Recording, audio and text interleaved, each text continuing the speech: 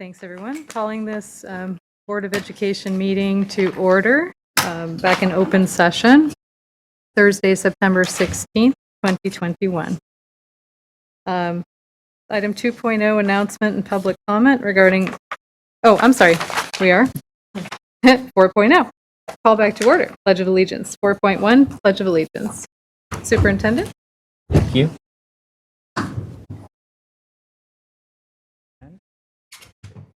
Ready?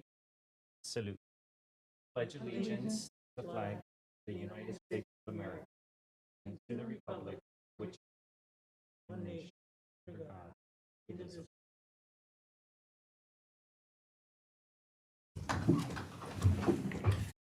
Right. Thank you. Student Board Member Zhang, are you ready for 4.2, our broadcast statement, please?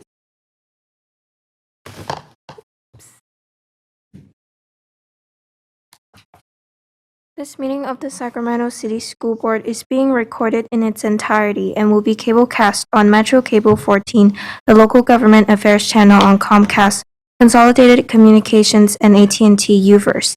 Today's meeting will air Sunday, September 19th at 8 p.m. and Monday, September 20th at noon. It is also webcast at metro14live.sagcounty.net and can be viewed on Metro Cable 14's YouTube channel. The public has been given the opportunity to address the board through public comment, either by submitting comments which are posted on our website or by speaking during the meeting. Members of the public who wish to speak during the meeting submitted a speaker form by noon today and were sent a link to participate. When it is your turn to provide comment, we will call on you to provide comment orally. Your video will not be on. Please always limit comments during public comment to items that are not on the agenda. If you do comment on an item that is, we will ask that you please defer your comments until your item comes up on the agenda. Thank you very much. So 4.3, our stellar student, and it is my pleasure to be able to introduce our stellar student. Do we have them on the line? Our stellar student today is Paris Reyes. Paris is an 8th grade student from San Brandon Middle School. Paris was nominated by her program manager, Keisha Rivera Robinson, for her exceptional resiliency and growth mindset demonstrated over the course of the year from her participation in learning hubs through summer programming. Paris continues to participate in after-school programming at San Brandon, and Keisha shared that she has blossomed out of her shell into a happy, funny, and friendly student that enjoys helping others and participating in all the activities. She is committed to working hard at her academics and gets along well with others. Well, we'd like to celebrate Paris today. Is Paris on the line? I do see that Paris is on the line. Paris, can you join us?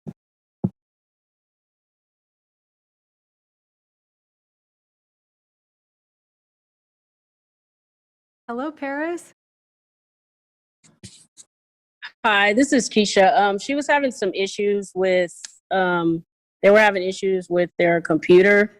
So she may be on here, but I don't know if she's able to hear us completely. Oh, okay. Her mom's on here also, though. So, Maria, do you hear us? Yeah, I think they're having some issues, unfortunately. That's okay. So, Maria, we're not hearing you.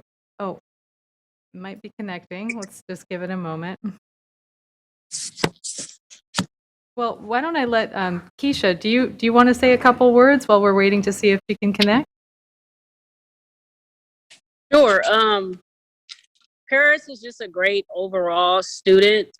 She came to us in the hub. She was a little shy.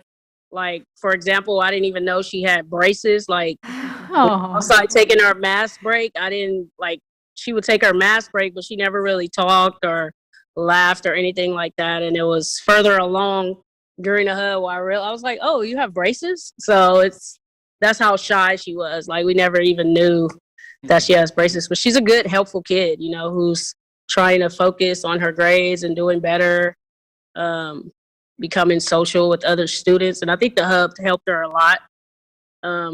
And it's just great to watch her, like from seeing where she was to where she is now. So that's why I nominated her for this award, though. Oh, well, thank you so much, Keisha, for those kind words and for nominating Paris.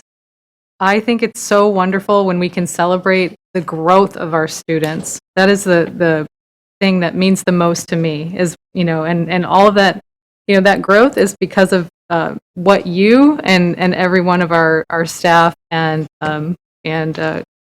contract after school program folks, what all of you put into our students. So I just appreciate the work you do. Paris, wonderful job. Can you hear us? Okay, well, I think they're having difficulty connecting, but Maria, keep up the good work. Paris, you're doing a great job. We're very proud of you. Let's give her a round of applause. Good job, Paris. Thanks so much. Okay. We'll move on to item 5.0, announcement of action taken in closed session. Ms. Collins, do we have any announcements? Yes, Vice President Morawski, there are 3 announcements, and the superintendent will start, or you can start with yours. Sure, I'll let the superintendent go ahead. Thank you, Vice President Morawski. I do have 2 announcements. I am very pleased to announce that the board approved the following appointments. First, by unanimous vote of 6-0, with board member Phillips absent, the board approved the appointment of Tuan Duong as instructional assistant superintendent. Congratulations, Mr. Duong. Second, by unanimous vote of 6-0 with board member Phillips absent, the board approved the appointment of Miss April Shafto as instructional assistant superintendent. Congratulations, Miss Shafto. Wonderful announcements and congratulations to our new instructional assistant superintendent.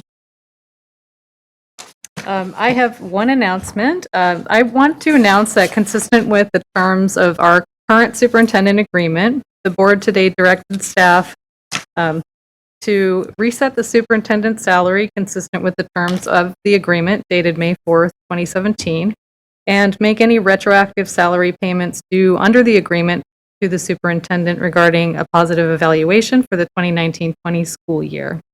So just a bit of settle up. Directions to staff are not required to be reported out of closed session, but we wanted to just ensure there was a clear record. These directives resolve the superintendent's deferral of the required salary increase after receiving a positive evaluation for the 2019-20 school year. This does not relate to the superintendent's positive evaluation for the 2020-2021 school year. So there were no changes made to the current superintendent agreement. Any changes made to the superintendent agreement will be made in open session at a regular board meeting as required by the Brown Act. Thank you very much. I believe that wraps up our closed session announcements. Yes? Yes, it does. That's all. Great, thank you. All right, item 6.0, agenda adoption. I'd request a motion to adopt the agenda. We have a motion and a second. All in favor? Aye. Agenda is adopted. Thank you. Let's move on to 7.0, public comment.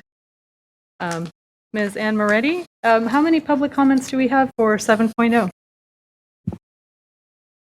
We have 20 submitted to speak live. 20 live public comments. Okay. Without objection, I would ask that we limit comments to 1 minute apiece. We have 15 minutes allocated for public comment.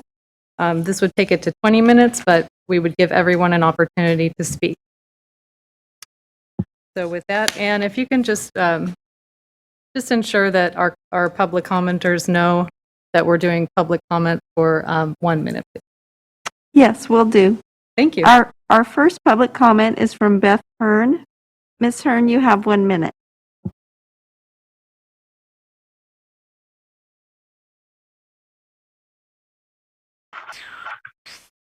Hi, can you hear me? Yeah. Thank you very much. Since I have 1 minute, I'll try and just go quickly here. So school started 2 weeks ago, and my child hasn't received a single minute of instruction. He has no teacher, he has no curriculum, he has no materials, he has no access to a school community. The students that enrolled in independent studies are not being provided with any education at all. And it's just due entirely to poor planning.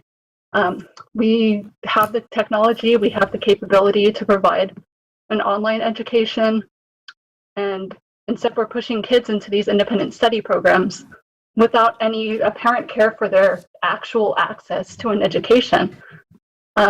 So after being bounced back and forth between the school and the independent study program for the past couple weeks, I can't help but feel that the district's only concern is making sure they're receiving their ADA funding for my child, who's receiving nothing for the funds that he's bringing in. We need an online program to help kids stay connected to their schools. Based on what I'm seeing from the outbreaks and the need for quarantine already, it's not just these independent study children who are going to be spending time away from their classroom this year. So we have to step up and plan accordingly. Other districts have... Thank you, Ms. Hearn. Thank you. Appreciate it. Our next speaker is EJ Solis, and you have 1 minute. Thank you for the opportunity to voice my comments amongst you all on this fine evening. I'm going to go ahead and concur with the first commenter with regards to independent studies. We have 2 children in the district, age grade 5 and freshman. I wanted to talk to you really about the notification process as it relates to the COVID testing and everything else. At John F. Kennedy, the numbers are rising there where my son goes to. I have been keeping him home for the last few days after he was tested due to exposure from a classmate. Now, one thing about this program is that us parents, we are not notified at all to even have known that our student was even at risk in the first place on there. So that needs to change absolutely as a policy whatsoever. My son was also advising that due to in his basic experiences, he's seen lots of masks on the chin, lots of closed doors, lots of windows that are closed that are purportedly supposed to have been open based on all the presentations that you provided for assurance prior to the start of the year.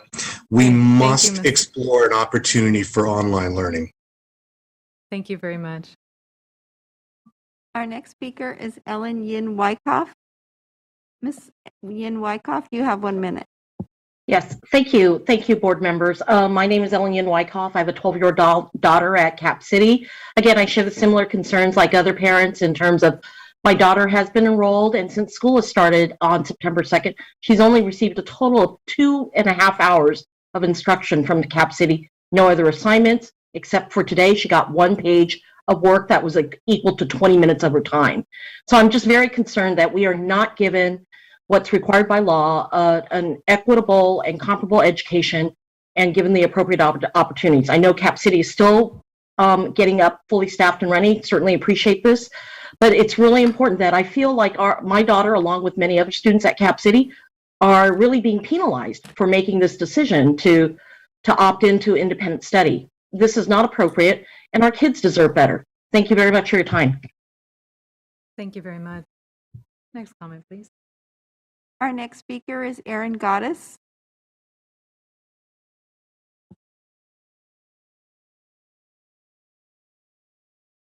Hi there. I have 2 kids at Sutterville. My son Mason has type 1 diabetes and severe asthma.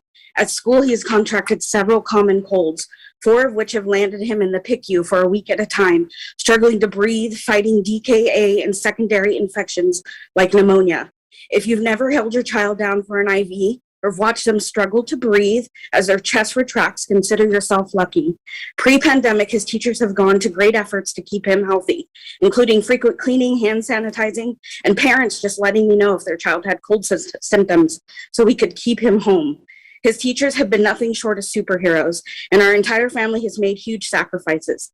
The district has been inefficient with providing independent studies to families like ours. Mason often shows signs of stress and feels like he's being left behind.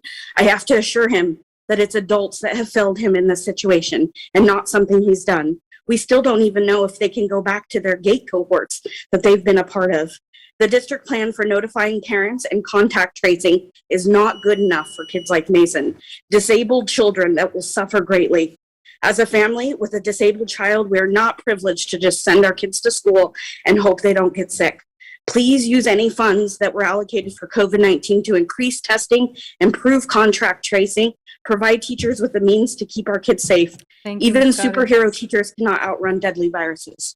Thank you, Ms. Gaddis. Our next speaker is Ingrid Hutchins. Ms. Hutchins, you have 1 minute. Thank you. I'm combining my time with Alan Fox. So can I have 2 minutes then? 2 minutes on the clock. Yes. Thank Go you so ahead, much. Ingrid. You're welcome. Thank you. All right. Good evening. We have been in school for 10 days now. It has been exhausting, but not in our normal beginning of the year way. We've started our 3rd year of pandemic teaching, and this time we have full in-person classes. This is not a normal school year. We need the district to understand this. If you haven't been tasked with keeping 24 to 33 children healthy during a dangerous surge from a new variant, you'll have a difficult time imagining what it takes, how it stresses you, worries you, affects the pace of your instructional day. We are no longer tasked with just being educators. Our students are potentially exposed to a deadly virus daily, and we are the ones who who are doing everything in our power to keep them well. We also need to help them with the trauma that the pandemic has caused. However, we have not been given enough tools to keep them safe and to support their mental and emotional health. I worry whenever a student is absent. Today, I had 5. This week, we also had 3 new COVID cases on campus. You can imagine how worried I am about my absent students and their families. The contact tracing protocol does not take a lot into account, like being maskless while eating a snack or drinking water at recess, or whose mask falls down on a regular basis. Teachers could give you that information, but we're not told who is testing positive. We just know that someone did. So much valuable information that could help protect students, their families, and our communities as a whole is being ignored because teachers, once again, aren't trusted or included in the process.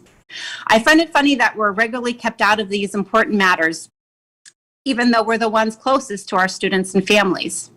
If you want to know how something will affect students' classrooms or their learning, you need to ask your teachers. If you want to know how something will affect our schedules and daily processes, ask your principals. If you want to know how something will affect the buildings, materials, and equipment, ask your plant managers and custodians. Treat us all as the professionals we are. You'd be amazed at how our district could be run if you utilized our expertise. A lot of what's going wrong right now, from holes in contact tracing to the egregious delay in starting AB 130 independent study, stems from the way the district treats their employees. Thank you very As a much, Ms. board- Hutchins.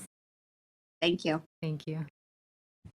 Our next speaker is Jennifer Baker. Ms. Baker, you have 1 minute.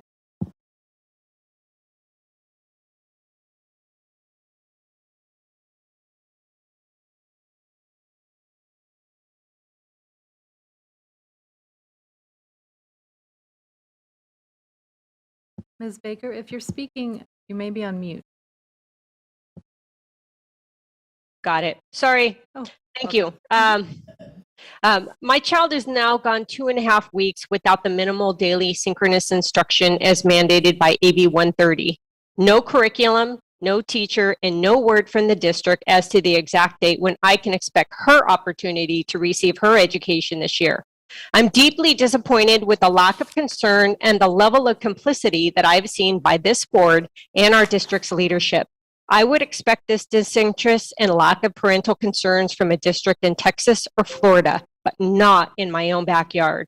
The lack of responsiveness from this district, coupled with the lack of support being provided to serve the significant amount of new students to the independent studies program, as well as ensuring the students who were already participants of that program remain served, truly shows no concern for closing the COVID gap, nor for providing a quality education for all of our students.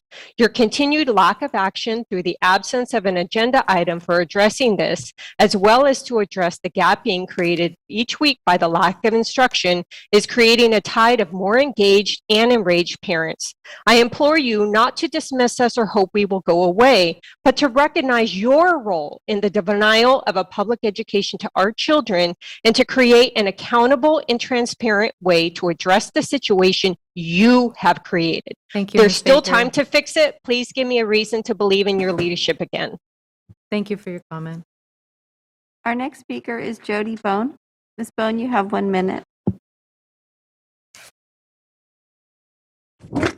Good evening. I am a teacher in the Sacramento City Unified School District.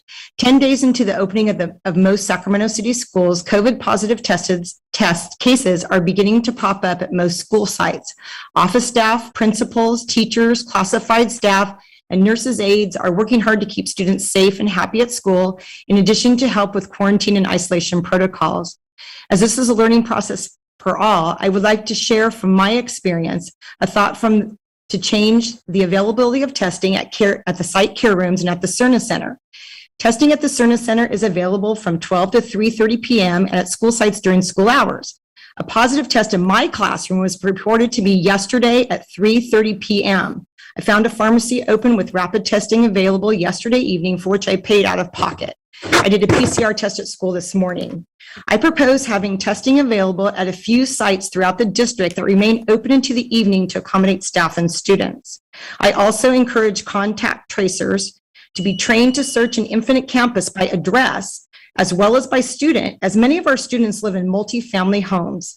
In closing, I encourage the board to follow the lead of the Culver City and Los Angeles Unified School Districts to take on the leadership role in Northern California by requiring testing for all students and vaccinations for students 12 and over. Thank you. Thank you, Ms. Bone. That is an agenda item 8.4, if you want to stick around.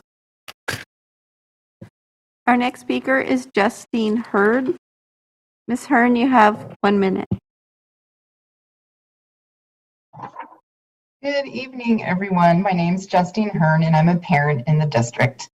We're approaching the end of our third week in the independent study program, and we still don't have an assigned teacher to us or a timeline for what to expect. Why aren't our long-term independent study kids just as much of a priority as other students? The missteps with this program have been well documented, shared at board meetings, and highlighted in the media as recently as today. Looking ahead, though, what are the next steps? We're looking forward to going back in person, but in the meantime, we've been left high and dry, cobbling together curriculum for our kids. To that point, I realize my next comment applies to item 8.4 tonight, but I need to spend the rest of my evening putting together materials and a lesson plan for my third grader tomorrow. That is reality, so I'll address it now. We've asked at several board meetings about mandatory regular testing for everyone on campus, regardless of their vaccine status. And at each meeting, it seems there's interest in this. I hope we can learn from the school districts in Los Angeles, Santa Barbara, and Culver City who are now requiring this and follow their lead. Along with consistent contact tracing, this would go a long way toward making our schools safe, particularly elementary schools where vaccines are not available for that age group, and getting families like mine back into the classroom where we want to be. I just want to say too, thank you to Trustee Rhodes for being out there helping at the Independent Study Enrollment Center at Cap City this week. We appreciated, my husband met with you and you helped him register our son. Thanks so much for being out there and showing up for our kids. Thank you. Thank you for the shout out. Next comment, please.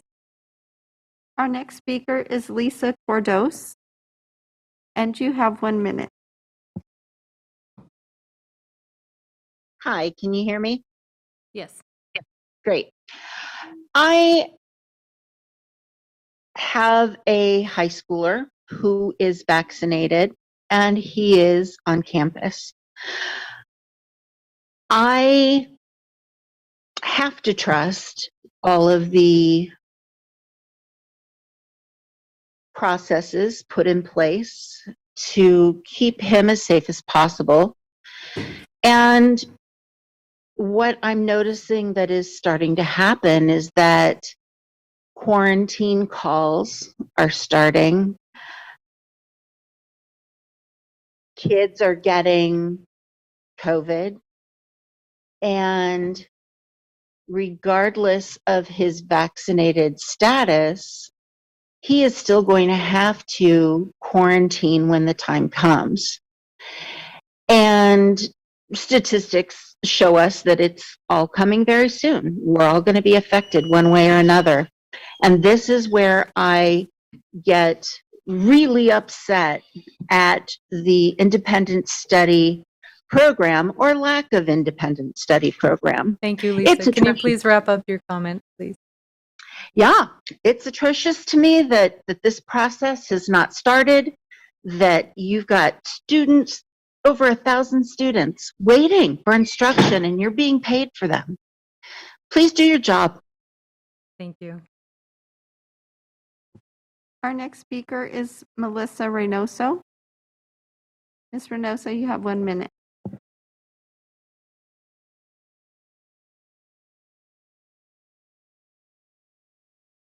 Good evening. Sac City has a con-capping problem. Why do we have to wait 15 full days to find permanent placements for all our students? The classes that are overflowing are suffering. Many students don't have desks or books.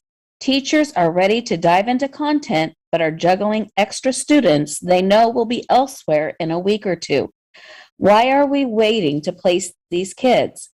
Under-enrolled teachers are waiting for their classes to fill, knowing they will have to reteach procedures to a new batch of students, or they live in terror that they could lose their class, or worse, be forced to leave their current school.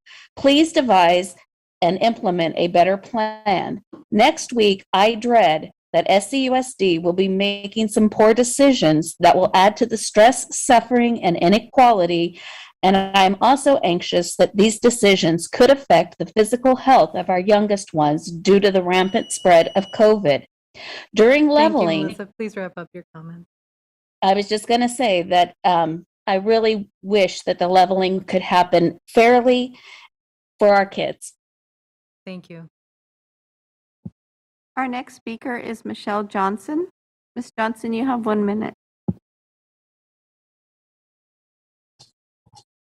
I'm Michelle Johnson. I have a son at New Joseph Bonheim and a daughter at Phoebe Hearst. We're currently waiting for a teacher assignment at Cap City School. I didn't want to send my kids to school this year, but Bonheim started before any independent program had begun. And after the month at Bonheim, with all the erratic notifications and quarantines and being in and out of school, we'd had enough. The information and sign-up process for independent studies has been so jarring and without clarity. I learned on Facebook about the informational Zoom meeting 6 hours before the meeting. This also required the same day sign up for this independent study or to show up for class the next day. I signed up my son and my daughter, who had been waiting 2 years for her placement at Phoebe Hearst, which we had finally won, so the decision to keep her out was painful for us. But after a month at NJB, how could I send her in? Teachers at the kids' school were required to produce 2 weeks of work overnight to the independent study students. And I found out about it before they did, when it was announced at the information meeting. I did eventually receive a photocop busy work packet from Cap City School, which is not good enough, but I understand. Daryl Amarine and his staff have the unreal task of hiring enough teachers for 1,700 students in 2 weeks, and they're absolutely doing their best. Thank you, Michelle, for your comment. Our next speaker is Mo Kashmiri.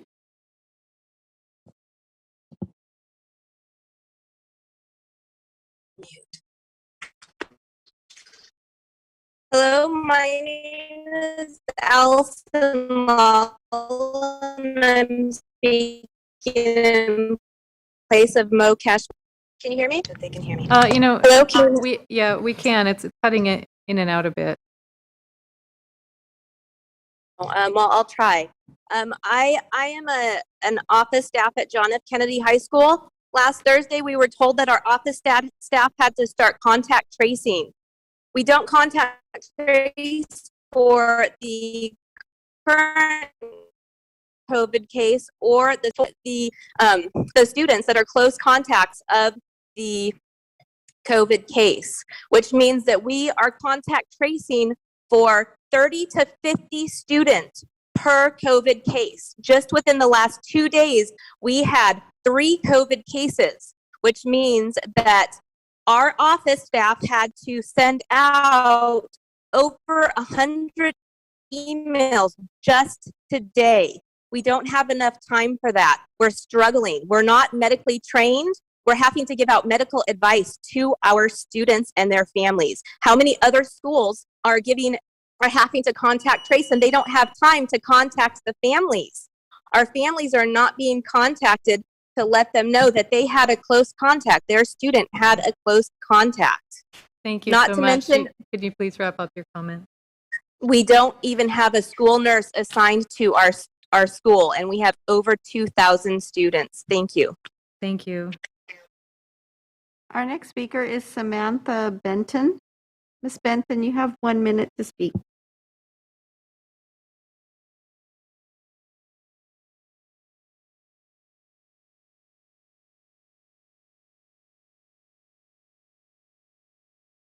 Hi, can you hear me? Yes, we can hear you. Hi, my name's Samantha. I have a 4th grader and a 7th grader in the district. I have a couple things that I wanted to ask about. One is about the COVID dashboard. I've seen that San Juan updates theirs 3 times a day, and I definitely see the value in getting more real-time data and wanted to see if ours could be updated daily instead of twice a week.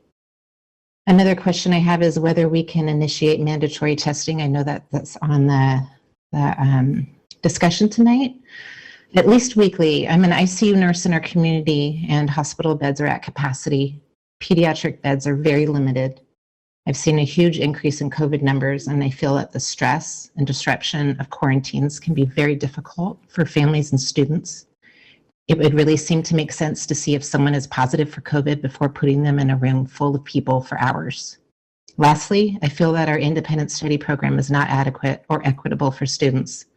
My daughter gets 3 hours, 1 day a week of Zoom instruction, and then she's on her own. She's gotten 1 math assignment a week that takes her 20 minutes to do. I know another option was being looked at earlier, and I really feel we could work harder to find a better option for our kids, one that could also be used by the hundreds of kids that are in quarantine. Thank you, Thank you. Samantha. Our next speaker is Sarah Bailey. Ms. Bailey, you have 1 minute. Are you able to hear me? Yes, we can hear you. Go ahead. Okay, great. I am a classified employee. I work in a special day classroom as an instructional aide. So I'm seeing firsthand that families are being forced to make decisions that are not right for them or their children because there simply there is no other choice for them. It's really clear, really clear that these families have not been considered in any meaningful way. This is a matter of access and equity. All of our families, including students with IEPs, have a right to an education, and they have a right to a safe alternative to in-person learning. Board members, it is your job to hold Superintendent Aguilar accountable for this colossal failure. It is not your job to express outrage at SCTA in board meetings. It is not your job to tell us how hard this process has been. Wringing of hands is not helpful. It is your job to take ownership when you have fallen short so that you can do better. Thank you, Trustee Phillips, for being the example of how to do this without defensiveness or deflection. Board members, it is your job to listen to us as the community that you serve, and it is our job as community members to hold you all accountable with our votes if you fail to do so. Thank you very much, Sarah. Our next speaker is Shonda Wesley. Ms. Wesley, you have 1 minute to speak. Hi, my name is Shonda Wesley. I'm a parent in the district. One thing I've learned in my line of work is that the person who controls the agenda controls the message. Clearly, the issue of independent studies has fallen off, something the district has moved on from, but many families haven't. Assembly Bill 130 requires our kids receive minimum synchronous instruction. Since the district wasn't prepared, over 1,000 children have not received a minute of synchronous instruction, and it's day 12. Further, kids with IEPs have no timeline in sight for when they will. It's unacceptable for the district to penalize IEP students by denying or delaying their education as their families are choosing independent study for their students' health and safety needs right now. It is also unacceptable for the district to continue to receive the funding for the students who are also not receiving any instruction while they're waiting in limbo to be accepted into independent study. How will the school district make up for the weeks of instruction our children did not receive due to the district's lack of planning? And before I go, I just wanted to thank Cap City Principal Amron and his staff for doing an amazing job with very little support that they have gotten from this district. Thank you.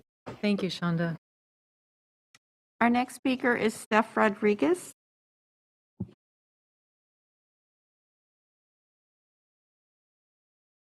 Can you hear me? Yes, we can hear you. Go ahead. So as a mother to a first grade student now enrolled with Cap City's independent study program, which still remains to be seen, I'm tired and stressed and angry, but I'm not going anywhere. So now we're 2.5 weeks into the school year. And then today I went and picked up a couple of work packets at the Cap City campus. I was told that one packet needs a math book, but of course the math books weren't sent to Cap City. So I guess I'll just ignore those sections until there is a teacher hired to teach first grade, and yet there's still no answer as to when that will be. In fact, independent study seems to be so far removed from this board's priorities since it's not even an agenda item listed tonight. In the end, the district disenfranchised more than 1,000 students who had an interest in online independent study by not having its act together and preparing for this need. That is crystal clear.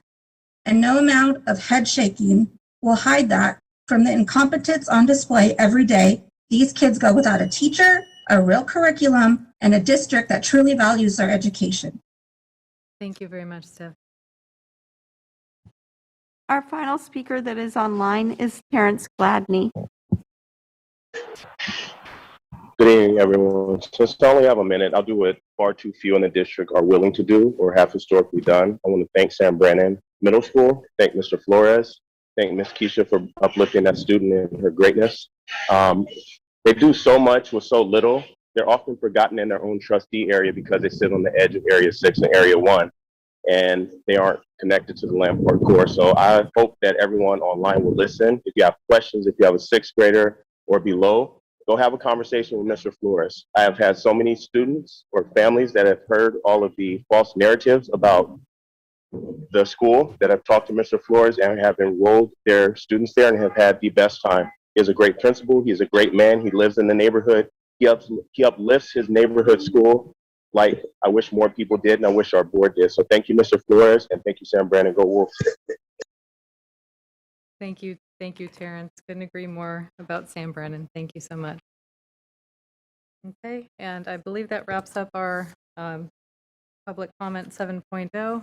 I did want to give the Superintendent Aguilar just a moment to address some of the comments around independent study and perhaps a brief update on current efforts. Thank you very much, Vice President Morowski. I just want to indicate, of course, that I don't take any of these public comments lightly.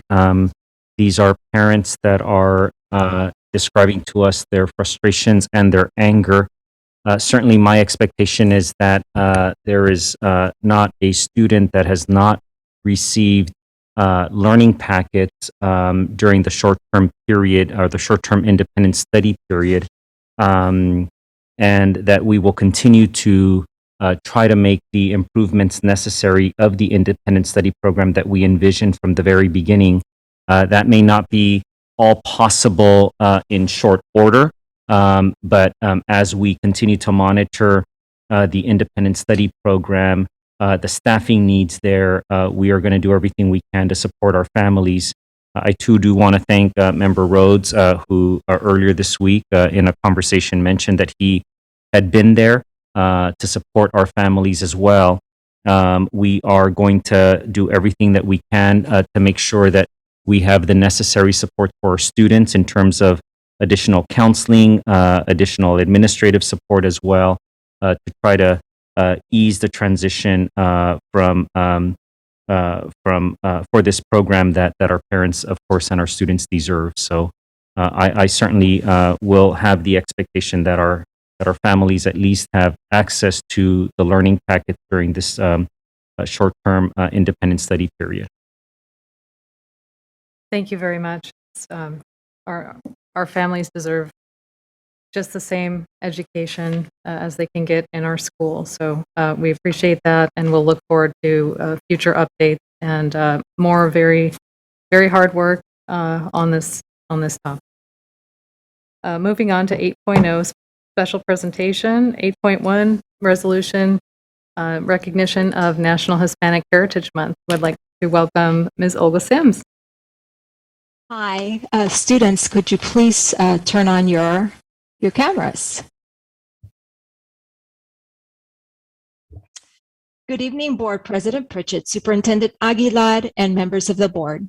It is an honor to introduce 3 sixth grade scholars representing Peter Burnett Elementary. Our scholars are joining me in the presentation of the Hispanic Heritage Month resolution that was enacted into law on August 17, 1988. Hispanic Heritage Month celebrates the rich histories, cultures, and contributions of American citizens whose ancestors came from Mexico, Spain, the Caribbean, Central and South America. In Sacramento City Unified School District, our students represent over 40% of the student population. So today, Alfonso Tellez Daza, Annie Poon, and Isabel Guerrero will read parts of the resolution to acknowledge and honor our past, present, and future. Today serves as a reminder that standing together, we are stronger. Whereas the first National Hispanic Heritage Month originated in 1968 and begins on September 15 to coincide with the anniversary of independence of 5 Latin American countries, Costa Rica, El Salvador, Guatemala, Honduras, Nicaragua, Mexico, Chile, and Belize. Also celebrate their Independence Days during this period. And whereas Sacramento City Unified School District serves more than 17,000 Hispanic students, or about 40% of the student population, and whereas 262 students have received a Spanish language of biliteracy through the Multilingual Literacy Department in Sacramento City Unified School District in the 2020 to 2021 school year, and whereas Sacramento City Unified School District is committed to improving the academic and social emotional outcomes for the English language learners and all students in the district, and whereas the Sacramento City Unified School District Board of Education recognizes the positive influences Hispanics have on our country and in our community through their strong commitment to family, faith, hard work, and service, and commends the many local community organizations that support their progress, enrich their culture, and celebrate the multi-ethnic and multicultural customs of the Hispanic communities. Now therefore, be it resolved that the Sacramento City Unified Board of Education declares September 15th through October 15th, 2021 as National Hispanic Heritage Month, recognizes the contributions of local Hispanic leaders, district staff, students, and their families. And thank you for your attention, and thank you, scholars, for your commitment to your education. And now we pass it back to you, board. Thank you so much, Ms. Sims. Thank you, Alfonso, Annie, and Isabel. That was a lovely presentation. We really appreciate it. Do we have any public comment for this item? We do. We have one public comment from Terrence Gladney. Okay, go ahead, Terrence. Good evening again. I know the power of, of Latino heritage, and I mean, they were here before any of us, other than indigenous people. When I think about my son's experience in his Spanish class, he took Spanish for 3 years, and my daughter takes French, and she speaks more Spanish than he does, because I don't believe there's enough rigor. I probably learned more in 8th grade Spanish in the Bay Area than my son did his whole 3 years. We're really going to honor the culture and language of ethnic populations, and we really need to push that is just as present as Eurocentric curriculum. We can develop an ethnic studies program that covers multiple ethnicities and races, but yet the core of our system is Eurocentric. That's not honoring anything other than Eurocentricity. So if we're really going to have these resolutions, I mean, you guys' own statement says systems are built to create the outcomes, that they're designed for. So change the system and move beyond this resolution and grow and push a little bit further than that, please. Thank you so much for that comment. Any comments from board members?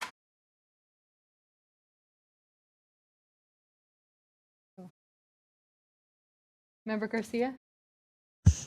I just wanted to thank staff and the students for bringing this resolution forward.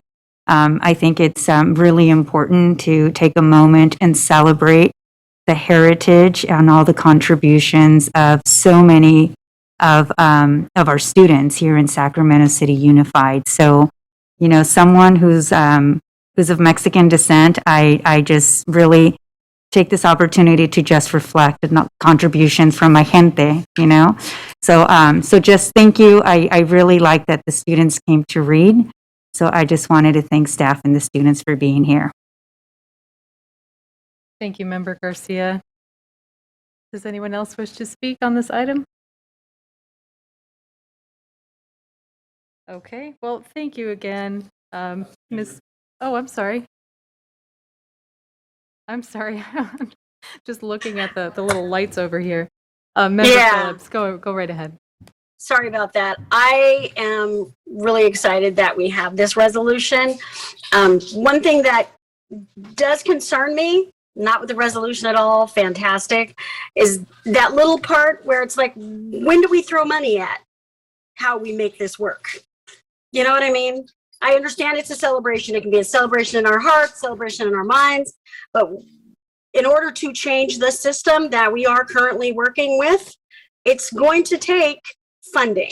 So I think I kind of just want to make sure that we understand that a lot of our resolutions come through, but there's nothing that will propel them into the future. And I want to make sure that we are doing as much as we can to fund projects that could easily be started through these resolutions. So the more we can do, the better these resolutions will be in their impact.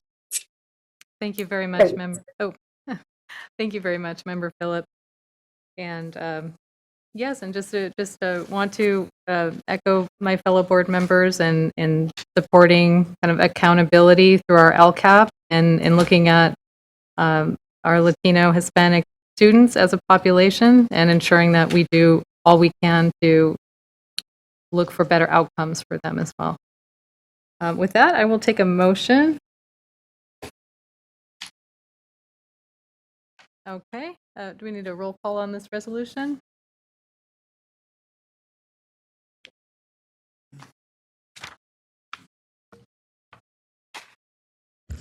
Superintendent, can you please call roll? Member Morowski, Aye. Member Wu, Aye. Member Garcia, Aye. Member Villa, Aye. Member Rhodes, Aye. Member Phillips. Aye. Wonderful. And our student board member, Zhang? Okay.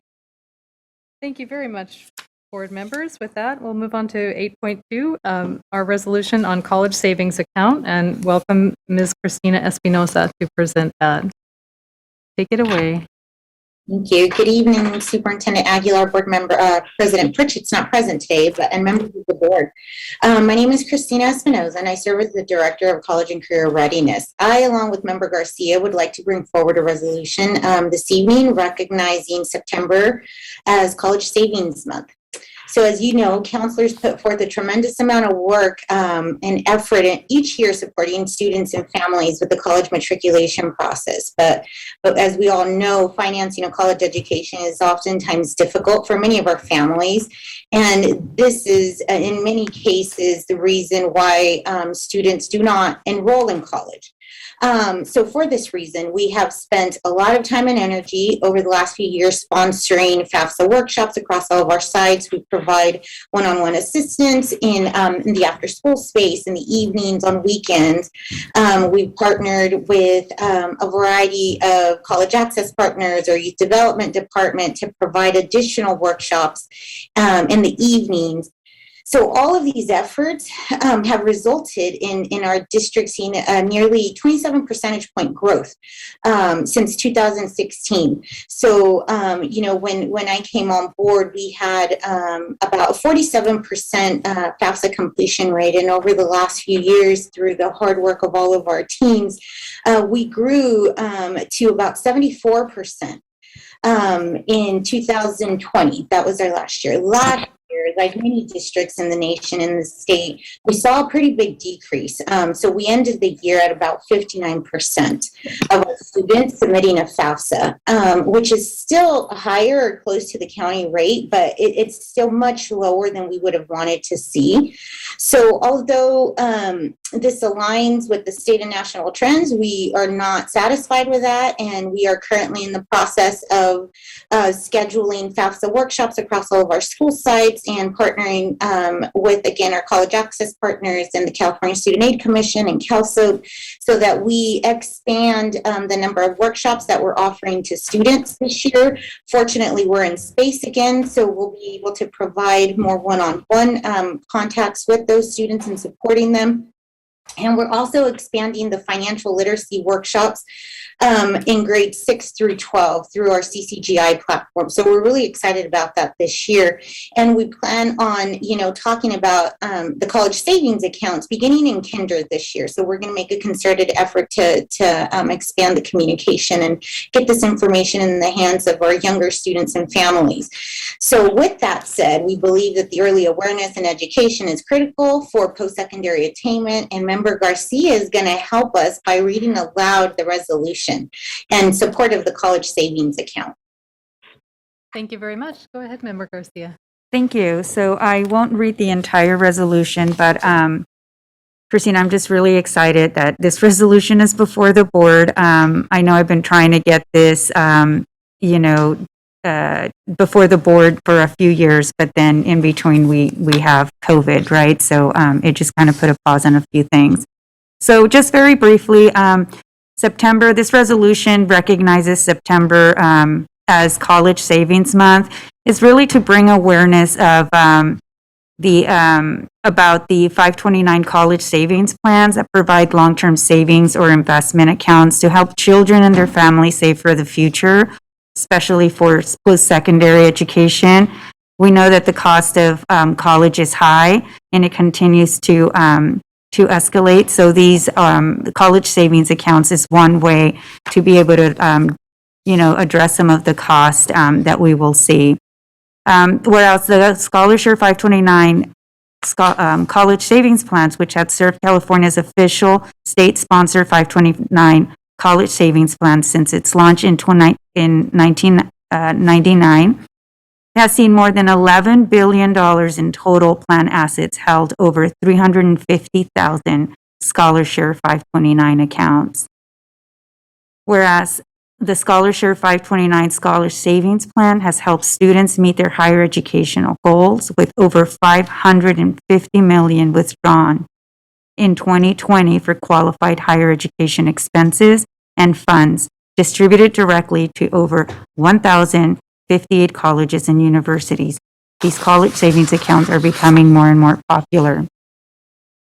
And then, whereas studies have shown that even children with college savings account of less than $500 are 3 times more likely to enroll in higher education and 4 times more likely to graduate than those without a college savings account. Whereas Scholarshare 529, California state-sponsored 529 college savings plan, is offering the matching grant program to families with children 14 years of age or younger, with a dollar for dollar matching grant of up to $200 to help kickstart the college planning process. And now, therefore, be it resolved that the Sacramento City Unified School District is committing to reducing racial inequities and opportunity gaps in educational attainment by doing the following: working with the California Scholarshare Investment Board to establish a partnership and share Scholarshare 529 resources beginning this year in 2021 and 22, as Christina described, communicating the matching grant program resources to eligible families with children in pre-K through 8th grade via the annual enrollment packets, webinars, district social media platforms, and after-school programs, and communicating to district employees of the benefits of 529 college savings plans. These are plans that can be offered. Employees can opt into them. These are pre-tax dollars that they can contribute to. And lastly, communicating to our family the relationship between saving for college and its alignment to the LCAP goal number 1, college and career readiness, which states 100% of Sac City Unified School District students will graduate college and career ready with a wide array of post-secondary options and a clear post-secondary plan. Growth and graduation rate in college and career readiness will be accelerated for students with disabilities, English learners, African American students, African Indian, American Indian, or Alaska Native students, Hispanic Latino students, Native Hawaiian and Pacific Islander students, foster youth, homeless youth, and other student groups with gaps in outcomes until gaps are eliminated. And there is a resolution. I just want to thank staff for taking the time to putting this together in really short notice and really allowing us to recognize September as College Savings Month. Thank you very much, Member Garcia. I did want to share just a personal note. Right. I recently pulled out this red folder, and if you can see, it has loans on here. Leticia school loans, and on the inside, I have written how much I owed back in 2001.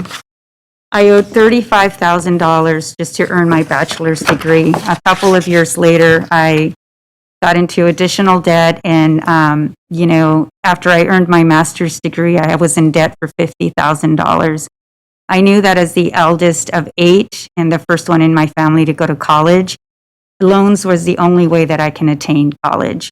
So to bring this opportunity to our families so that their children don't have to go through what I went through just really warms my heart, and I'm just really proud of this resolution. I'm excited to see it implemented.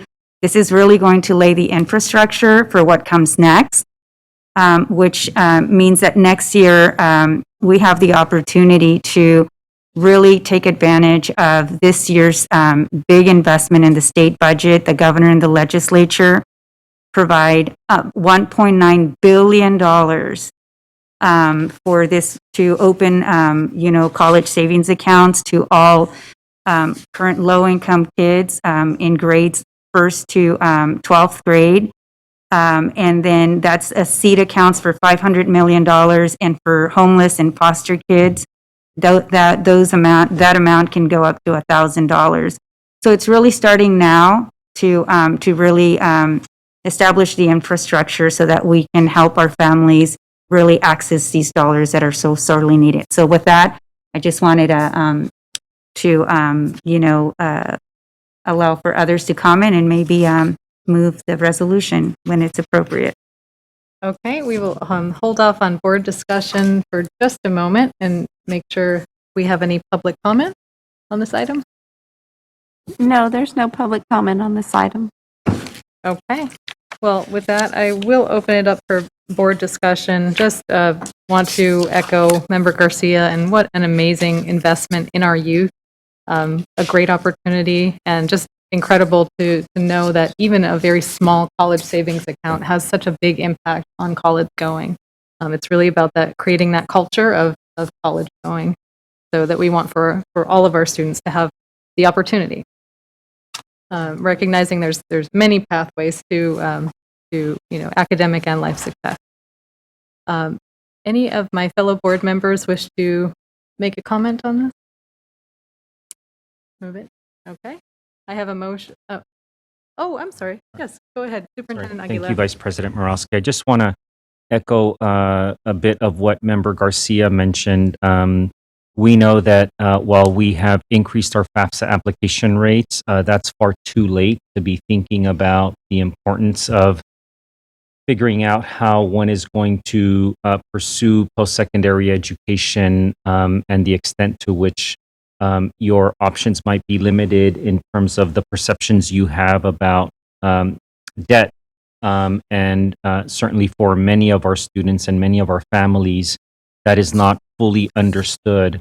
So it's never too early to think about this. What I will be doing with our staff is determining whether there is a way in which we already have or we can enhance some modules for our parents through the FACE department that relate specifically to the importance of thinking about savings for this resolution, and I will report back to the board. I think that we could easily think about how we might create a module on this topic for all of our families, regardless of age, regardless of the age of their students, and starting as early as early learning, of course. And so I will report back to the board as to where we're at in terms of thinking about how we can work with our parents directly so that they understand the value of this.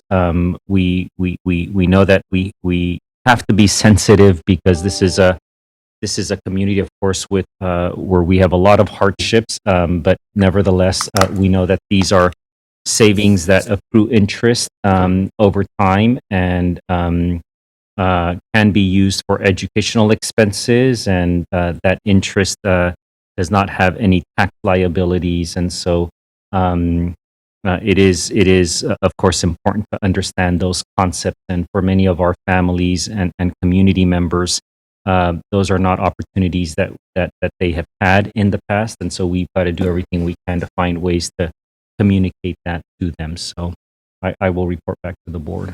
Thank you. Thank you very much, Superintendent Aguilar. And there's, so a little bit of action connected to this resolution. So appreciate that. Okay, with that, I have a motion. Do I have a second? Okay, motion and a second. Superintendent, can you please call roll? Member Morowski. Aye. Member Wu. Aye. Member Garcia. Aye. Member Villa. Aye. Member Rhodes. Aye. Member Phillips. Aye. Thank you very much. That resolution passes. 8.3, our resolution on recognition of National Suicide Prevention Month. Would love to welcome Victoria Flores to the floor. Many really important resolutions tonight. Appreciate this one particularly. Victoria, can you go ahead, please? Yes, good evening, Vice President Morowski, Superintendent, and members of the board. We are here tonight to present Resolution 3226 in recognition of National Suicide Prevention Month. Next slide, please. So the week of September 5th through 11th is the official National Suicide Prevention Week, and September is National Recovery Month.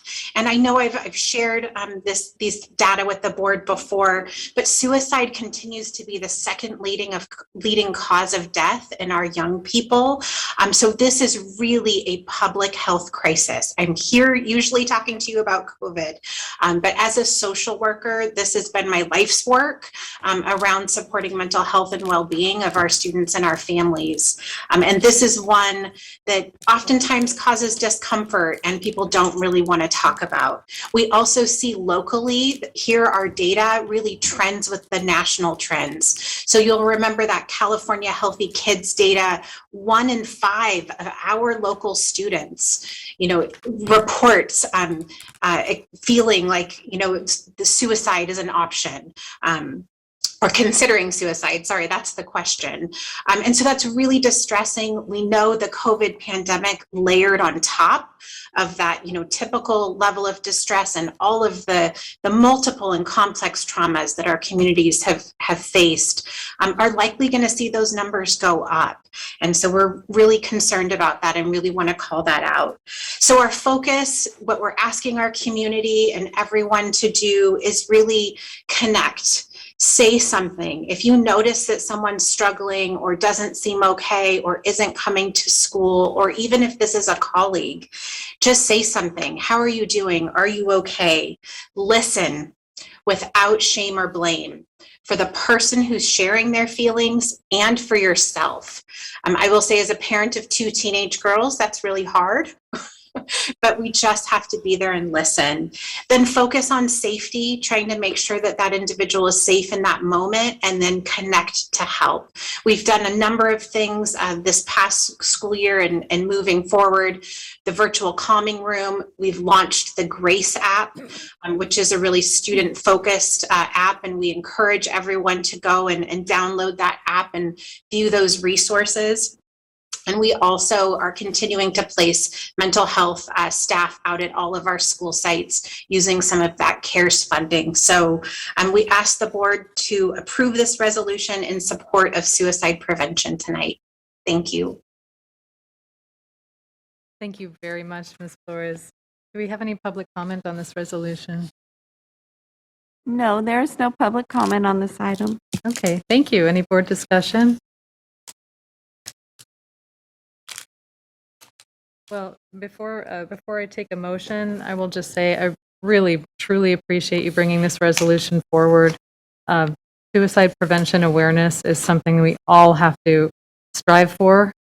It's something that we train our students on every year. Everyone in our system at all levels has to be aware and ready to respond. So I would just encourage anyone who can to even take some training if you haven't. There's a wonderful course called QPR. That's Question, Persuade, Refer, that I had the opportunity to take a couple of years ago.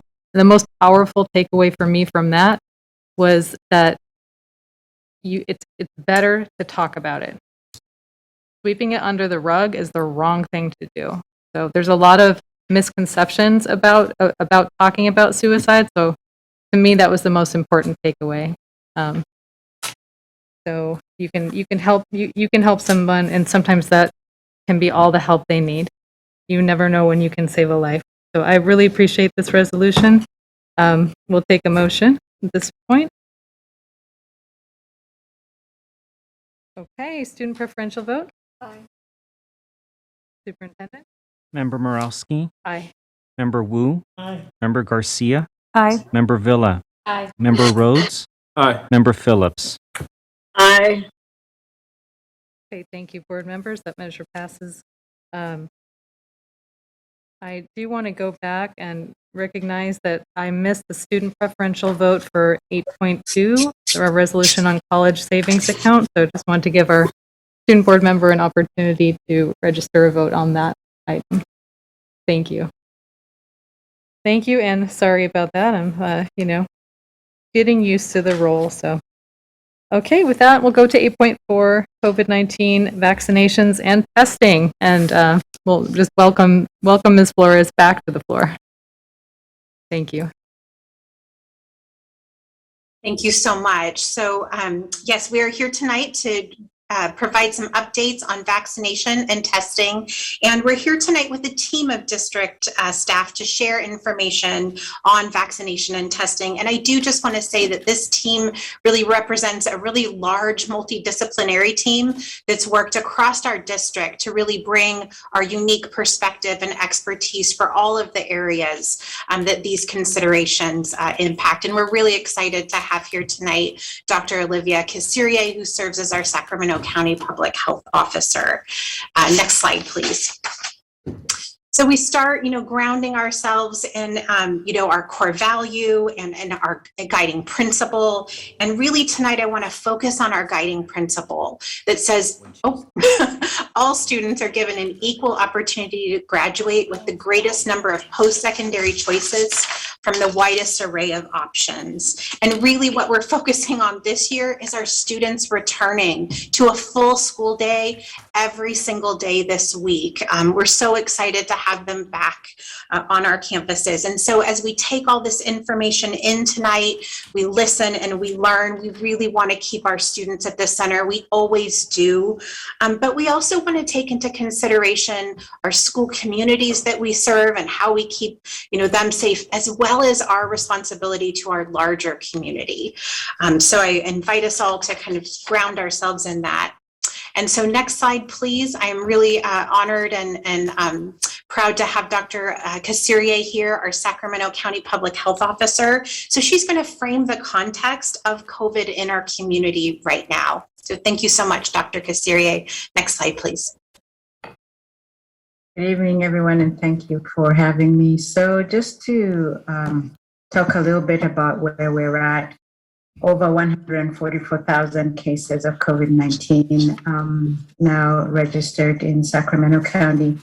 We're averaging about between 400 to 450 cases per day, and the case rate is at 27 per 100,000. Over the past 2 weeks, we've been watching very carefully because it did look as if we were on a plateau and then the numbers started declining. So that is very good news. The map that you see over here shows that there have always been differences by zip code. Some of the zip codes, the darker ones, are where we've had the most number of cases. And they tend to be in the areas that are underserved. Over the summer, we saw the increase in the Delta variant, which is much more contagious and led to the surge that we have right now.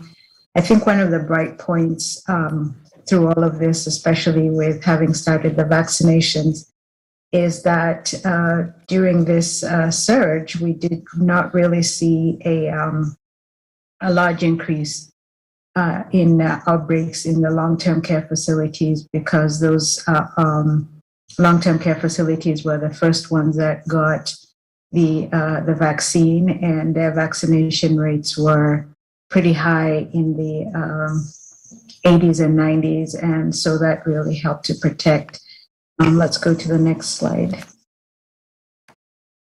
This one shows the vaccination by zip code. It doesn't show the entire Sacramento County, but again, you will notice that there are variations again by zip code, and the zip codes with underserved communities tended to have lower vaccination rates.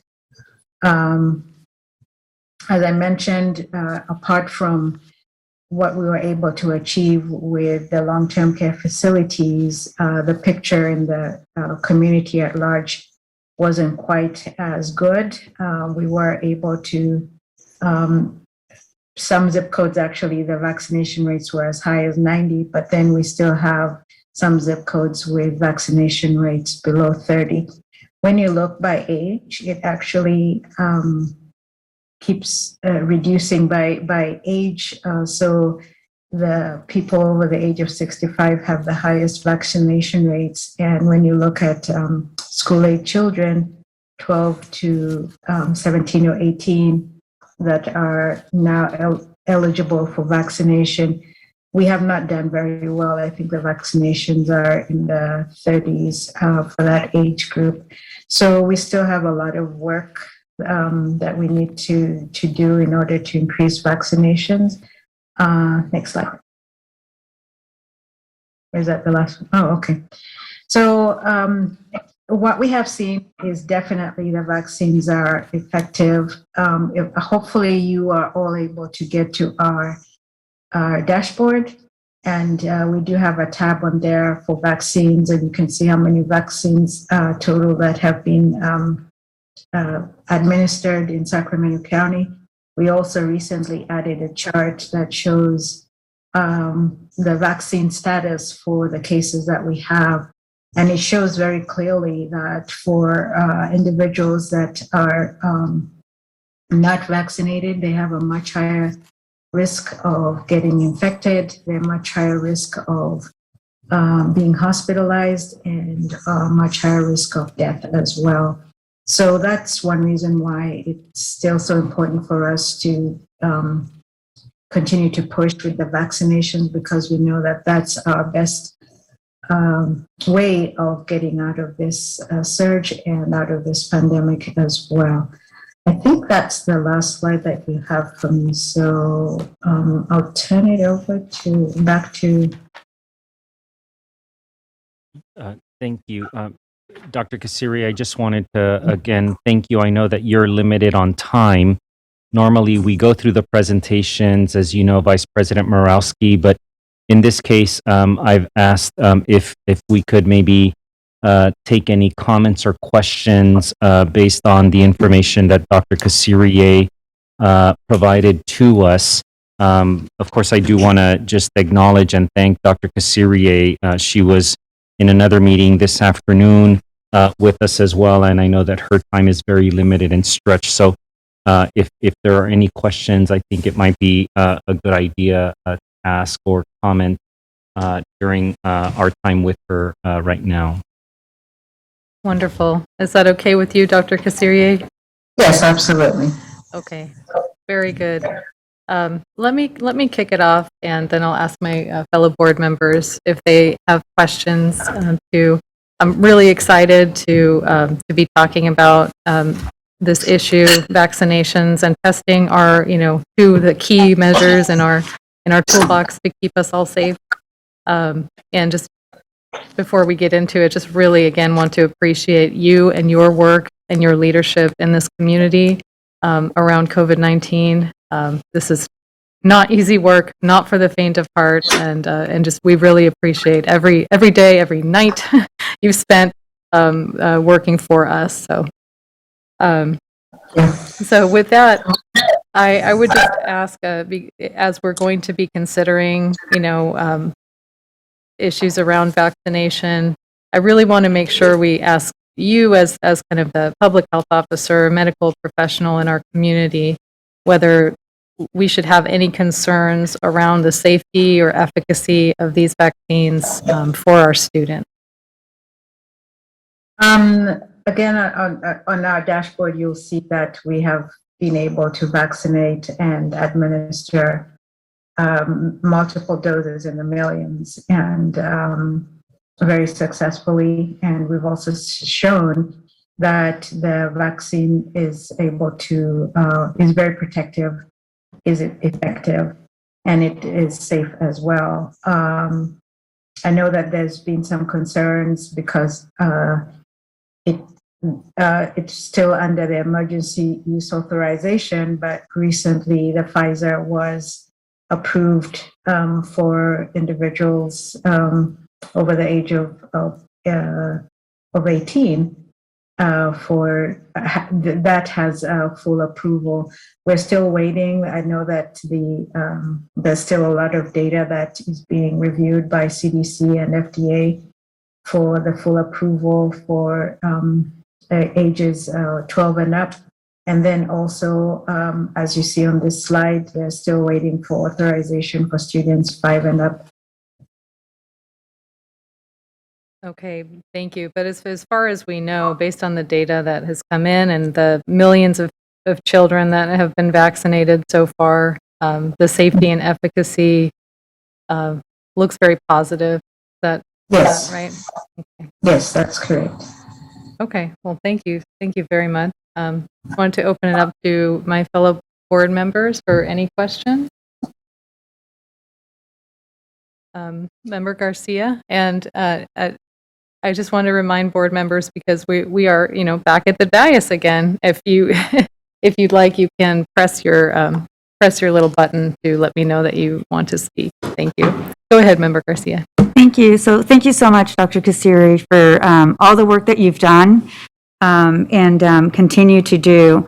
Now, I just wanted to ask a little bit about, the goal of the public health guidance from CDC to CDPH to the local public health guidance relative to keep making sure that kids, are able to come to school in person, and doing everything that we can to make sure that they stay in school so that they can learn in person in the safest, manner possible, right? Creating the most safe environment. So I just maybe want you to perhaps underscore sort of the role that the vaccine plays in making sure that we continue to that we not disrupt the learning for our students relative to, not having a vaccine or some of our families not becoming vaccinated. So how does that impact learning? Yeah, so if I can backtrack a little bit and go back to when we started this pandemic, I think you all recall that when we started seeing the numbers increase and we did not know what the impact would be on children, there was a lot of concern about the safety of children because of the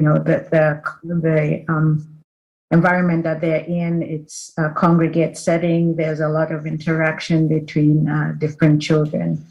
And so at that point, the decision was made to close the schools. And of course, at the beginning, we didn't know how long it would take. We thought that once we control the numbers, that we'd be able to get back to normal. But of course, as Dr. Fauci has said often, is that the virus is dictating what is going to happen. So what has happened over time is that as the numbers started reducing and as we California went into the blueprint where different tiers were assigned to counties depending on the level of infection in the community. For when we reached a certain level, I think you all recall the magical red tier. It was considered, and this was consistent from both from CDC and CDPH, that the levels in the community were low enough that it would be safe to open the schools. And if you recall, there were a lot of protocols that were put into place with social distancing and with masking and hand washing, because at that time, those were the only mitigation measures that we had that we could use to keep the children safe. Fortunately, we now have 3 vaccines that are very effective, and that has helped to reduce the infection rates. As I mentioned before, we've had a lot more success with long-term care facilities because we've been able to achieve pretty high vaccination rates there. But again, it was still felt that with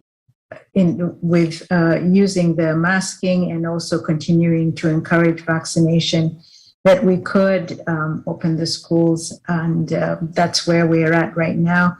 I know it's been a challenge for a lot of the schools, having to do all the contact tracing and trying to make sure that we don't have infections spread within the schools.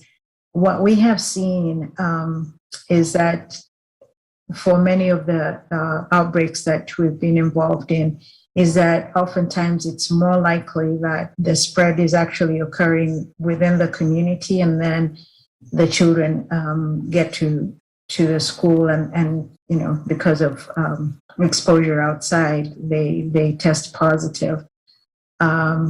So I think in looking at how we use vaccinations, I think one, it's very important for us to be able to get the infection rates lower in the community. So that's why we continue to push vaccination within the community.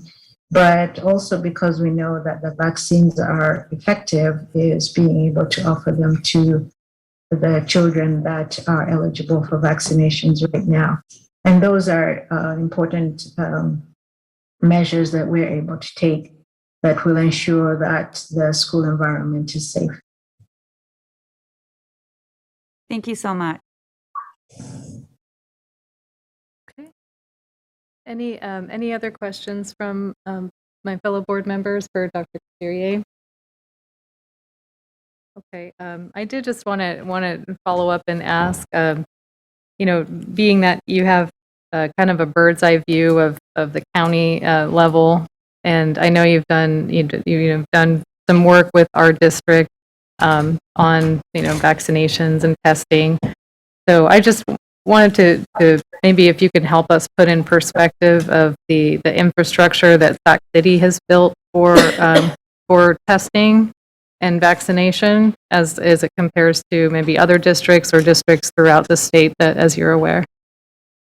So for the testing, I think Sac City Unified is in a very good position. And in fact, even talking to the state, they hold Sac City Unified as an example of a successful program that was implemented for being able to test very quickly and effectively. And so from the resources that are available right now, you are able to quickly identify if someone identifies that they've been exposed, or if they come to the school with symptoms, that you can quickly isolate them and get testing done using the rapid antigen test, and then also do follow-up and also be able to do the modified quarantine. So I think, in looking at schools, not just in Sacramento County, but looking at other school districts as well, I think Sac City Unified has one of the more developed infrastructure for being able to do testing of that nature.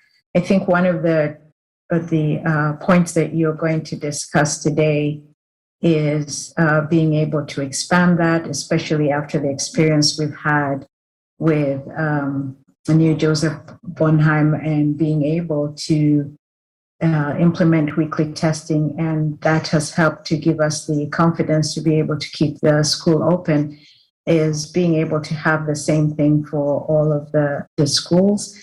So, and I know those are discussions that you're going to have, but I think some of the challenges that would have to be overcome is being able to have enough of the antigen kits, because those make it easy to get results very quickly and helps with making decisions. But in addition to that, also having the staffing and resources to be able to do testing for all of the students at least once a week. So those are challenges that I know you're very aware of. Victoria is very aware of. She's an expert at this, so she will definitely be able to give you more details on that. And then with the vaccinations, I think what is important, one is to be able to continue offering and encouraging the community to get vaccinated, because as we see the vaccination rates go up, the infections go lower. We've seen that when we compare Sacramento County with other counties that have higher vaccination rates, where we're seeing much lower infections. So that's, I think, one very important point. And so being able to have these vaccination clinics, I think, is helpful. Sac City Unified has had a very strong collaboration with some of the providers that we worked with. Initially, it was with, was it Dignity or Southern now? I've forgotten, Victoria. I don't make a mistake. Dignity. Okay. And we're able to vaccinate a lot of people. What that showed, which actually is not only was not only demonstrated at Sac City Unified, but even at the national level, is having vaccinations at the school sites.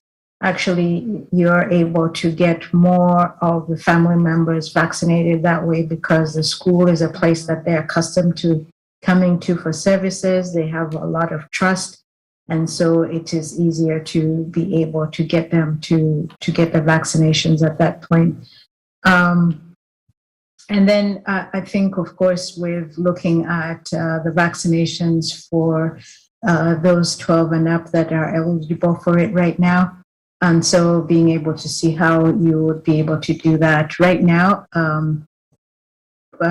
As I mentioned before, in meeting with the superintendent, is that we're in discussions and still waiting for CDPH in terms of what the timeline they're looking at in terms of being able to either have mandates or look for other ways of incentivizing vaccinations in that age group. Well, thank you very much, Dr. Kassirier, for that helpful perspective. I will talk about this more, but my feeling is sort of the time for incentives with a lot of these things is over. We've tried that, and we've given folks time, and this was, but more more importantly on the adult side, I think we really need to move forward with considering just broadly through society our duties to each other and requiring that we all do our duties and get vaccinated. But I did have one final question, just because you're the medical doctor again. That in terms of how we should be thinking about the health risk for our students from, on the one hand, the health risk from COVID and the risk from disrupted schooling and all of that versus the risk of vaccination. Do you have a sense of, because I think that's one of the things that we'd be weighing. You always weigh kind of the costs and benefits, right, of making a decision like that. So, we know COVID is out there. We know that's a real, front and center possibility. And then there's also, so much pros and cons with any vaccine, right, as an intervention. So, if you could help us just kind of frame that or think about that, the health risk from COVID versus vaccine. Well, definitely when you're thinking about the health risk with COVID, it's much higher because we do know that even though fortunately with even the increase in cases that we've seen with schools opening up, most of them have been mild. And the hospitalizations, at least in Sacramento and California for school-age children, has continued to be low. But that is not a guarantee, because we have seen that in other areas in the United States, they have seen a marked increase in hospitalizations for the pediatric age group and an increase in deaths as well. And we know some of the complications that can come with that, with some of the things like myocarditis and other autoimmune firestorms that can come with some of the complications with COVID-19. As far as with the vaccines, as I've said, there's been a lot of data and a lot that has been studied both at the CDC and the FDA, looking at the numbers. I think you're all aware that there was a time when there was some concern with the mRNA vaccines with complication of myocarditis in children, especially boys. But what I can say is that the numbers continue to be low for the children that end up with that complication. There have not been any deaths, and even for those that were hospitalized, it was only for a short period of time. And so if you compare that with if somebody did end up with a severe case of COVID-19, if they ended up with complications, usually those are very severe. So I think that's important to be aware of, and actually when you look at the documents about Pfizer, it does mention that as one of the considerations. So for individuals that have concerns, I think definitely being able to talk with their doctor about it would be important. But otherwise, there've been a lot of misinformation and myths about what can happen with people who get the COVID vaccine. And so that's important to be sure that you are there to be able to answer the questions and dispel those myths, that it does not cause infertility, which is one thing that we've heard several times within the youth groups. And also the fact that it does not magnetize you. And also, there have been questions about the spike protein.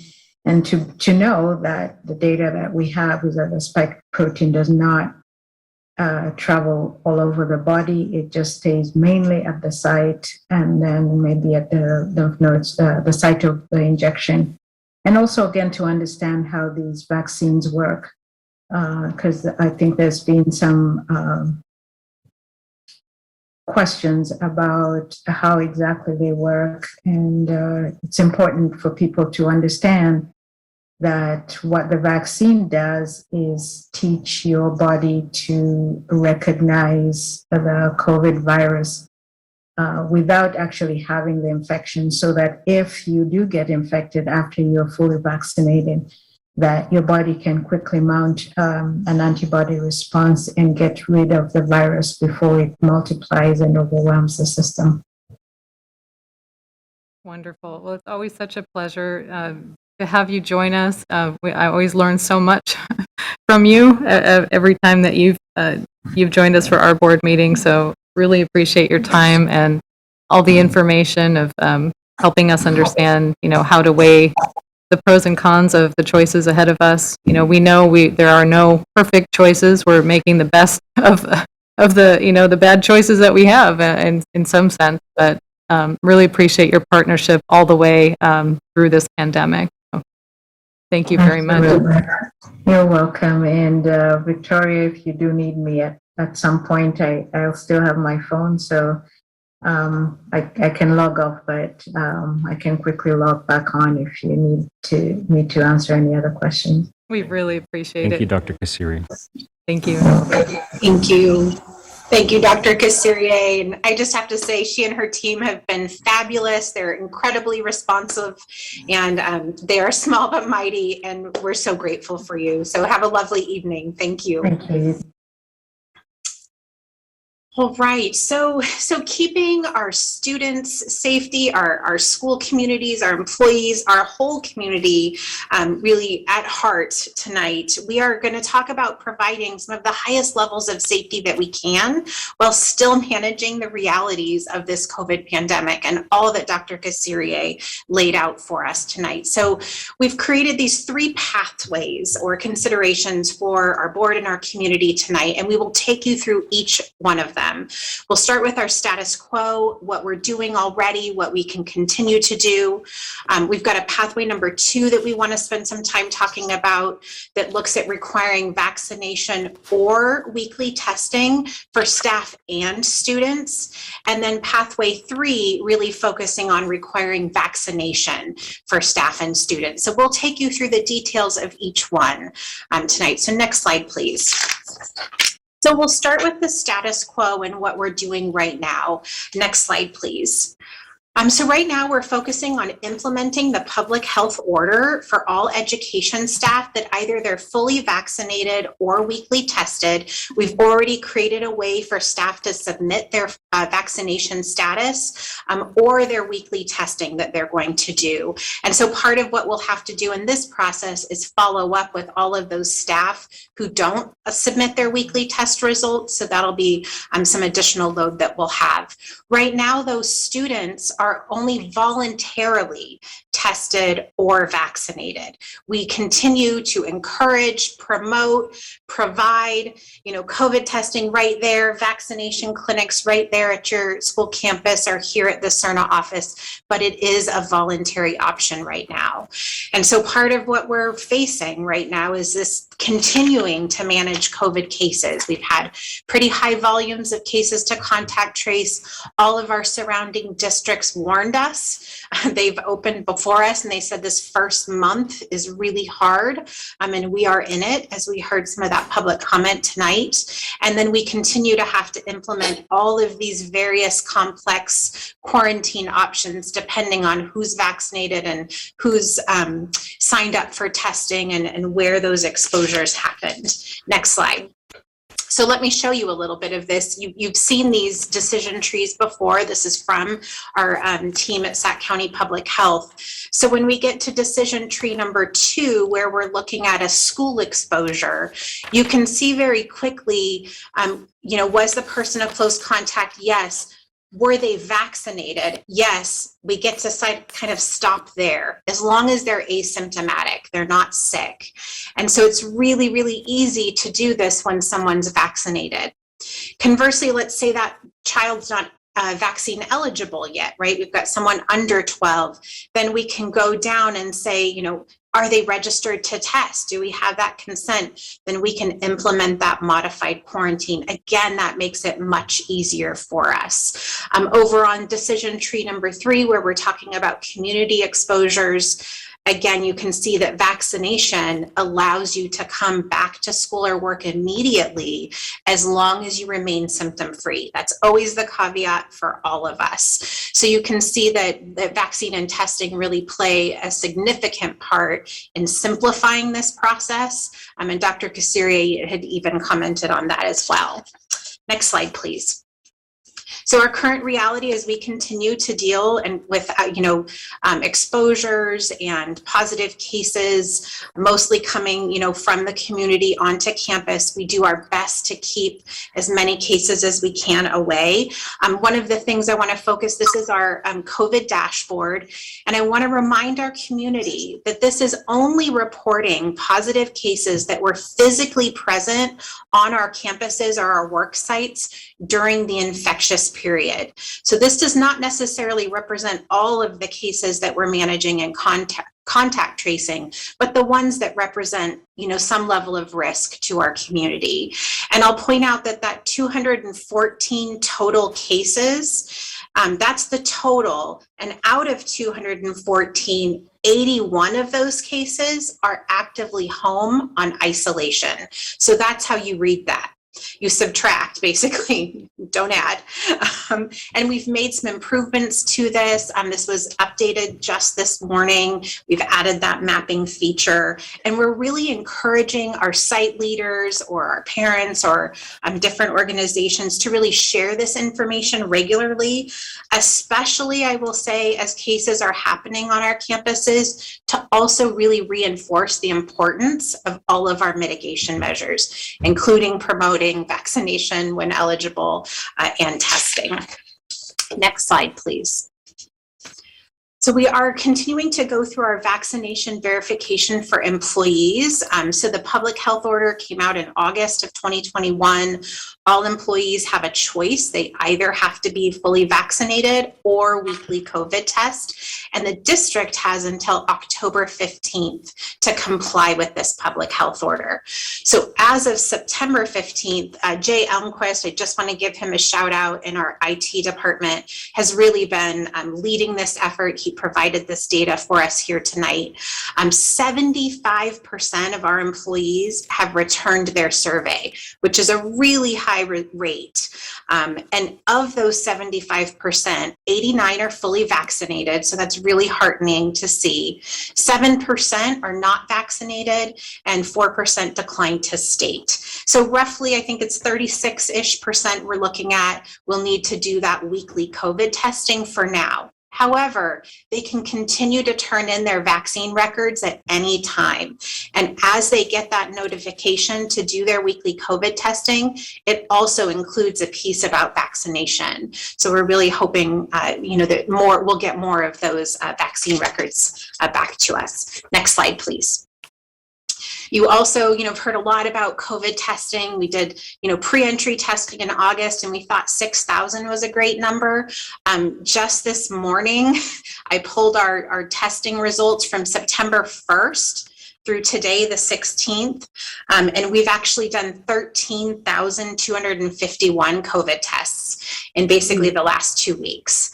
So we're roughly testing about 27% of the population and keeping a really good eye on our positivity rate, which still is hovering about 1.94%, kind of bouncing around that 2% rate. And I do want to call out that this is a really important indicator for us. We should be seeing a lower positivity rate in our schools than we are in our counties. And that's because we're really hoping that we have less COVID spread in our schools due to the fidelity of those layered mitigation measures. That lets us know it's working. We're not going to have a COVID-free school because COVID's going to be coming in from the community, but we're really wanting to work hard to prevent any of that spread. So we are seeing a lot more community cases detected in schools because our kiddos are coming to school, they might get symptomatic during the day. We're offering that immediate testing, with consent, and then we're finding these cases. We're also doing that exposure testing. So if someone was exposed to COVID, if it was at their school site, they can get tested there. If it was in the community, we have them come to the CERNA Center, where we have some good mitigation measures, and then also that surveillance testing. And as we test more, we must expect we will find more cases. We know this. It is hard work, but we really believe that this is our service to our community. This is, our kind of our ethic that we have to be here to support and keep our community as healthy as we can. Next slide, please. So we wanted to talk about some operations or some opportunities, and considerations for the status quo, for just staying the course with what we have going now. So some of our opportunities are, we're really seeing, especially when we look at that positivity rate, that our layered mitigation measures are proven to work. They're reducing the spread. We're not seeing any significant spread on our campuses. We've had some concerning situations, and we've doubled down and done that testing to just make sure that we can stop that. We continue to adjust based on new guidance. Well, we've been doing this for about a year. We'll continue to do that. Again, our positivity rate we're seeing is lower than countywide, and we have testing at all of our school sites and our central office, and we're continuing to grow and expand that. Some considerations for us to keep in mind is, as we heard Dr. Kasirier tonight, our vaccination rate is below the threshold of herd immunity. We're really looking for that 75, 80%, like she talked about in those long-term care facilities, particularly for our students 12 plus. When you look at that county dashboard, I think when I last looked at it, we were hovering about 54% of that population, 12 to 19, are vaccinated. We know we're going to continue to have high volumes of cases to contact trace and quarantine. We know right now we have families who are uncomfortable sending students to in-person learning. We heard from some of them tonight, some really, heart distressing, I guess, stories about kiddos with real vulnerabilities. We know testing kit demand and supply will be limited. Even Dr. Kasirier mentioned that, and our current conditions will kind of continue. I will add to current conditions the concern about cold and flu season. It's coming, right? And we know last year when cold and flu season came and it got colder and we all started pulling back indoors, we saw another wave of COVID. We're really hoping that won't happen, but I think, past behavior is best predictor of future behavior, and it's something we have to consider. Next slide, please. So this takes us into our pathway number 2, where we talk about requiring vaccination or weekly testing for staff and students. Next slide, please. So this really represents sort of the same as the public health order for education staff. So we would have parity. What we're required by public health order to do for staff, we would also require to do the same thing for students. So providing those choices to either get vaccinated or to do weekly COVID testing. Of course, if you're not age eligible for vaccine, that would be your option right now. So that exact same process that our IT department and Jay Elmquist led about submitting those vaccine records or submitting your COVID testing, we would do the same for our parents, guardians, or students to be able to submit, their records to us. Of course, we would have everyone registered for testing, so that would be great, because when we go back to those quarantine options, we know everyone would be registered. And then pending approved staffing, we would offer independent study at Capital City for students who are either not vaccinated or not willing to do that weekly testing. We do also know that some valid medical exemptions or conditional admissions may apply to that vaccine requirement as well. Next slide, please. So opportunities and considerations for this pathway of vaccination or testing.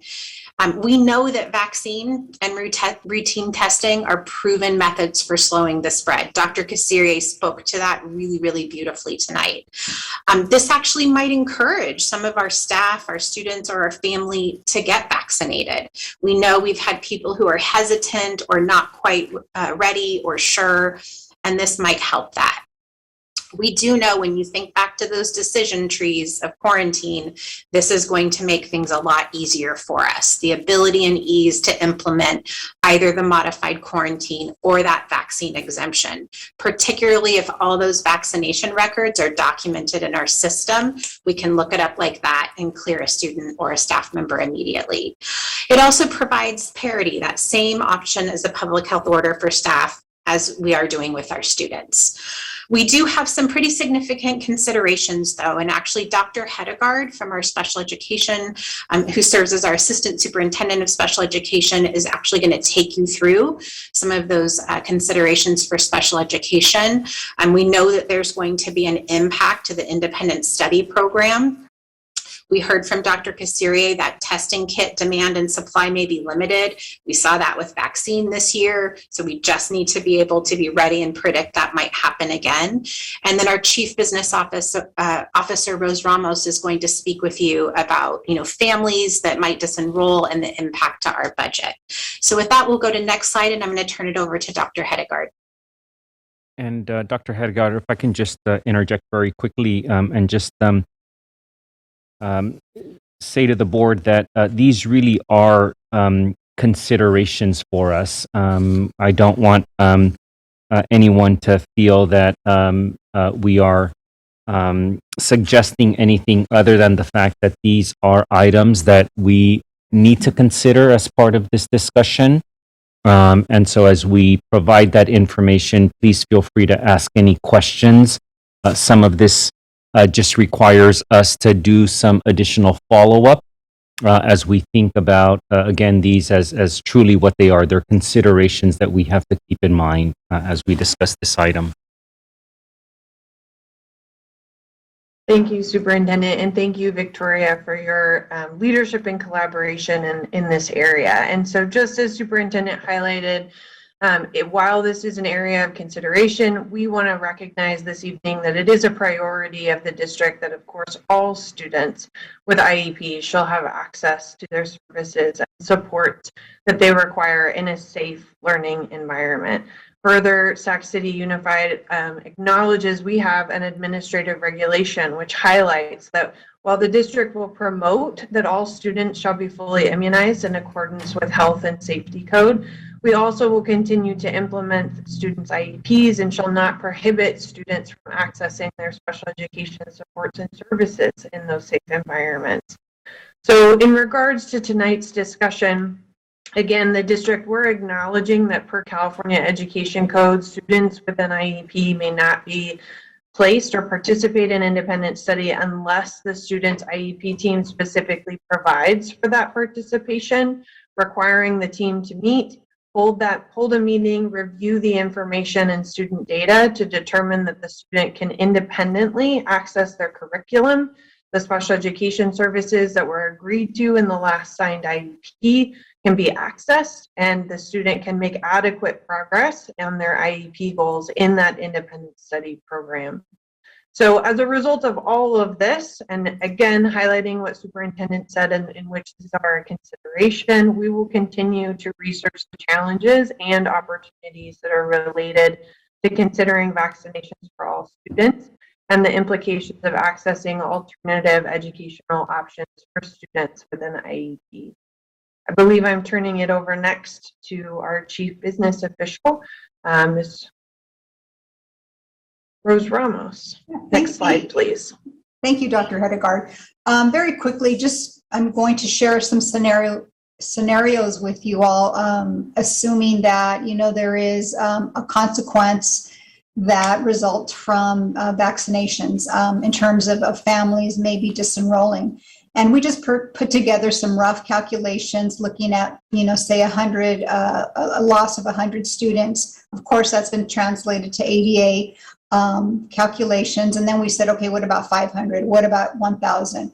So this table here shows you those different scenarios with the dollar amounts over to the right. So you'll see for 100 students, it's about a little over $1 million. For 500, it's about 5.6 rounding. And for 1,000, it's about 11 million. So of course, something to definitely consider, especially given our budget situation. And then next slide, please. The other reason we are sharing this with you is because we have been keeping you all very closely informed on our current enrollment trend. This slide here represents an enrollment analysis as of September 8th. We are monitoring enrollment daily. We always do that regardless of, whether or not enrollment is trending up or down, just to see how we are comparing to projections. But this year in particular, it's very, very important that we're closely watching enrollment, because we've noticed that over the summer, our actual enrollment has been trending quite lower than our projections. In August, when we presented a budget update to the board and the public, we shared that our enrollment was trending about 1,600 students less than projection, which is a significant loss, assuming that would hold. As of this date, the 8th of September, we were trending a little over 1,000 under our projected numbers. And so what's happened since the 8th and what's happening over the last few weeks is that our enrollment on a daily basis is fluctuating quite a bit. We'll have one day with a slight increase, another day with another decrease. And as you'll hear in our presentation later, when we present the year-end financial statements, the impact if we do not recover this enrollment this year, we're held harmless. We all know that for this year, but next year is the year that we're going to have to use our actual enrollment. So we just have to be very mindful of the impact that any change can possibly have on our future enrollment. And so, yeah, thank you.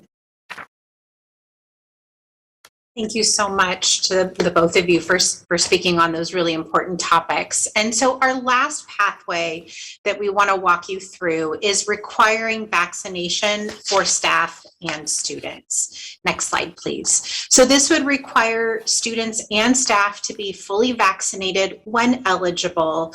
And we know from hearing from, all of our public health officials, actually, this really does provide the safest environment possible. The more of us who are eligible or able to get vaccinated, the safer it is. So for those currently eligible for vaccine, we kind of looked at what some of the other districts that we're doing and have put forth a recommendation on a timeline. This is just, to consider. So having a first dose by November 21st, so that would give people in our family some time. Your second dose by December 12th. And then you would submit your vaccination records no later than December 31st. So we would ideally, by the end of this year, have a significant population that would be fully vaccinated. And remember, that definition is 2 weeks past your last dose in whatever course of vaccine you're getting. So students who are newly eligible, I'm sure we've got someone who's turned 12 just today.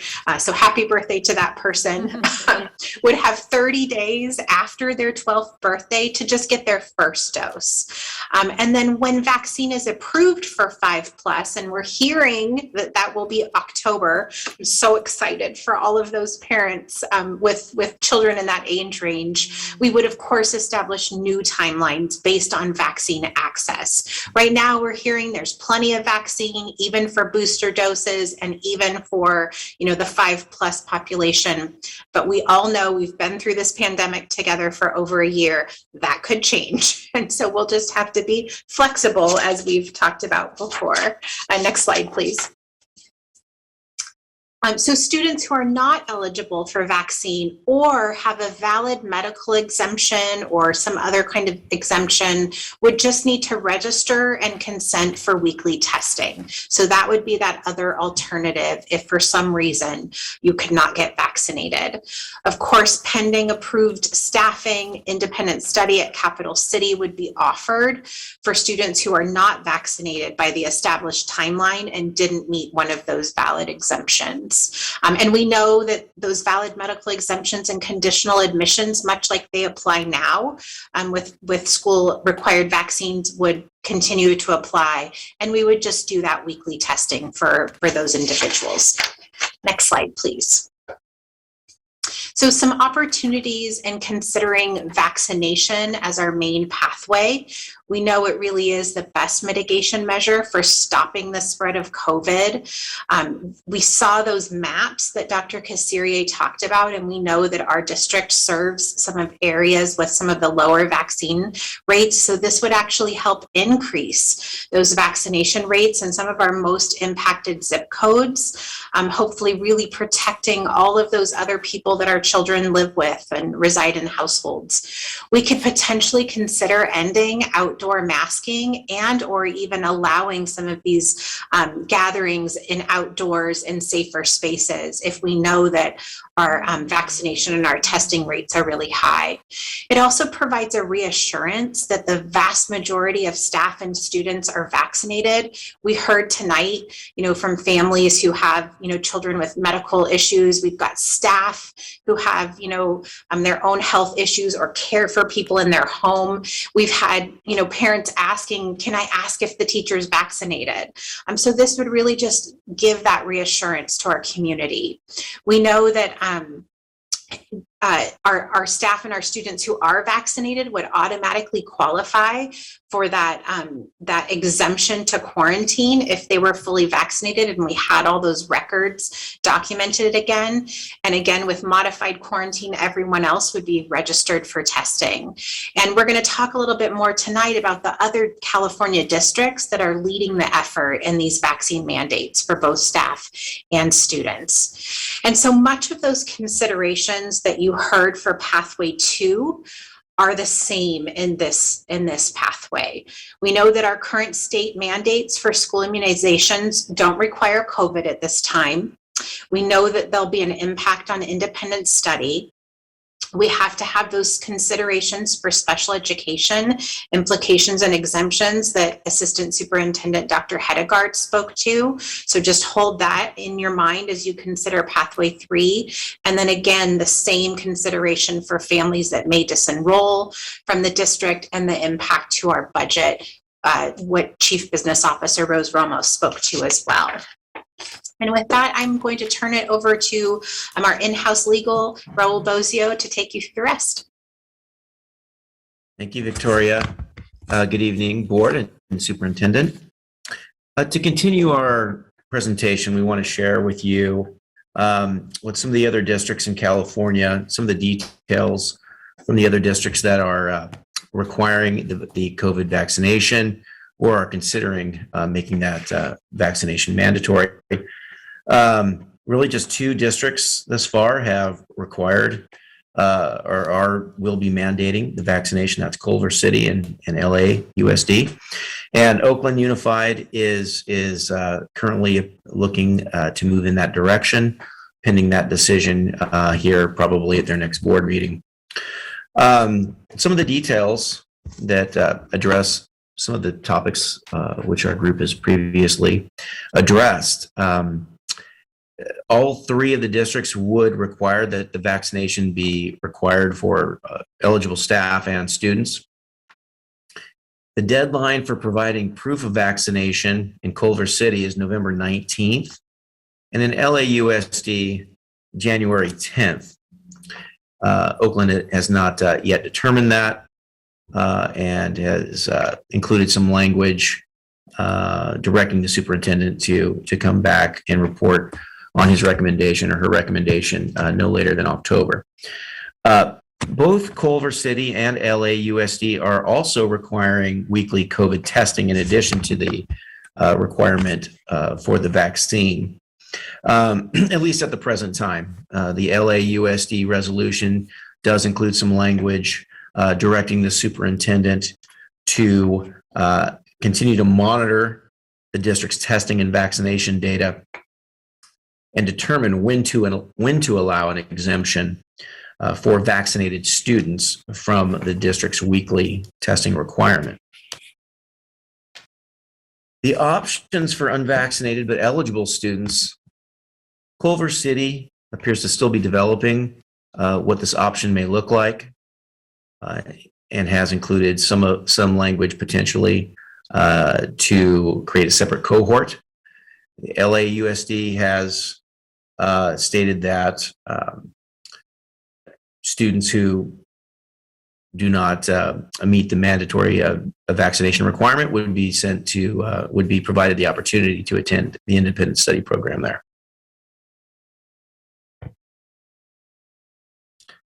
Next slide, please. As was previously mentioned, there are a number of immunizations that are currently required in all California schools under the Health and Safety Code. Those immunizations are listed there. Should a student not comply with those immunization requirements, those students can be excluded, and they must be excluded from school, subject to a recognized medical exemption. So as that topic was brought up previously, medical exemptions are possible from the required immunizations.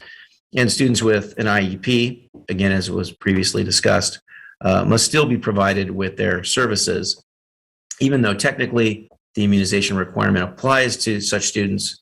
Again, the students with an IEP must be provided those services. So, and they must be able to continue with those services and receive those services.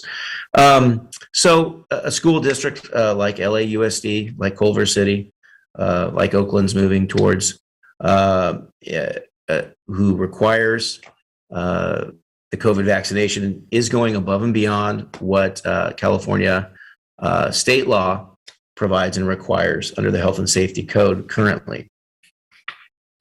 But nevertheless, it is a power that is within the powers of a local jurisdiction, local governmental entity, and school district to require certain health and safety measures in order to maintain the safety of its schools in this case.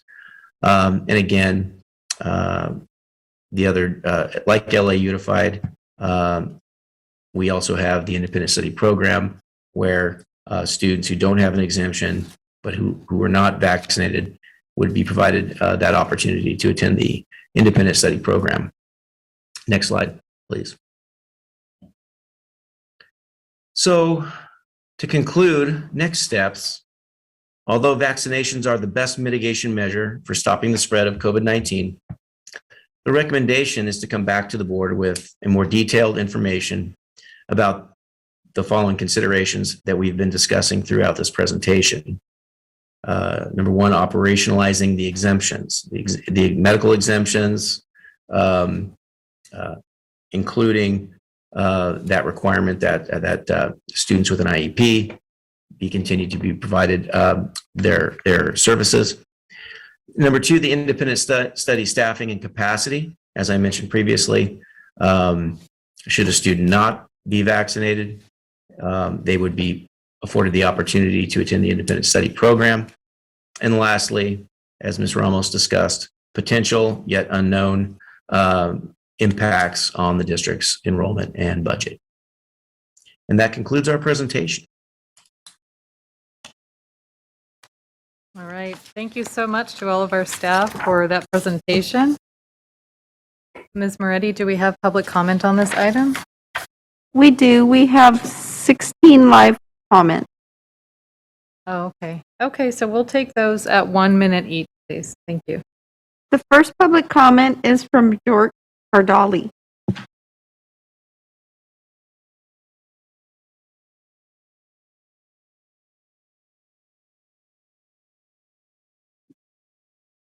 Hello, can you hear me? Yes, go right ahead. Thank you. So my name is Bjork Gardali, and I'm the mother of a third grader. I'm also an ER doctor, and I've been on the front lines through this pandemic, seeing basically what the worst that COVID has to offer. So I kept my son home for 1.5 years for distance learning and recently sent him back to school. But on the first 2 days of school, he got exposed to a COVID positive classmate. After experiencing firsthand this process and trying to understand the school's policy, I just noticed several gaps. Everywhere I looked, I got conflicting guidance, and no one seemed clear on the specific rules when it comes to COVID exposure, and quarantine. So my plea is for better and clearer guidelines for how we, the parents, can keep our children safe and how we can avoid exposing whole classes due to kind of wishy-washy guidelines. So I have a couple of kind of concerns that I wanted to bring up. So we're notified of an exposure for our kids, but we're not notified of how that exposure comes along.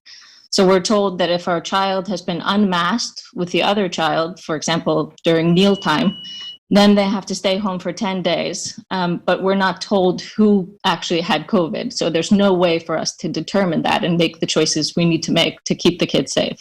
If you could please wrap up, Ms. Gordelli. So another comment was, in order to go back to school after quarantine, you're required to give a negative PCR, but there's no date on when that negative PCR should be after exposure. So my suggestion would be to have that negative PCR be on day 3 to 5 after exposure, just to actually have it safe because of the incubation period. Okay, thank you for those comments. Thank you. Our next speaker is Sid Johori, and you have 1 minute.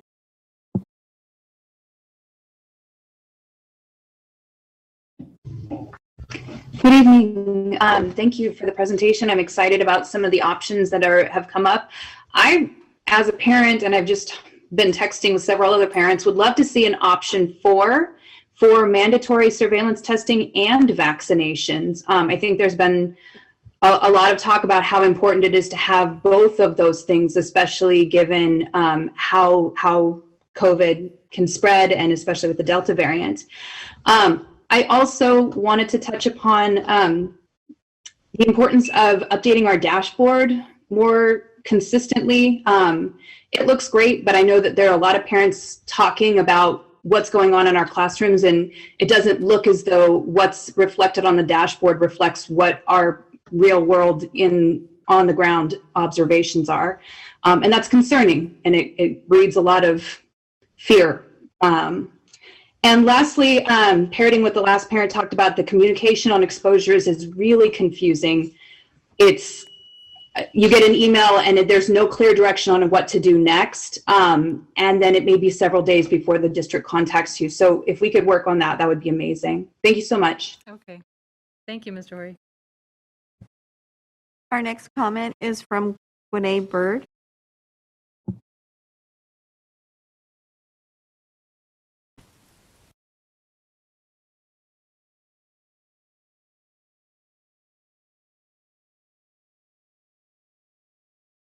Ms. Bird, I believe you're on mute.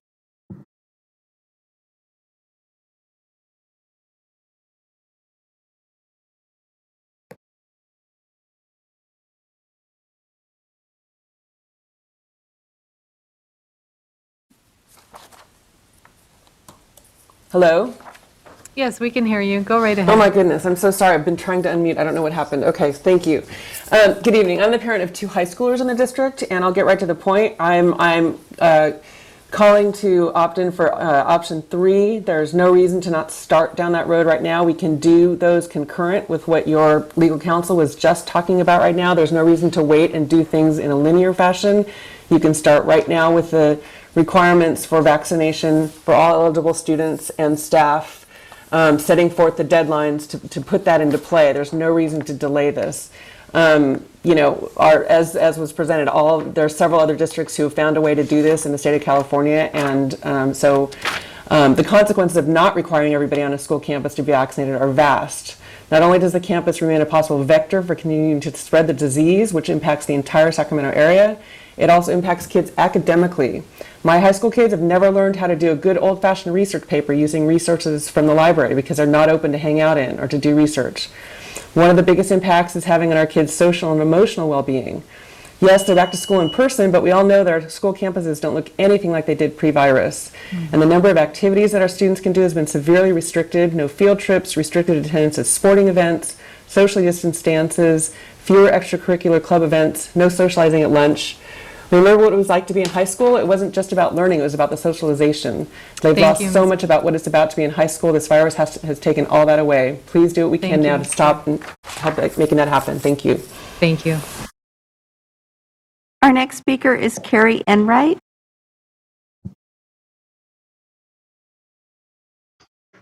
As parents of 3 Sac City students, we urge you to prioritize their safety by selecting science-informed pathway 2 or 3 regarding testing and vaccination of staff and students, which may keep many families from disenrolling.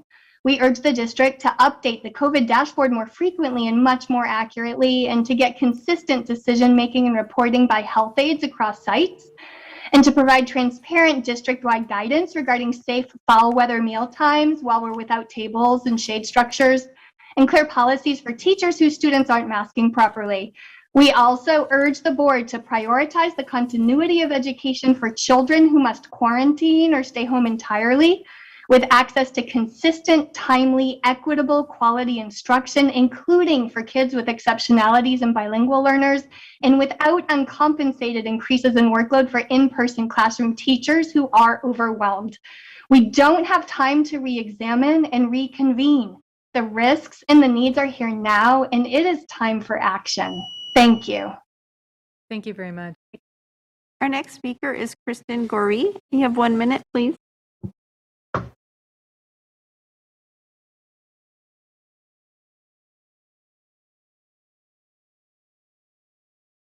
There we go.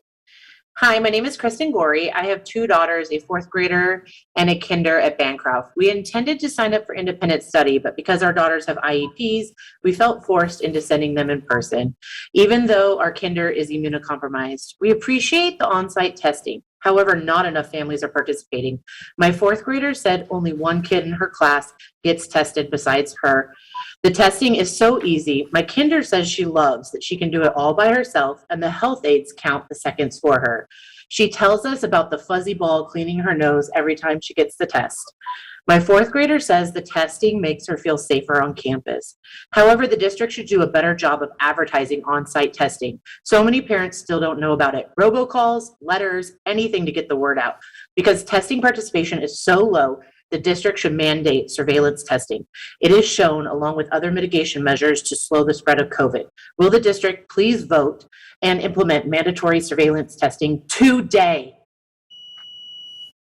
Thank you very much for your comment.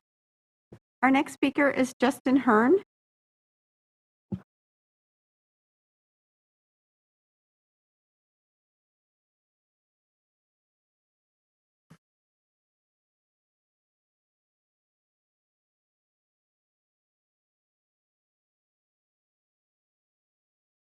Oh, hi there. Can you hear me? Yes, Justin, go ahead. Thank you. I am speaking on behalf of a friend, Courtney O'Connor, who cannot attend at this moment. She is currently working in the UC system, moving positive COVID cases into isolation right now. So I'm speaking on her time. She is speaking that the UC system, the California State University system, has managed to mandate this, and so can Sacramento City Unified. LA Unified has managed to unify this and make this mandatory, and so can Sacramento City Unified. As a parent in the school district of 3 children, and as a teacher in another school district, my number 1 job is to keep my children in school for their social emotional well-being and to keep them safe. I feel like our school district is able to be not reactive but proactive in this, and I urge you to vote for number 3 and have mandated testing. The science is clear that vaccination works, masking works, ventilation works, contact tracing works, testing works, and I urge you to bring on the mandated vaccination for our school. Thank you. Thank you very much. Next comment. Our next speaker is May Vang.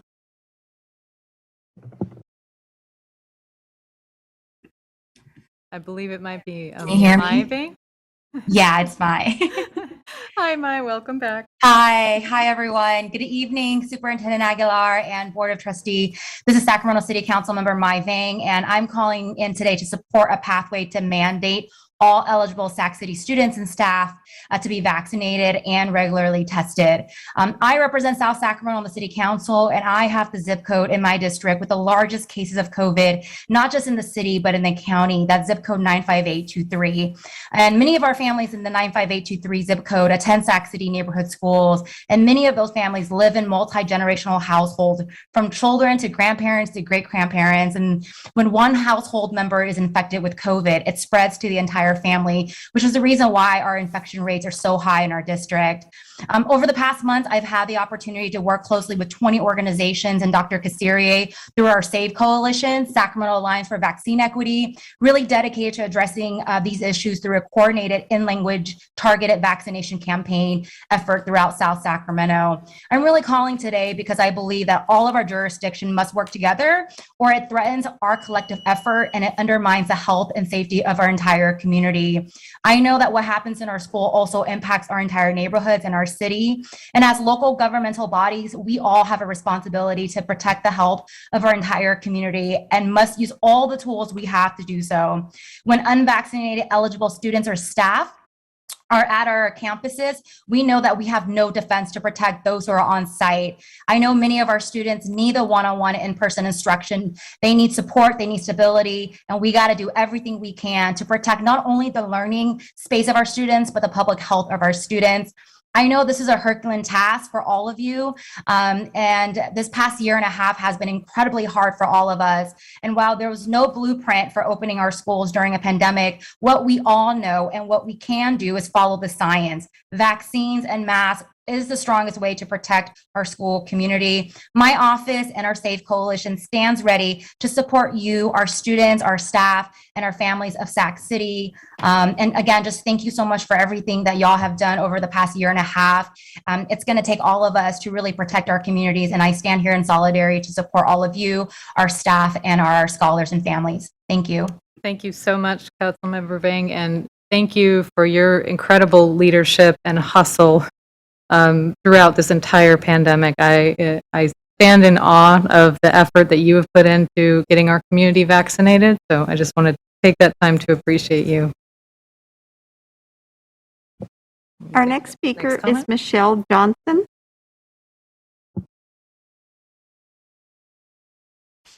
Hi, I'm calling in to advocate for the option 3.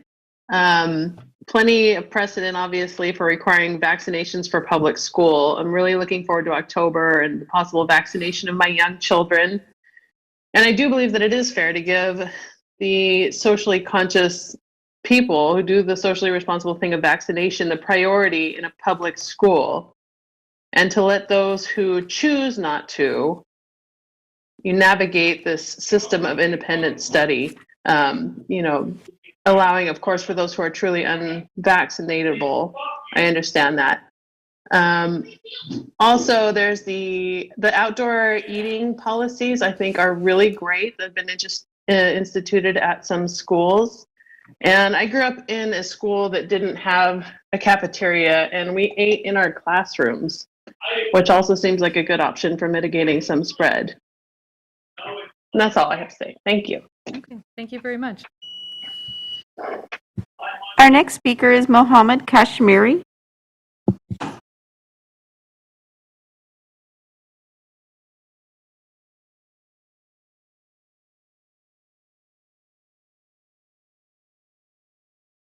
Mo, are you there?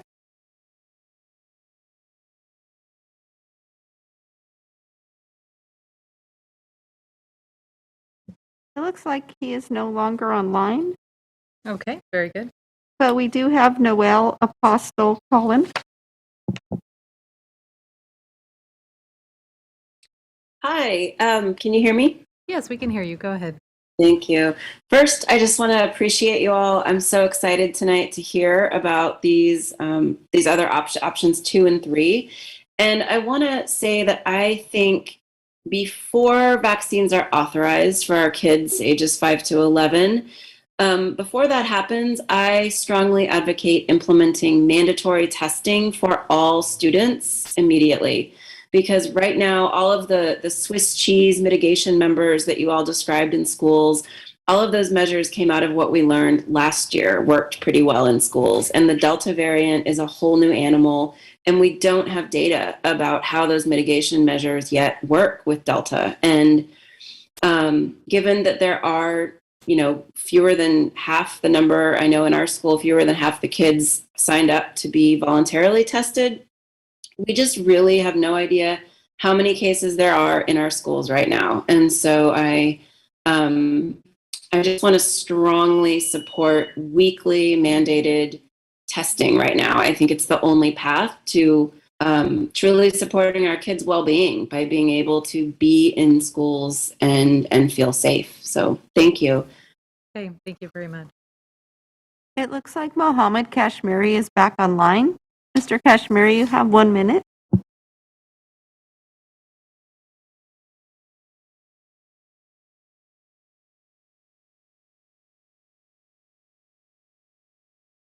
Hello, can you hear me? Yes, we can hear you, Mo. Go right ahead. I think people have said what I need to say, so I don't have anything else to add. Okay. Thank you. Our next speaker is Sarah Bailey. Hi, I want to start with just by saying I want to say what my Vang said, everything she said. But I'll add a few more of just my thoughts. I think one of the things that sort of dawned on me as I was listening tonight is that the where we're at with our independent study, or not at is maybe a better way to put it, is really going to impact how we move forward. And if we choose pathway 2 or 3, if there's, especially 3, if we don't have a place for students to go that are not willing to be or able to be vaccinated, that is a huge problem. So the fact that that wasn't on our agenda tonight, it has to become a focus again. Another thing I heard is an office staff person calling in earlier who was talking about having to do COVID tracing. That can't be. Our office staff are so overwhelmed. They're getting more calls than they've ever had, trying to figure out, our attendance clerks trying to figure out attendance. That just can't be part of how we're moving forward. They need to be able to have bathroom breaks. I know our office staff person is working so incredibly hard. That just can't be on her plate and her responsibility. And my last thing is just updating the dashboard on a more regular basis. I think San Juan's doing it 2 or 3 times a day. I think that's going to give parents a lot more confidence in being able to have some idea about what's happening in their schools. Okay. Thank you very much. Our next speaker is Sarita Syrup.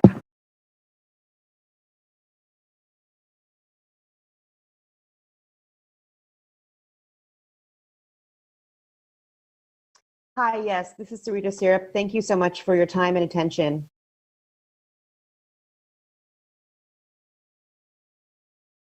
Thank you. You have 1 minute to speak.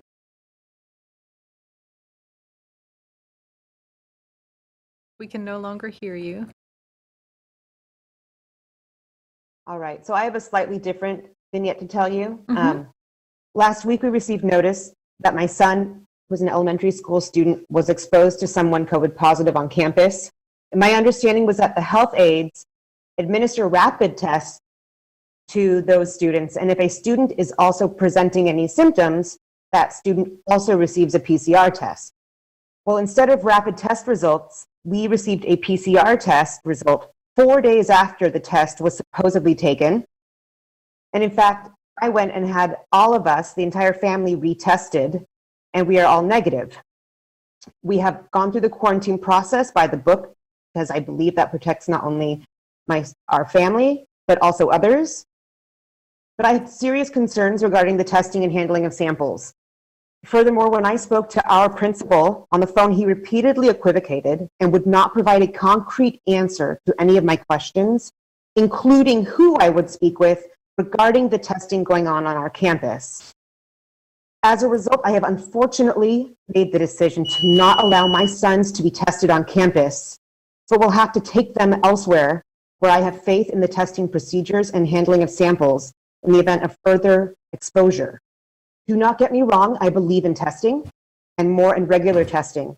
I urge you to enforce option 3, but you must ensure testing is done each and every time according to outlined policy and procedure so that we can have faith in their results. Okay, thank you. Transparency and clarity about testing. Thank you. Can you please wrap it up? Who can communicate with parents clearly and accurately. Thank you. Thank you very much. Our next speaker is Shonda Wesley.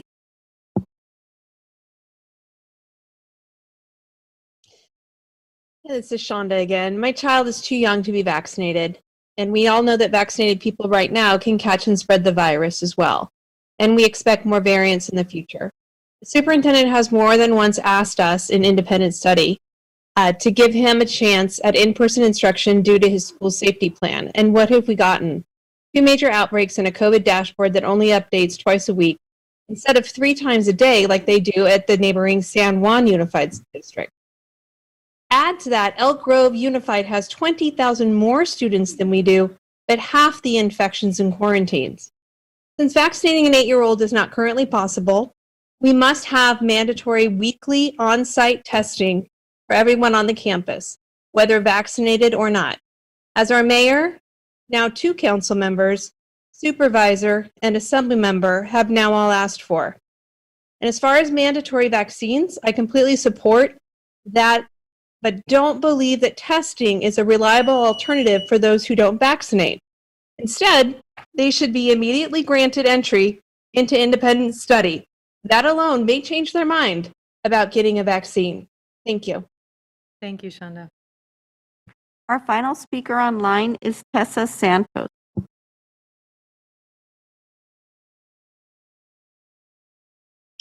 Good evening. This year, I began my 7th year teaching in this district, the most stressful year of my career, and we have only just finished our 10th day of school.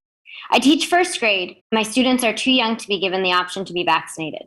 The fact that my students are virtually unprotected from COVID-19 is at the forefront of my brain at every moment throughout the day. As you can imagine, getting 6- and 7-year-olds to wear properly fitting masks over their mouth and nose from 8 to 2 is a constant struggle. The idea of having 24 students return to learn was stressful. However, as of Monday, I had my 30th student added to my roster, with only 1 awaiting independent study. This week, 29 students attempted to safely learn in my 1st grade class. At some point, they should be concapped to new schools. The concapping process is flawed. That's not news to me. However, the lack of planning and the ease in which the district has shoved 30 unprotected students into my classroom during a pandemic is negligent and horrifying. Since the beginning of the school year, I have had 6 students quarantined, and to my knowledge, no known cases in my classroom. As of this afternoon, our school dashboard states that we have 2 students quarantined and 1 case. I continue to worry that the lack of communication and transparency from our district is misleading parents and giving them a false sense of comfort. I have been hesitant to send this Please letter wrap up your comments. Thank you. comment out of fear. However, my fear can no longer outweigh my desire to keep my students safe. I hope that the board will immediately ensure that no classroom is overpopulated for any number of days and continue to strive for complete and total transparency with families and staff to ensure safe and healthy classrooms. Thank you. Thank you very much. And that concludes our public comment period. Yes, thank you. Okay, with that, I will open it up for board discussion. Do I have any board members wishing to speak on this item?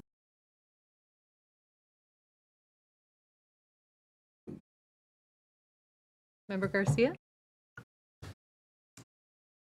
Yes, thank you. So I just wanted to thank staff for this presentation. I think it was just very well done in terms of setting the different pathways and then the table on what other school districts have done. I think we can add, I believe San Diego is also going to have this conversation in next week or the week after.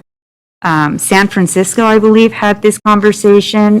They opted not to require vaccines, but they are at 90% vaccination rate. So, well over the herd immunity that many public health experts, tout. So, I just really wanted to maybe ask a couple of questions and also just make some comments. We heard a lot about the dashboard. Just wondering if staff can talk a little bit about, the frequency of updating the dashboard. I noticed that I know the system is overloaded right now, so I want to make sure that that's clear. We know that, from hearing from other districts, as Victoria mentioned earlier, the first month is just really hard, again, because the system gets overloaded. We also know that we have a strong system and process in place. Dr. Kassiri just brought that to light. Something, a process that's recognized by the state. So this is not perfect, and we just need to recognize that. But just wondering from staff in terms of the updates to the dashboard.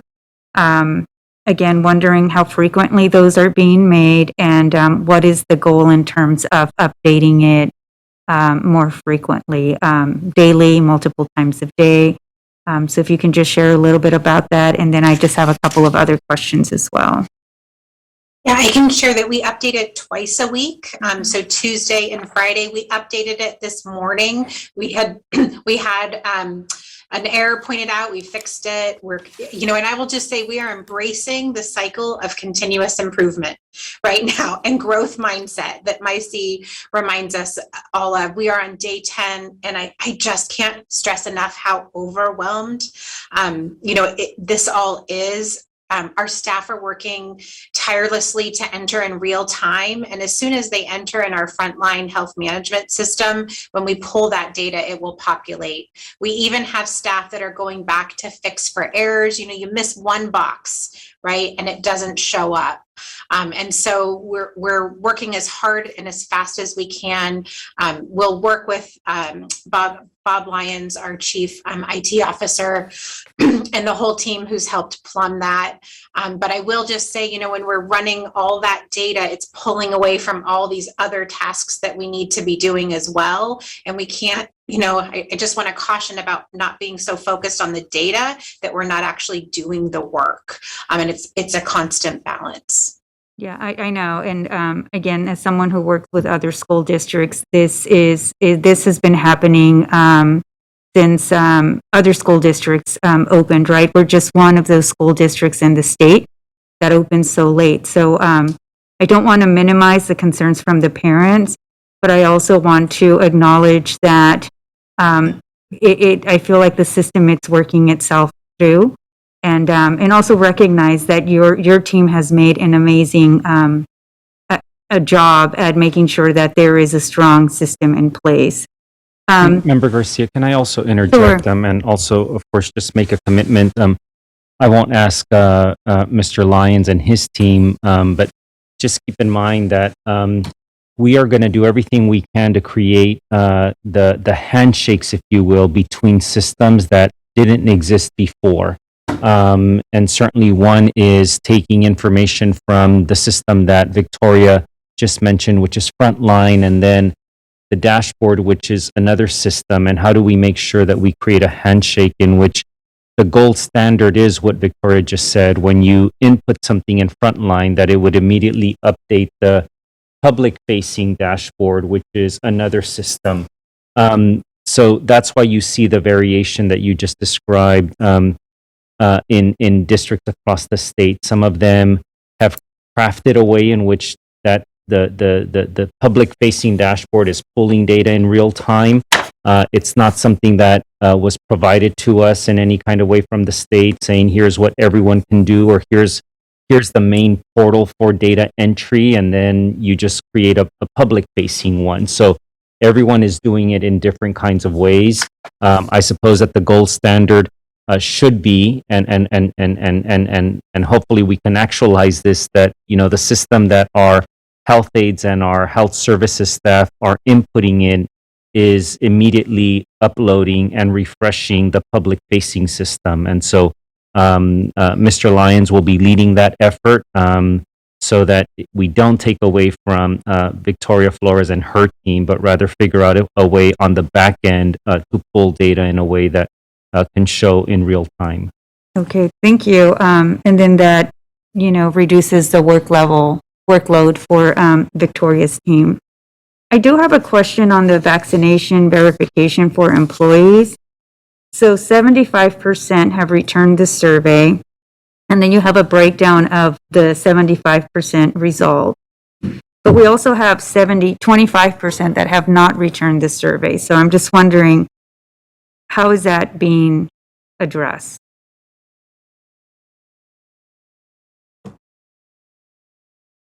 Sorry, I was muted.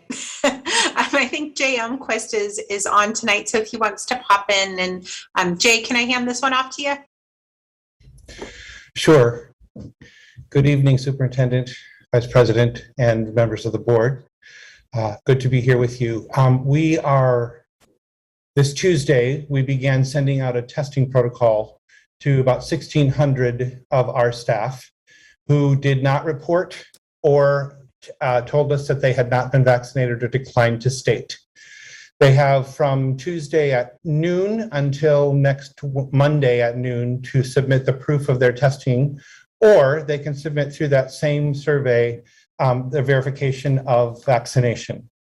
We'll do a re-upload between noon on Monday and noon on Tuesday of next week of the data and send out another testing protocol. We'll be able to pull on a weekly basis compliance, and we'll be able to then use those numbers to do whatever we've decided to do as a district as we move forward through the testing protocol.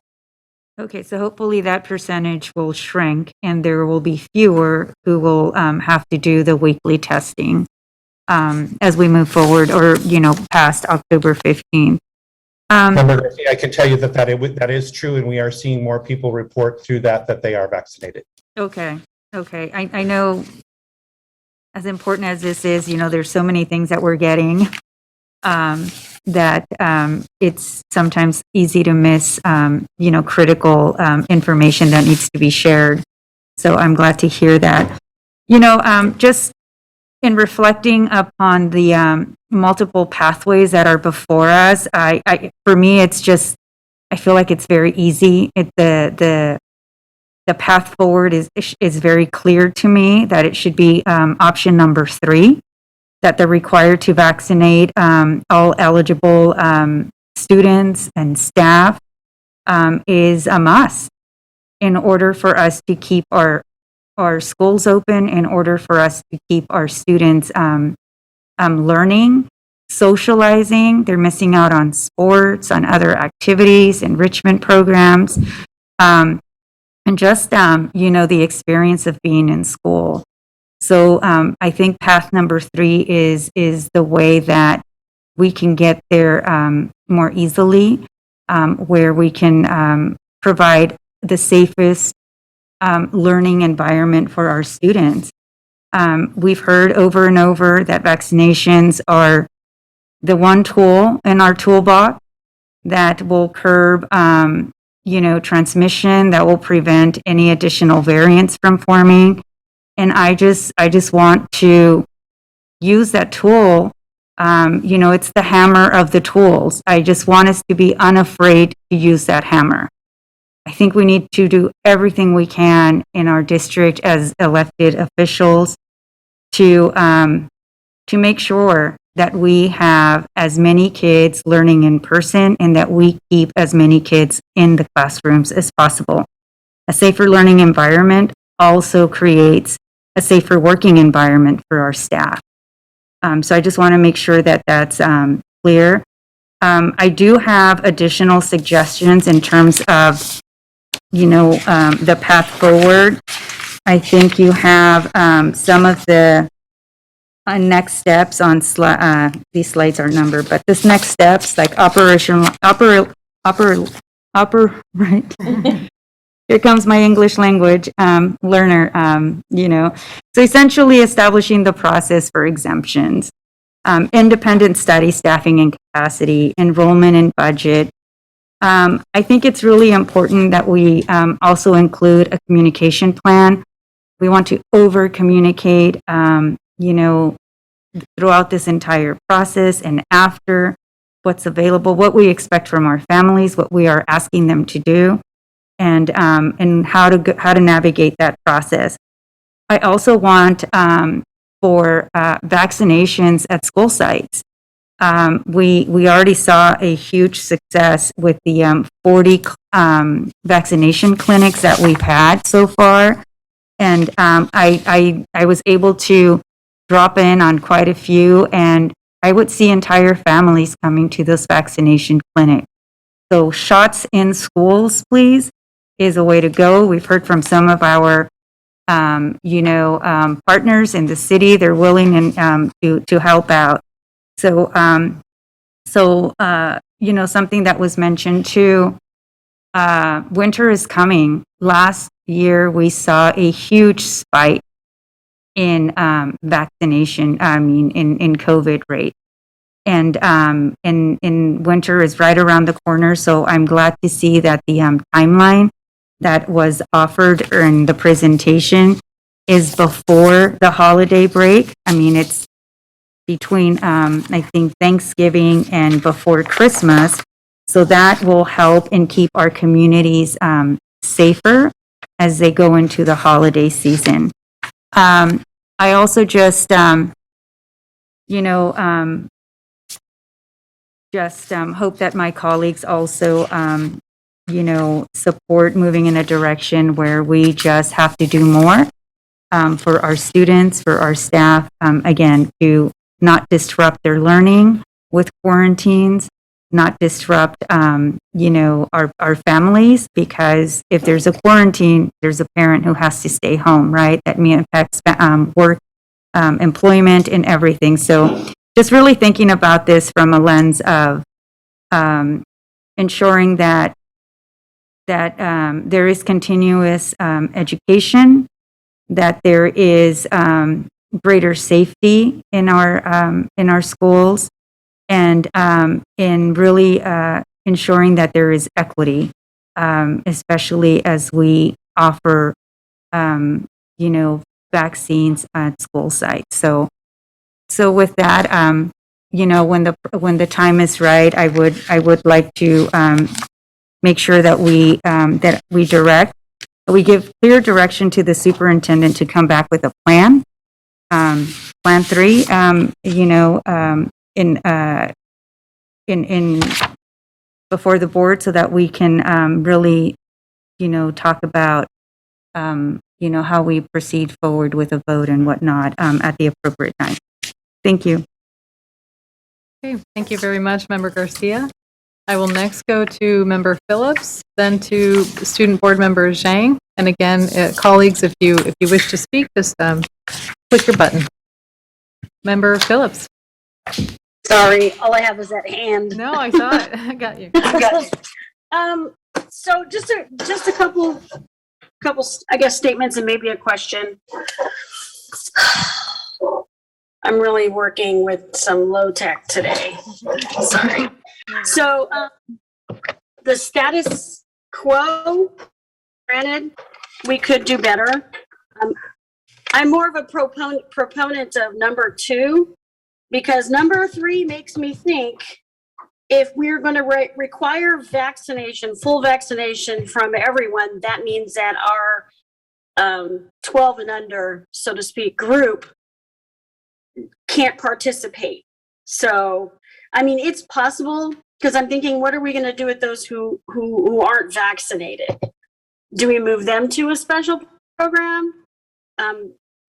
Because I just, 3 sounds extreme, and I know that I heard one of our folks talking this evening about what we were going to do with the independent study program if we have a group of students who don't want to be vaccinated, cannot be vaccinated, and still want to go to school. I don't know. I'm struggling with that, and I'm still a proponent for 2. 3 sounds really just extreme. And I was curious because Trustee Garcia said it is what makes sense is that we do vaccinations at all schools. I think we were only doing them at our comprehensive high schools. So since there's a couple areas that are in the promise zone, so to speak. They are areas that, have the low socioeconomic and higher transmission rates and higher COVID rates. I wonder if we're doing ourselves a disservice by requiring that people do something that might actually be a true problem for them. So I really, really want us to push out because I don't have a comprehensive high school, nor do I have a middle school in Area 7. So any thing that we're deciding to do in terms of vaccination, that if we're doing them at the high schools, it's not quite working. So I'm just really curious as to what we are going to do with those students who are not vaccinated if we do stage 3. And, okay, go Vice ahead. President Morawski, I just want to ask Victoria, just for clarity, to explain the similarities between Path 2 and 3 as it relates to this applying to students that are eligible and non-exempted, so that, again, our board and our community can understand not so much the differences between 2 and 3, but the similarities, please. So yeah, the similarities would be we would encourage everyone to get vaccinated. And yes, Trustee Phillips, we can definitely look at pushing out those clinics. We've done some at our smaller elementary schools, had a lot of success over at Pacific Elementary. So the similarities are we're going to encourage everyone who's age eligible to become vaccinated. That would really be the push. In Pathway 2, the default would be, if you don't make that choice, we'll COVID test you. In Pathway 3, if you have a valid exemption or a valid, reason to not be, which we know we do, we have students in our system right now, then we would COVID test you. Does that get to that, what you were hoping, Superintendent? And I would just add, I think as it applies to the 12 and under who are not eligible for vaccines, for now, they would essentially be the same, right? Thank you. Yes. So we're not talking about, having kids who aren't eligible for vaccines, have some kind of independent study or something. So they would just be, business as usual, and we could implement testing for that population. But until we get a vaccine for that population, they would just be under testing, wouldn't expect it to be vaccinated. Correct. That's a really important distinction. Thank you so much for calling that out. Yes, everyone who's not eligible right now, they would default to that testing. So I just wonder about the asymptomatic infected children. I mean, what are we doing about that? So I will say testing is still widely available, and whatever decision the board makes, if we decide not to, if you were to decide not to mandate it necessarily for anyone who's vaccinated, we would still make it available. Anyone can test. We're really strongly, pushing testing for people in extracurriculars and band and athletes and anyone who's had an exposure, even if they're vaccinated, are encouraged, strongly recommended to test. And so that's a lot of the testing that we're currently doing right now. Okay. So there's not a lot of difference between 2 and 3, besides the fact that 3 is saying that if you are above 12, you should be vaccinated, staff and students. But 2 is giving them the option, which can we say that is relatively as safe as requiring vaccinations from all? I mean, testing and required for those who can.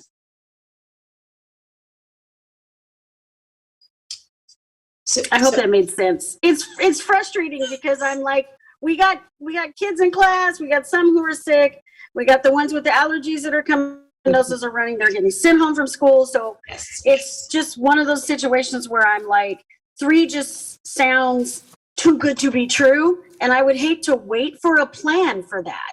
Mm-hmm. If we did number 2, we could really institute this a lot sooner and probably work on our efficacy when we move to step 3. I mean, I know people don't want it linear, but it's like sometimes you just got to take a step up. but Okay. not climb to the top of the ladder.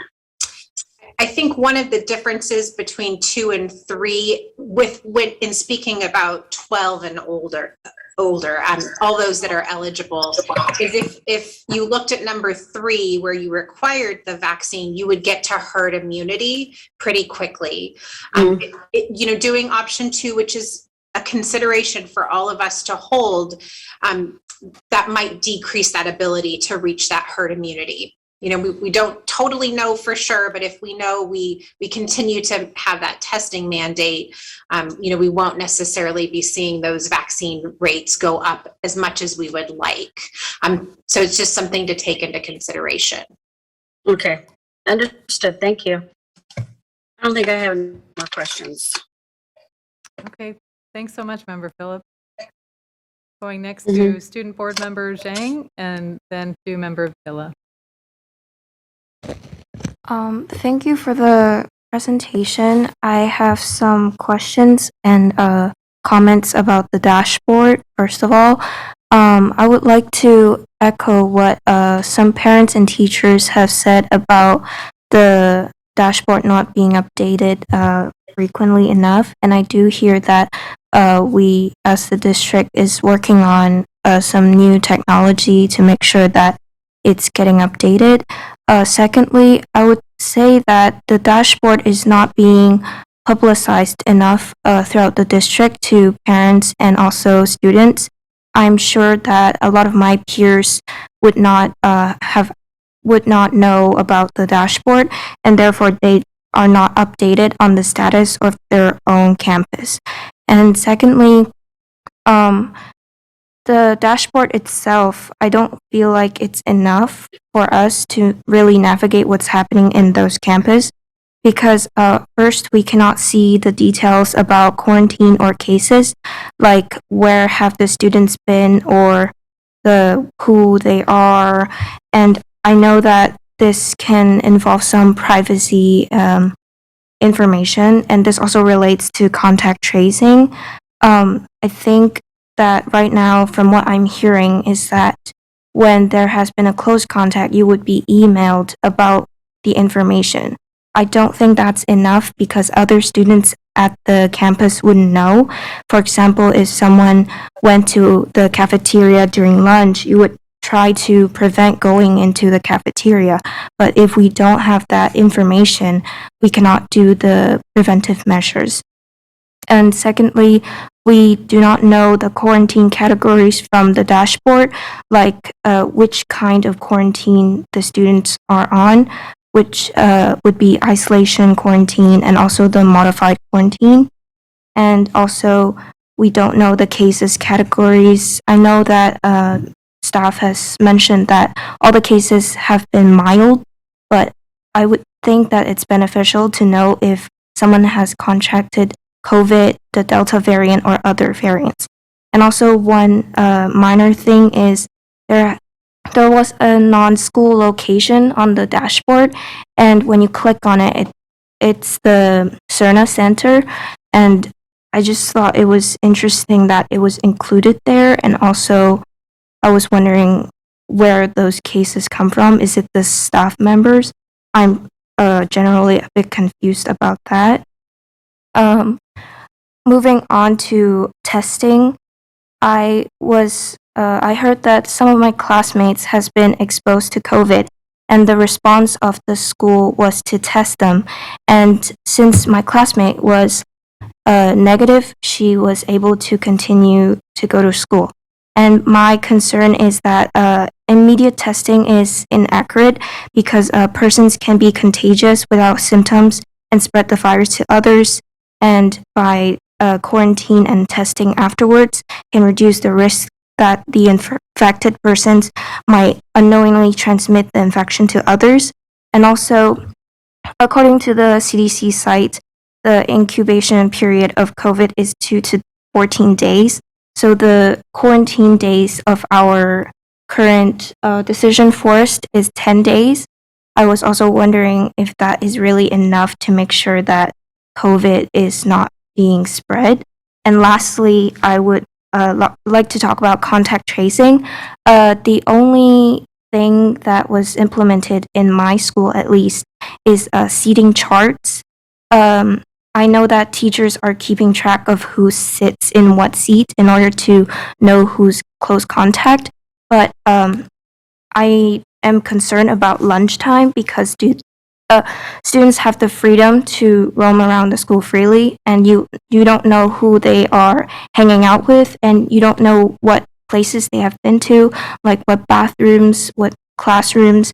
And also, I feel like maybe doing some emails to district-wide or school site-wide would be helpful for parents and students to know the current status of their campus. And lastly, I would also push for mandating testing because speaking as a high school student, I don't think a lot of students would voluntarily test, like, it's lunchtime, let's go test for COVID. That's a bit weird.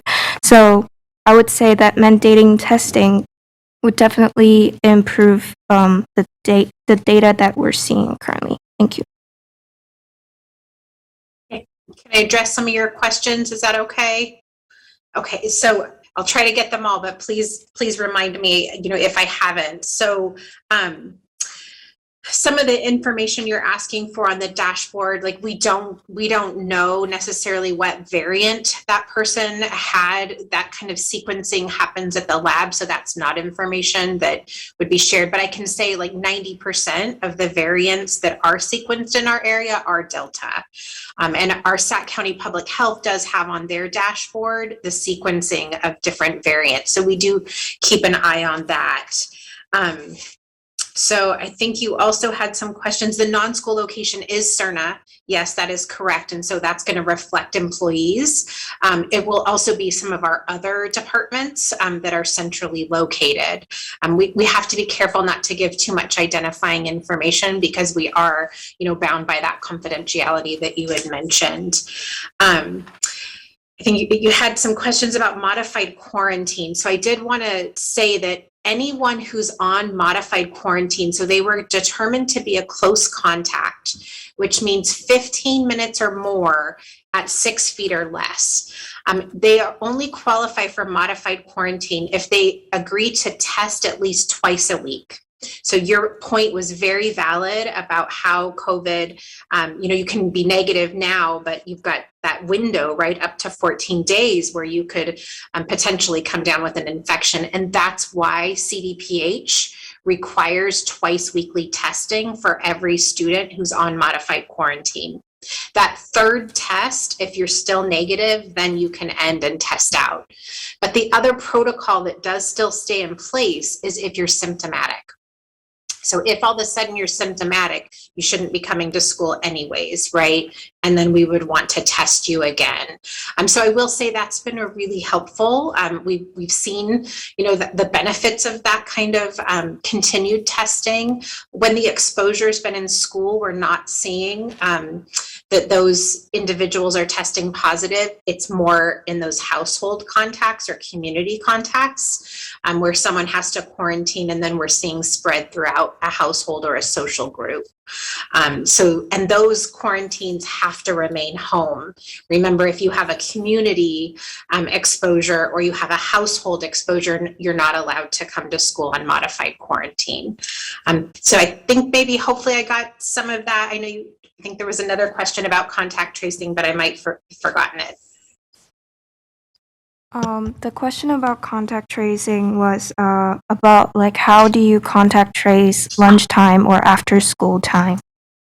Yeah, and this is proving, I will just say this is proving to be a challenge. So our first, first outreach is always to the person who tested positive. And there's quite an interview process and talking with them about who they had close contact with, who was in their social group, who do they ride with, right? Maybe, they have the same shared transportation to school. And so we try to get as much information as we can from them and reaching out to then some of those additional close contacts. We always talk about confidentiality, right? And trying to identify, is there anyone else as well? So, but, classrooms are proving a little bit more easy when they stick when they stay in their seats, but it's all those social contacts that are difficult. And I would encourage, our students, keep your mask on, eat, as you can, but keep your mask on and try to have some physical distancing with your friends just to avoid that kind of close contact exposure. I know it's hard. I have 2 teenagers. So. Well, thank you so much, Ms. Oh. Flores, and Oh, sorry. I would like to also comment on quarantine. I just checked the dashboard just now, and I saw that JFK had 100 quarantine, and 86 of those numbers happened since school started, and 64 students are currently actively being quarantined, and also NJB has 73 quarantine altogether. And I feel like in such a large number of quarantine, I know that students will receive a packet for quarantine, but I also think that independent studies should be developed soon. Thank you. thank you, Student Board Member Zhang, for those always insightful comments and questions. I will ask Member Villa for her comments. I know it's getting late, board members, but this is our opportunity to really have a discussion on this really critical issue. So I'd also welcome Board Member Wu, Board Member Rhodes, if you can opine, if you can weigh in to discuss, where we all are on this issue. I think this is the time to do it. So I'd appreciate that as well. Member Villa, go ahead. Both of you took a lot of the words out of my mouth, so thank you for sharing your thoughts. I'm just going to say I'm really proud of the work that Victoria and her team are doing in our district. I know that from a lot of folks that I've talked to, obviously we heard that tonight from Dr. Casteria, that Victoria and her team are really being looked at and their programs, how they implemented throughout the state. So that's something that we should really take a moment and be grateful that we have a team in place that is doing amazing work in protecting our community.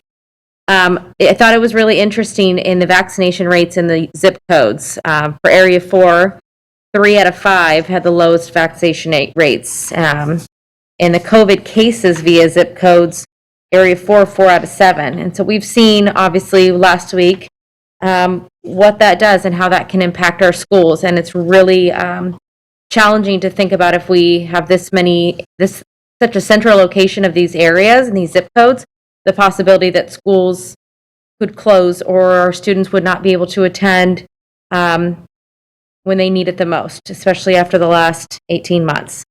So I just will keep it short because, again, what you're saying, we do have a lot to, so we have things to cover. We have a lot of things to talk. I'm just going to voice my support of Path 3. I think that it's really important that we move together and take leadership in this to protect our staff, our students, our families, our community. I heard this today. Testing does not prevent COVID. So that's something that we have to really think about is we can do all of the testing, but it's not going to prevent COVID. Vaccines are going to do the work that are going to help our community. So I'm looking forward, I'll keep it short, to what our superintendent and staff bring to this board, so we can hopefully get something implemented quickly. Because again, it's imperative that our students stay in school, have a safe place, our community continues to be supported, and it's a trickle-down effect. So we know what this can do if schools start shutting down because we're not taking the efforts that we need to take. Thank you. Thank you, Member Villa. Vice President Wu. I'm not going to repeat everything that was said before. I agree with everything. I will throw my support behind Measure 3. Thank you very much.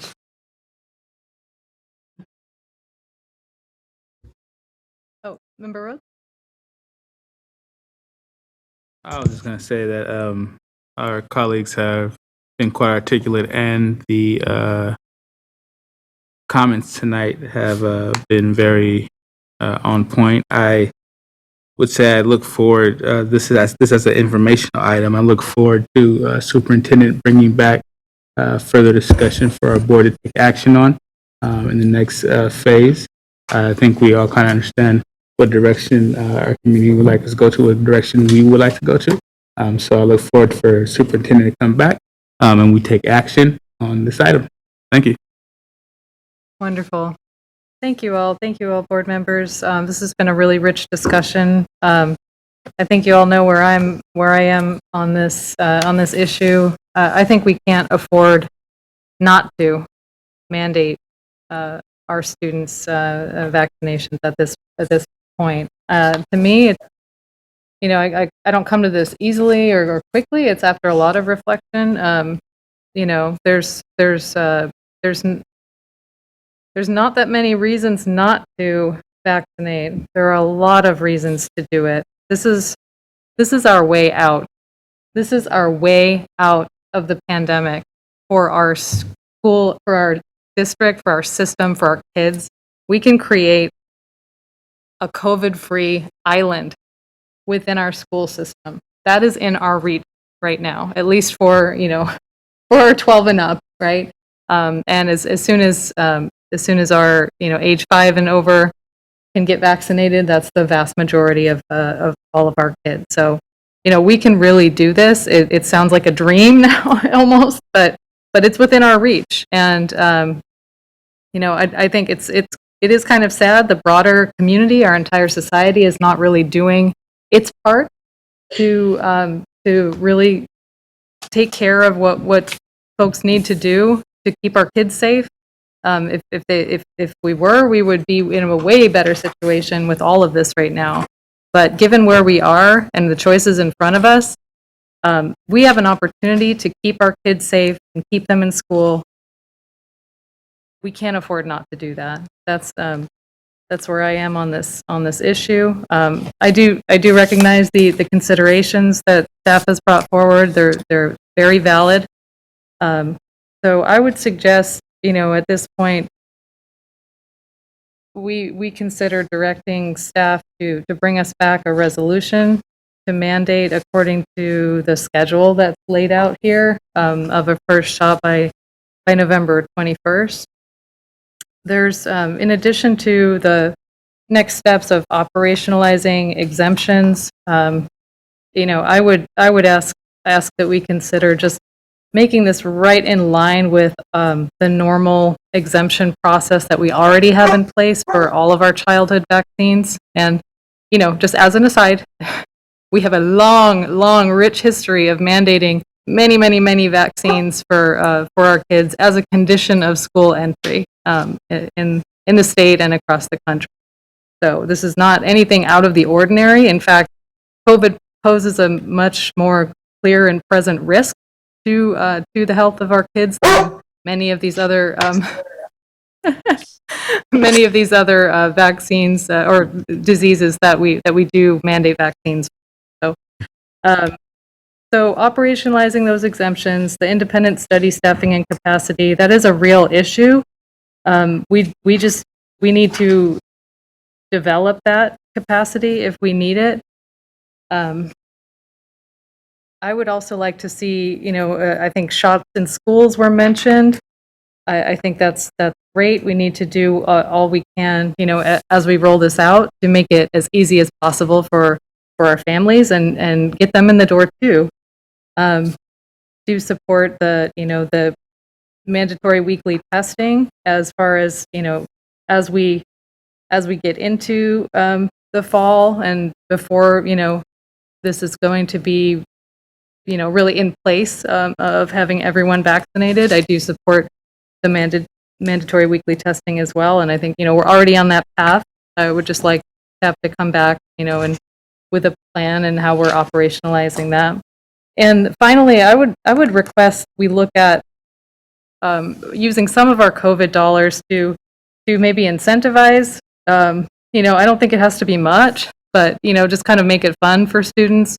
Incentivize getting your shot, your first shot by Halloween or whatever it is. Every student who gets it, I don't know, just an idea. Maybe it's a lot to throw on top, but I just think anything we can do to kind of speed up the process of because the quarantine and the exposures and all of the work and time and cost and heartache and all of the stuff that creates is I think it's just worth trying to do this as quickly as possible. So I think we're on strong ground of directing staff in that direction. So I think I will leave it there unless anyone has any comments on that. Member Garcia. I just wanted to make sure that the communication piece was part of that. Of course, yes. Thank you. Very good. So the last thing is, and I'll send you my notes on here. So, clear communication is also part of that. And Member Phillips just wants to make sure that she's very clear that option 2 is what we might want to consider. So if everyone's going to go for option 3, that's fine, but I would like to at least get comparable information with regard to a plan for 2 as well. Does that make sense? Okay, thank you. Okay, and I think you'd be looking for, I think it's along the same lines as in terms of if we talked about potential drop in enrollment or effect on budget, independent study, and that sort of thing. So, yeah, I don't think that would be too much different. Okay, and also, what's the timeline for this? I would request that we come back before our next board meeting. I think it really is a question for the superintendent and staff as to how quickly we can operationalize and have a plan, because as soon as although I feel a strong sense of urgency around this, we also don't want to rush. We don't want to rush things faster than we have a plan for. Yes, thank you for the question, Member Phillips. I was planning to just discuss it and also just make sure that we are all aligned, that in terms of the next steps, I have the 3 areas that were already on your slide, in addition to special ed considerations that didn't make it to that last slide, but should have, because we actually dedicated time to that topic. And then communication, the operationalizing of vaccination availability, so that if we were to move forward with this, that we do everything we can in partnership with other partners so that availability is as seamless as possible. I heard the idea of maybe something that incentivizes eligible students, non-exempted students, eligible students to participate in this or get a vaccine, and then some information about mandated testing capacity, which I think, to Member Phillips's point, applies to both path 2 and 3. So I think that we would be able to respond on both of those paths. I will say that on the mandated testing, we will have to bring more information. That is a big concern for us in terms of capacity that the board will have to consider, as well as the independent study staffing capacity. We will, of course, huddle very quickly to look at how we can expand that, because it has been a challenge to stand that up. In terms of number 3, enrollment budget, again, I wanted to be clear that that is just a consideration, in that as you start to hear more districts talk about this topic, that probably is going to be an issue that is shared by all of us who are starting to see some enrollment drops, and just the consideration of further enrollment drops. I can imagine that the Sacramento County Office of Ed will want to have a discussion with us as well. I can sense from our board discussion that you're not asking that we wait to see what the state does for any of this. We don't know what the state is going to do, and certainly any kind of remedy or hold harmless around further enrollment drops that we could provide evidence are coming from a vaccine mandate. We've not heard any kind of discussion. So this also allows me to interact with other counterparts and figure out if there's any strategy for us to approach policymakers around that. But ultimately, to answer the question, we know that our next board meeting is 3 Thursdays from now. I would say that we be allowed to come back the week before the next board meeting, which is October 7th at the latest. That gives us 2 weeks to do some of this work, some of this colleagueship networking, if you will. But it would have to be a special board meeting for the board. Again, the week before the 7th when we return, which would be Okay. Well, we don't. that week of October 1st, Vice President Morales. Okay, I think we're talking about the week of the Or September 27th. 30th. September 27th. Right, 2 weeks from Oh, today. sorry, I'm right? looking at, yes. Yeah, okay. Yes. The week of September 27th. That seems like a reasonable Yes, time, correct. so It'd we be can the week talk of the about, 26th. yep. Thank you, sorry. Yeah, somehow my phone took me to 2019. So. Oh, that was a nice time. Yes. We didn't know how nice it was. So nice. So just to be clear, all of that is not just information, but coming back with a resolution. So, Yes. okay. Well, thank you, board members, for the discussion. Thank you so much to staff, particularly Victoria and her team, for the information. That, I mean, even preparing for this presentation is a lot of time away from all of the other work that's going on. So we appreciate you so much. You're, as was stated, a model for the state. So in all the work you're doing. So, okay, with that, we can move on to item 9.0, communications, employee organization reports, SCTA. Yes, David Fisher is reporting, and we have a comment from Mo Kashmiri. Okay, wonderful. Welcome, David. I was muted again. You guys hear me okay now? Yep, we Good. can hear you. Just said you were host muted. Anyway, first of all, appreciate this conversation. I know you guys don't attend bargaining, but you might want to know that weeks ago we proposed mandatory testing in addition to vaccinations subject to availability, and your team rejected that and just lined it right out. So I'm glad it's going in this direction. We could have had a more of a head start, but the conversation was good tonight, and I'm glad we're finally moving in that direction. I think it's fair to say that Sac City is in a crisis, maybe multiple crises. And, you're elected and your responsibility is to do something about that. You know that last spring, 96% of the certificated staff represented by SCTA and 97.2% of the classified staff represented by SEIU voted that they have no confidence in the superintendent. That vote was clearly a reflection on Mr. Aguilar and what students and staff have experienced and continue to experience because of his failed leadership. And since that vote has been taken, it's been demonstrated over and over that the no confidence vote was an accurate reflection of the leadership. But now, nearly 5 months later, that vote also reflects a growing lack of confidence in your leadership at the school board.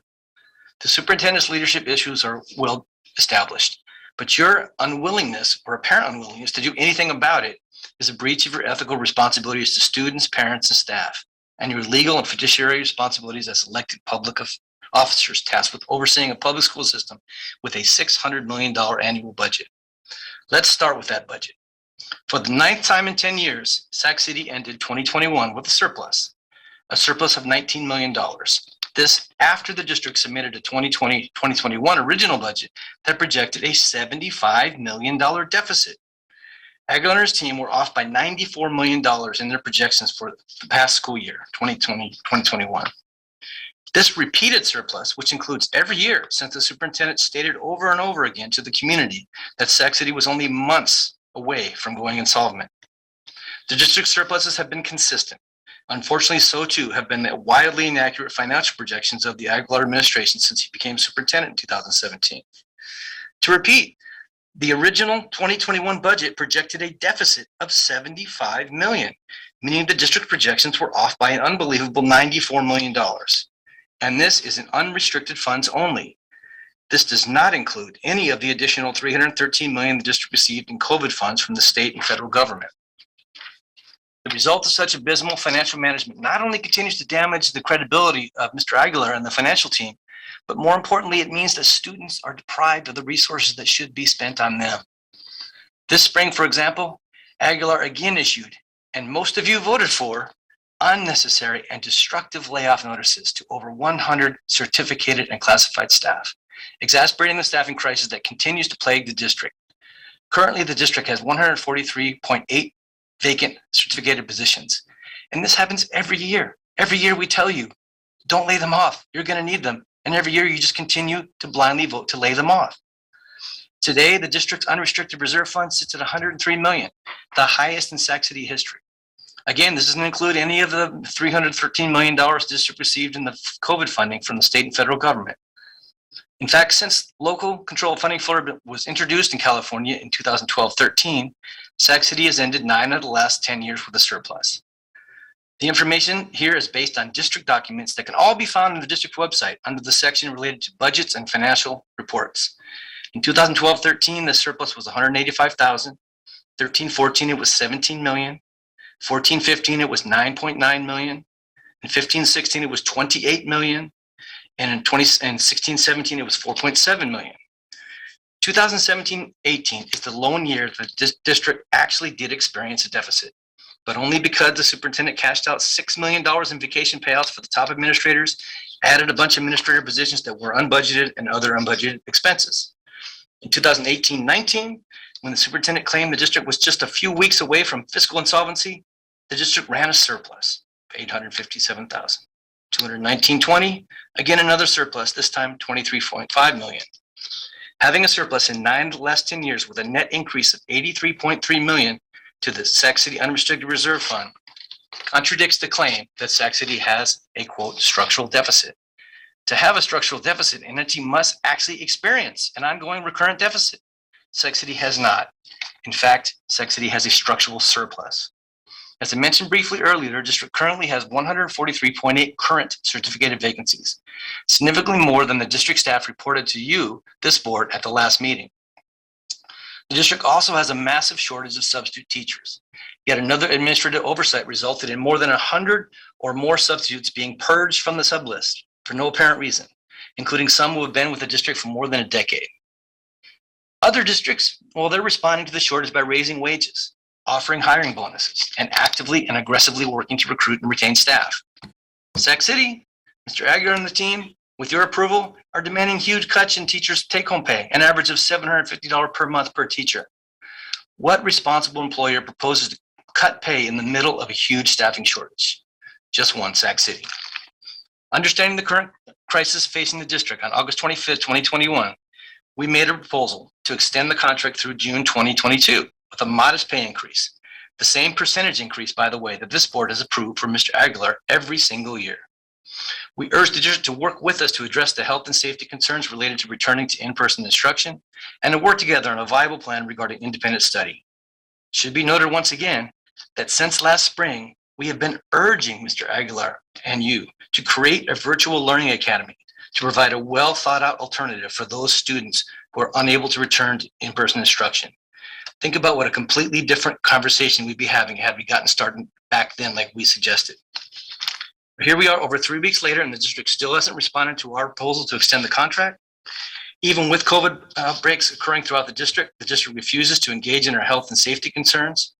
And we all know that despite the best efforts of Chad Schweitzer, the independent study program is a mess. Mr. Aguilar refuses to attend bargaining, and you as a board have refused to delegate one of your own to sit in bargaining. Because in the words of school president Christina Pritchett, you have, quote, full confidence, end quote, in your bargaining team. So I just want to describe in the last bargaining session what the team that you have full confidence in. So despite the crisis engulfing the district everywhere related to the growing number of COVID cases and the independent study fiasco, the district came into bargaining with no intention to discuss either issue. Instead, the district wanted to discuss how to immediately expand the number of standardized tests throughout the district. We, however, insisted on discussing the staffing shortage, independent study, and the COVID outbreak at New Joseph Bonheim, and its implications throughout the district.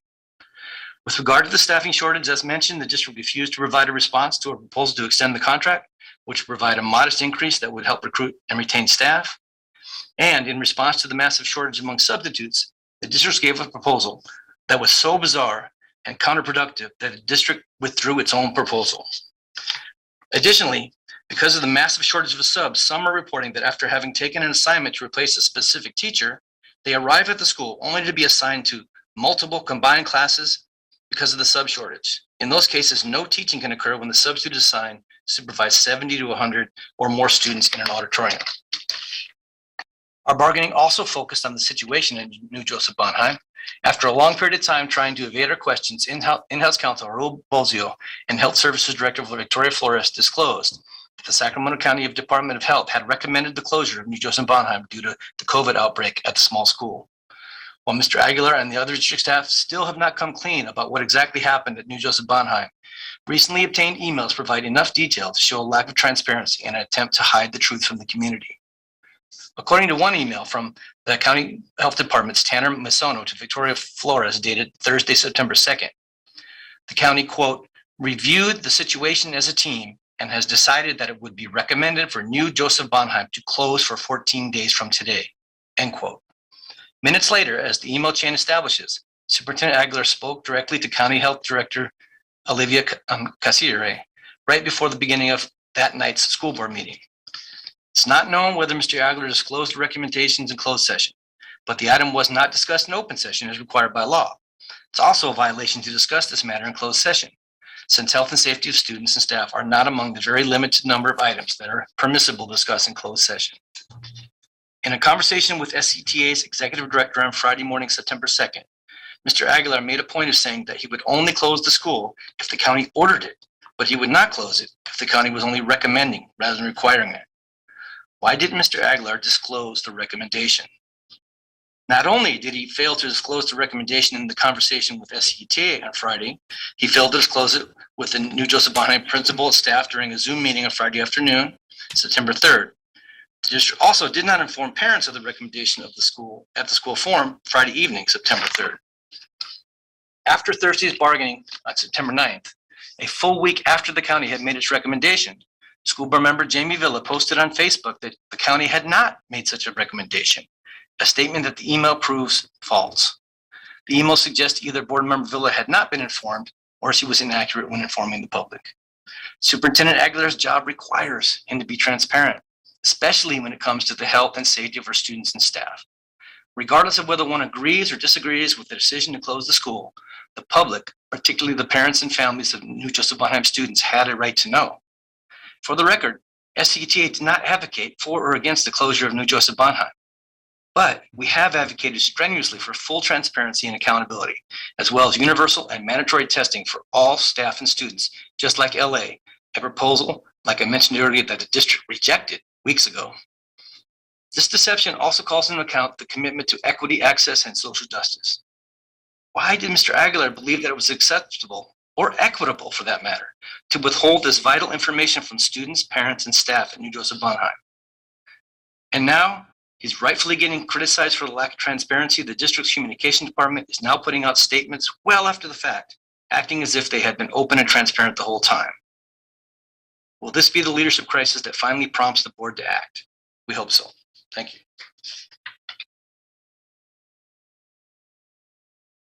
We have a public comment from Mohammed Kashmir.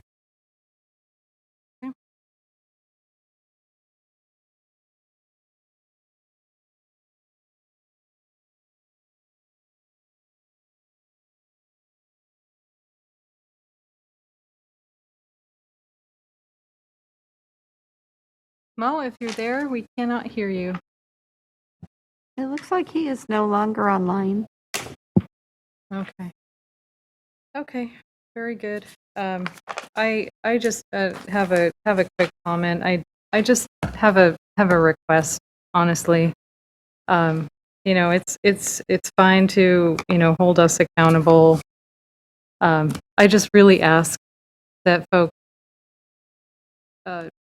just stop attacking our staff. Okay, please. It's really not okay.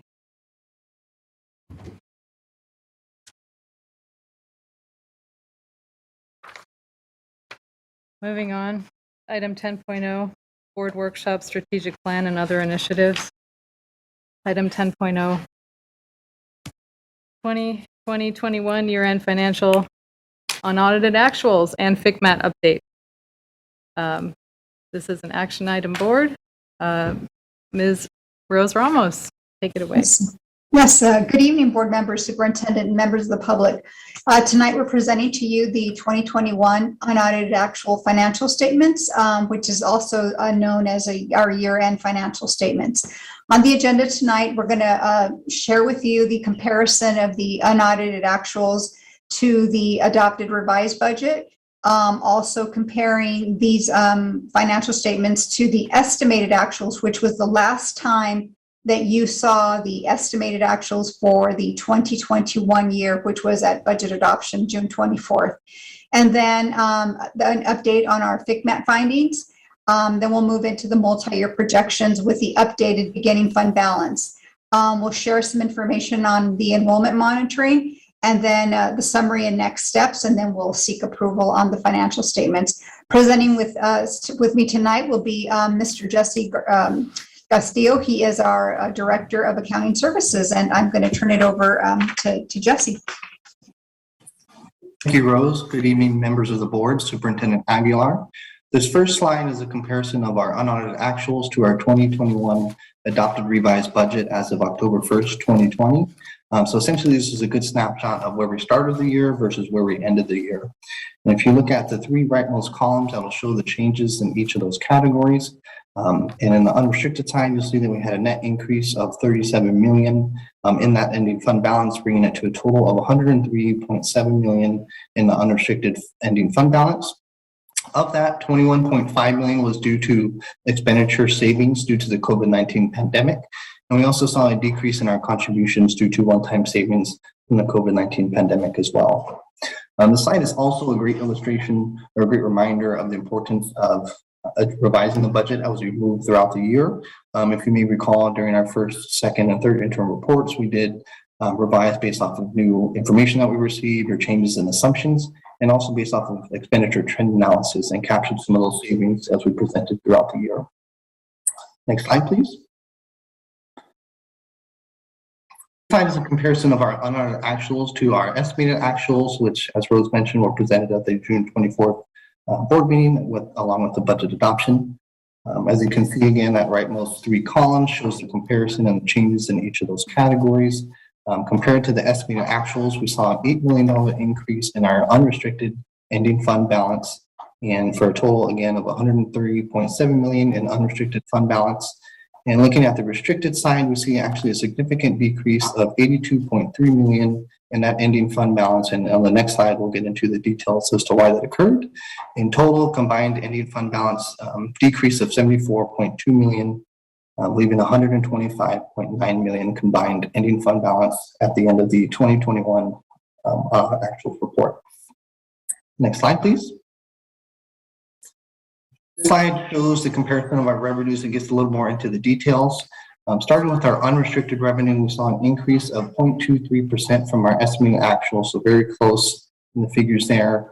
In total, our unrestricted state revenues increased by $1.7 million due to lottery revenue increase, and we saw a decrease of $1 million in our local revenue, which is a combination of less revenue received for our leases and rentals and interagency fees. Moving on to the restricted revenue side, which is where we saw our largest change. The first is our restricted federal revenue, which decreased by $63.8 million. And this is due to a change in the revenue recognition for our COVID funding sources. So taking ESSER 2 as an example, our total allocation was approximately $68 million. At the time of the estimated actuals were presented, the guidance provided by the California Department of Education was to recognize that full allocation within our budget and within our revenue. And so we had recognized a $68 million allocation. At the time of the unaudited actuals, the guidance has been revised by CDE to recognize only the revenue or the cash that we've received for that particular funding source. In that case, for ESSER 2, it was a little over, it was about $6.6 million. So that one funding source alone accounted for about a $62 million decrease in our federal revenue recognized in the 2021 unaudited actuals. Also saw this similar change in revenue recognition for the ESSER 1 funds, our GEAR funds, and our state revenue, state-related COVID revenue for our Expanded Learning Opportunities Grant and in-person instruction grant. Well, under the restricted federal revenue category, we saw a $10.8 million decrease in our projected expenses. This was due to lower than projected expenses for our Title I, SIG, other federal programs, as well as special education. Moving on to our state revenue, as I mentioned, we saw a $15.4 million decrease, and this was again due to that change in revenue recognition for our COVID-related funding sources. And on top of that, we also saw an $8.5 million decrease due to expenses coming in lower for after-school programs, career technical education, and the low performing student block grant. Lastly, we saw our local revenues decrease by about $500,000 due to less expenditures in local grants. Next slide, please. This slide looks at the comparison of our unrestricted expenditures compared to our estimated actuals. We saw an increase here of 0.59% from our estimated actuals figures. A few of the categories I'd like to draw your attention to, the first being the certificated salaries, which saw a net increase of $2.8 million. And this is due to a transfer of psychologist salaries and the related benefits from restricted to unrestricted. And going into the details there, historically, these psychologist-related salaries or expenditure costs were recognized as a supplemental concentration grant expenditure, but they were coded in the budget under a special education resource on the restricted side. And then the district, with its contribution towards special ed, covered those costs. To have the accounting be cleaner, those expenditures were moved directly to an unrestricted resource that were for supplemental concentration grant funds, which also led to a corresponding decrease. So we transferred those expenditures out of the special ed resource, lowered the contribution, and then moved that into unrestricted supplemental and concentration grant funding sources. We also saw a combined decrease of approximately $3 million between our books and supplies category and service and operating expenses. Again, this is primarily due to one-time savings realized as a result of the COVID-19 pandemic. And we also saw a decrease of $9.4 million in our contributions. Part of this was due to that transfer, as I described above, from special ed to unrestricted, with the remaining difference primarily due to one-time savings from the COVID-19 pandemic. Lastly, we also saw a $1.7 million decrease in our required contribution for the restricted maintenance account. Next slide, please. This slide takes a closer look at our restricted expenditures. Our certificated salaries had a net decrease of $4.1 million. Approximately $2.4 million of that was due to that transfer of the psychologist salaries from restricted to unrestricted. And we also saw a $1.29 million decrease in expenditures for temporary and substitute teacher costs.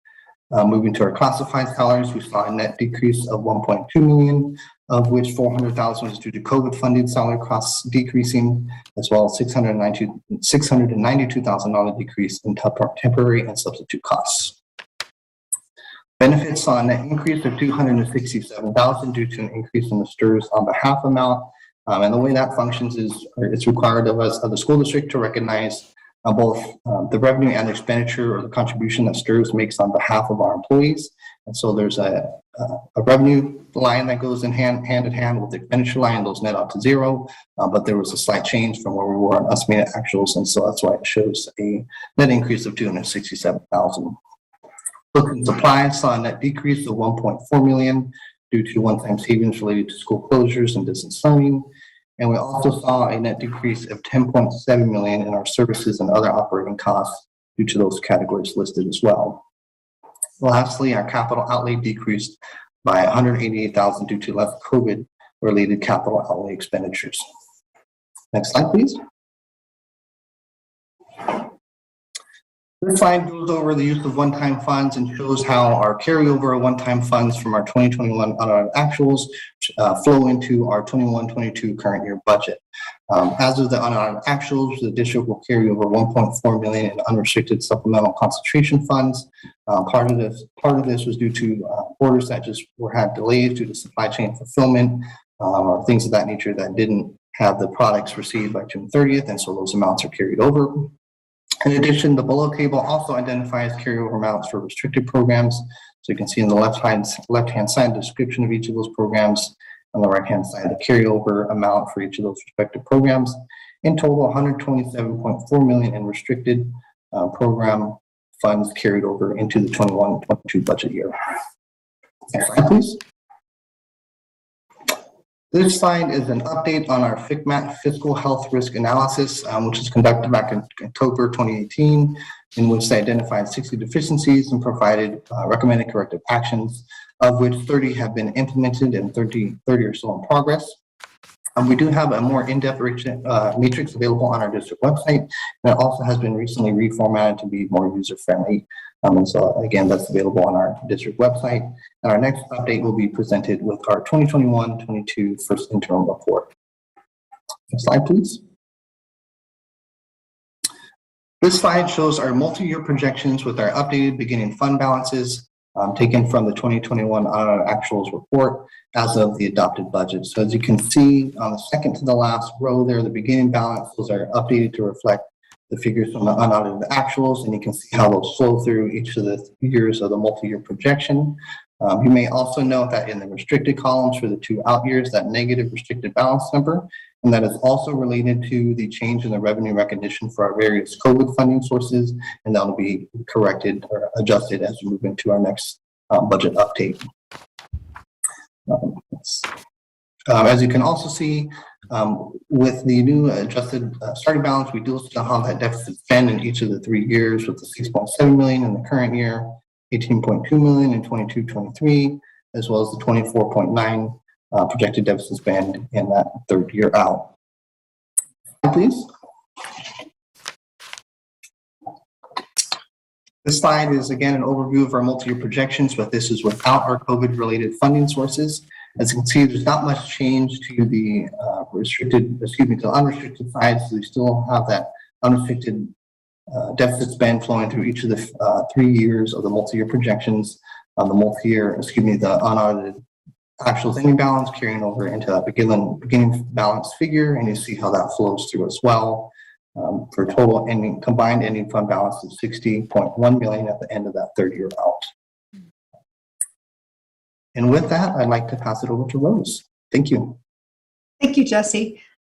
Next slide, please. Thank you. This is pretty much a similar slide to Ms. Ramos, I'm sorry if I can Yes. just stop you just there for a second. I need a motion to extend the meeting by an hour.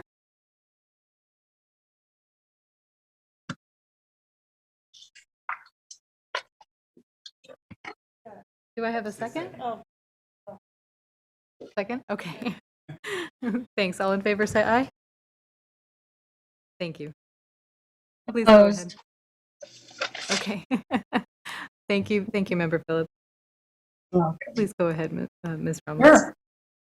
This slide here is a slide that we shared at the August 19 board meeting, and the purpose of us sharing that slide at that time is a couple of reasons. One, we wanted to provide an update on the state enacted budgets, a couple of key items that impacted the district's budget, and it was mainly lottery and the additional concentration funds that the district stood to gain. But the other important aspect of sharing that information was our enrollment. As I shared in the earlier presentation, we noticed a trend over the summer that our enrollment was not, our actual enrollment was not quite up to our projected enrollment. It was actually very low compared to our actual by about 1,600 students. And this was August 19th, the 1,600 students approximately. So given that over the last few weeks, we've not quite yet hit our target of our projected enrollment, we've seen a fluctuation as high as 1,600 under-enrolled to as good as about 1,000 under-enrolled.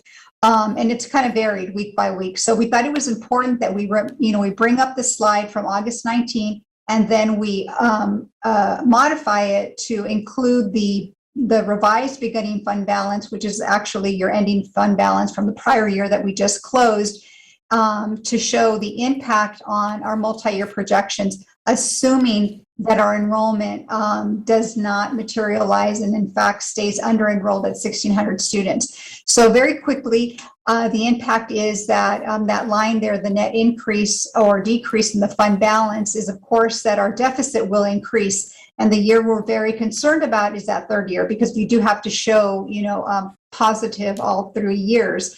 And so in that 3rd year for your unrestricted, the deficit does increase to $38.6 million, which then becomes the target for a fiscal recovery plan. So in the previous slide that Jesse had just shared, the deficit, assuming the projected enrollment was about $25 million, was 24.9.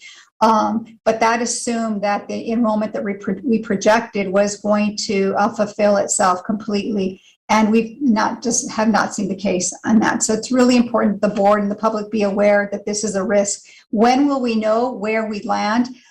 Just about this time is the time that we start to finalize enrollment and we report our data to the state and our CalPATS numbers. And that happens right around mid-October. So we'll continue to provide updates on how our enrollment is trending over these next few days. And actually we have a couple of weeks left for that one. So next slide, please. And here's just another example of how our enrollment has been fluctuating. This one is a little more positive. This is enrollment as of September 8th. And our under-enrolled in total was just a tiny bit over 1,000 students. But our enrollment that has been trending the last 2 days has not been as positive. It's been moving back up in the direction of about 13 to up to as high as 1,600 students under-enrolled as of this week. So again, once we finalize these numbers, we'll continue to share that update so that the board and the public is aware. And the other important aspect of this, of course, is that we don't have a hold harmless provision as of yet. The state hasn't issued anything for next year. So the under-enrolled will impact our financials next year. And that's when we have to be concerned about that.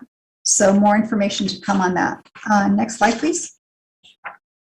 So we're getting to the end of the presentation. And again, just to summarize, the surplus that you are seeing as far as the savings on the unrestricted side from closing the books is the same that we shared last year. We were closed the majority of the year last year and we had operational savings.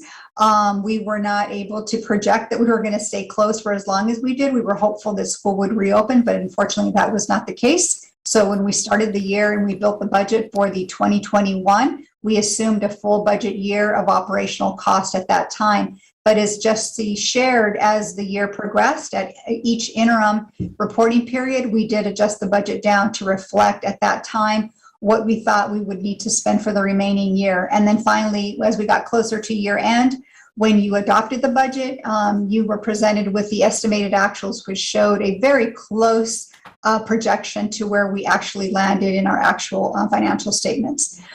So next reports will be brought to you that will include all the carryovers that have been posted to the accounts. Any other changes from the state enacted budget. We know that there's cleanup language out there still. Anything new that may surface. And then we'll of course have the updated restricted ending fund balance and the cash flow reports will be updated as well. And as always, we'll continue to work on identifying solutions to achieve that fiscal solvency. Next slide, please. And with this, we're going to move it into questions and then finally approval of the unaudited financial statements. Thank you very much. Thanks so much, Ms. Ramos. Do we have any public comment on this item? We do have public comment from Mo Kashmiri. All right.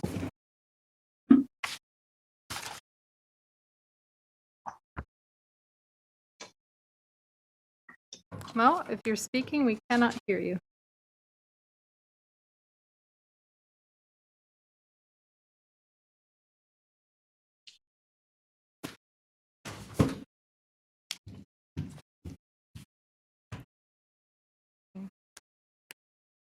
Okay. Well, is that all the public comment we had? Yes. Ready? Yes, that was the only public comment. Okay. Okay. Well, happy to receive your comments in writing, of course. So with that, board, this is an action item. Do we have any board comments or questions?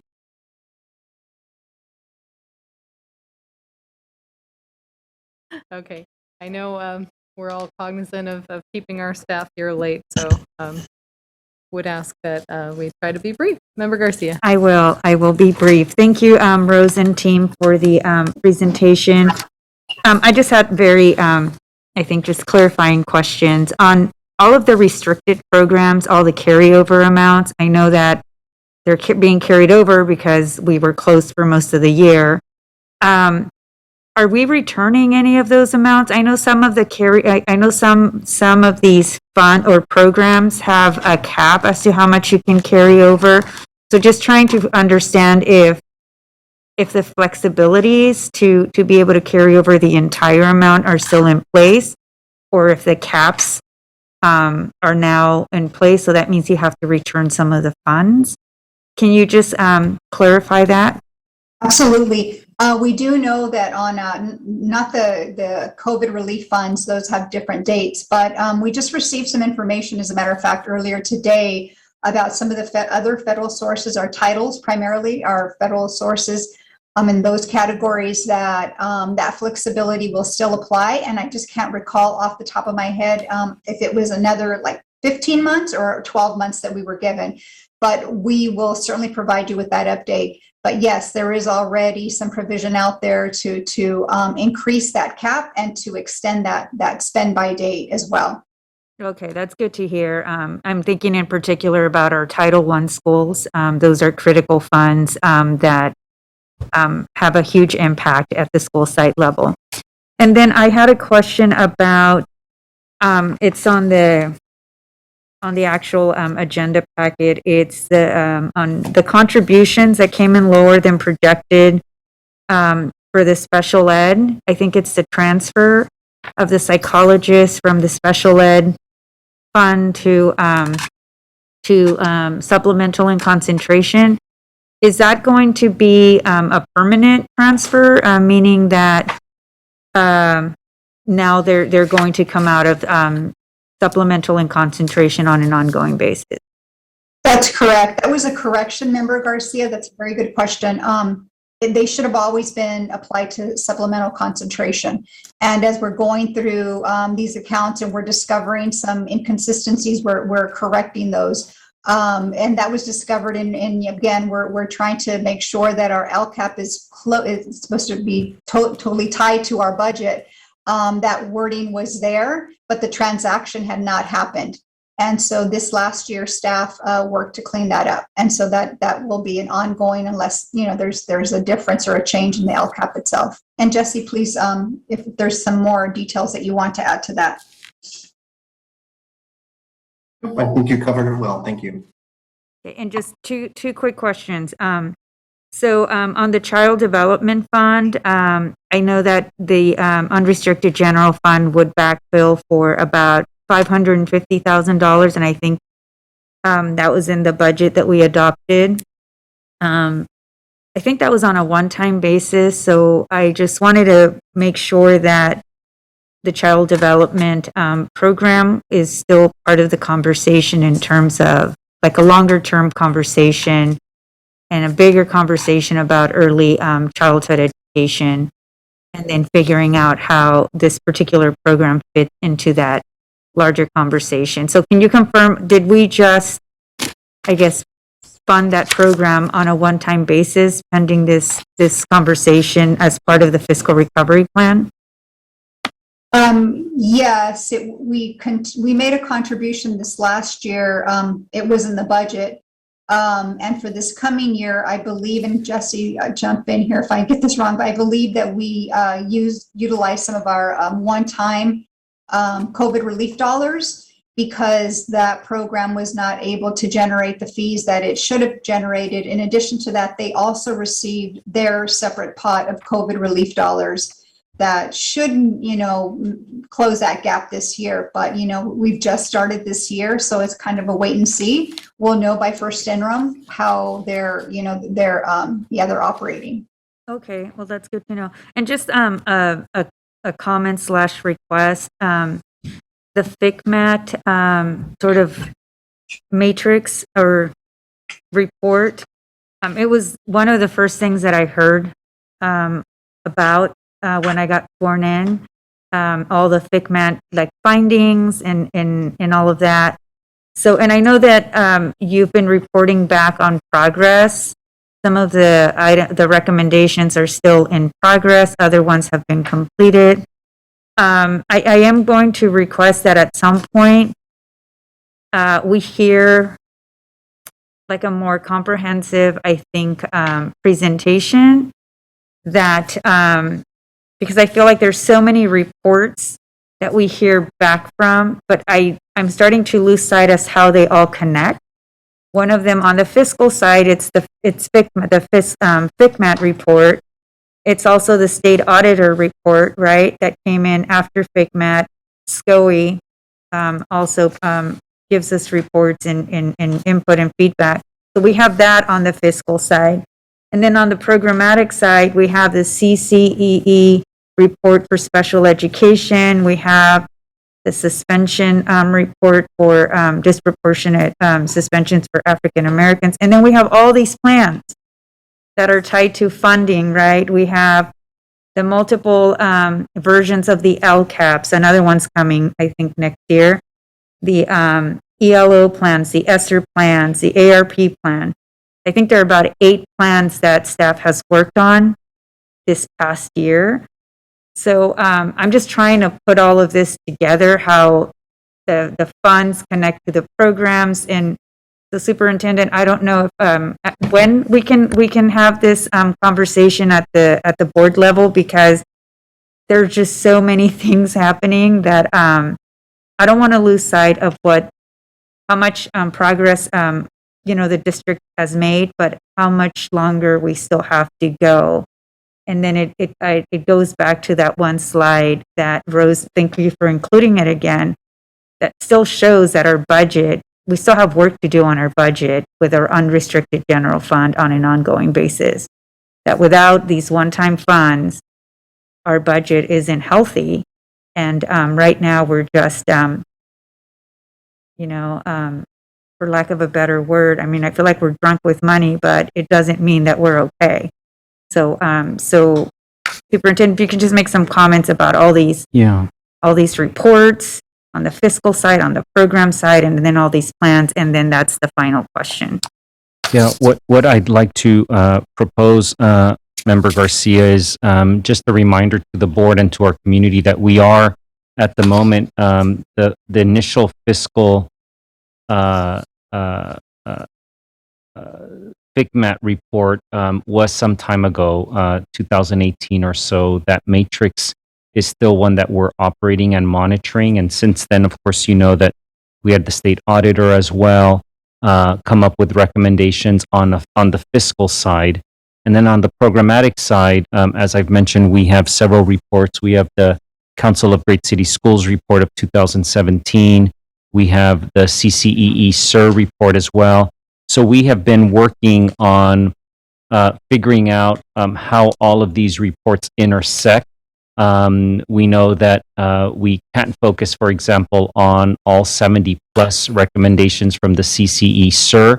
And I'd like to come back to the FICMAT matrix as well and give a more full description to the board and to our community of what are those watershed recommendations, what are the most critical ones that we have been focused on, and why is it that we're focusing on those, and why is it that we're monitoring those more closely than others in terms of starting the recommendations or making sure that they're in progress.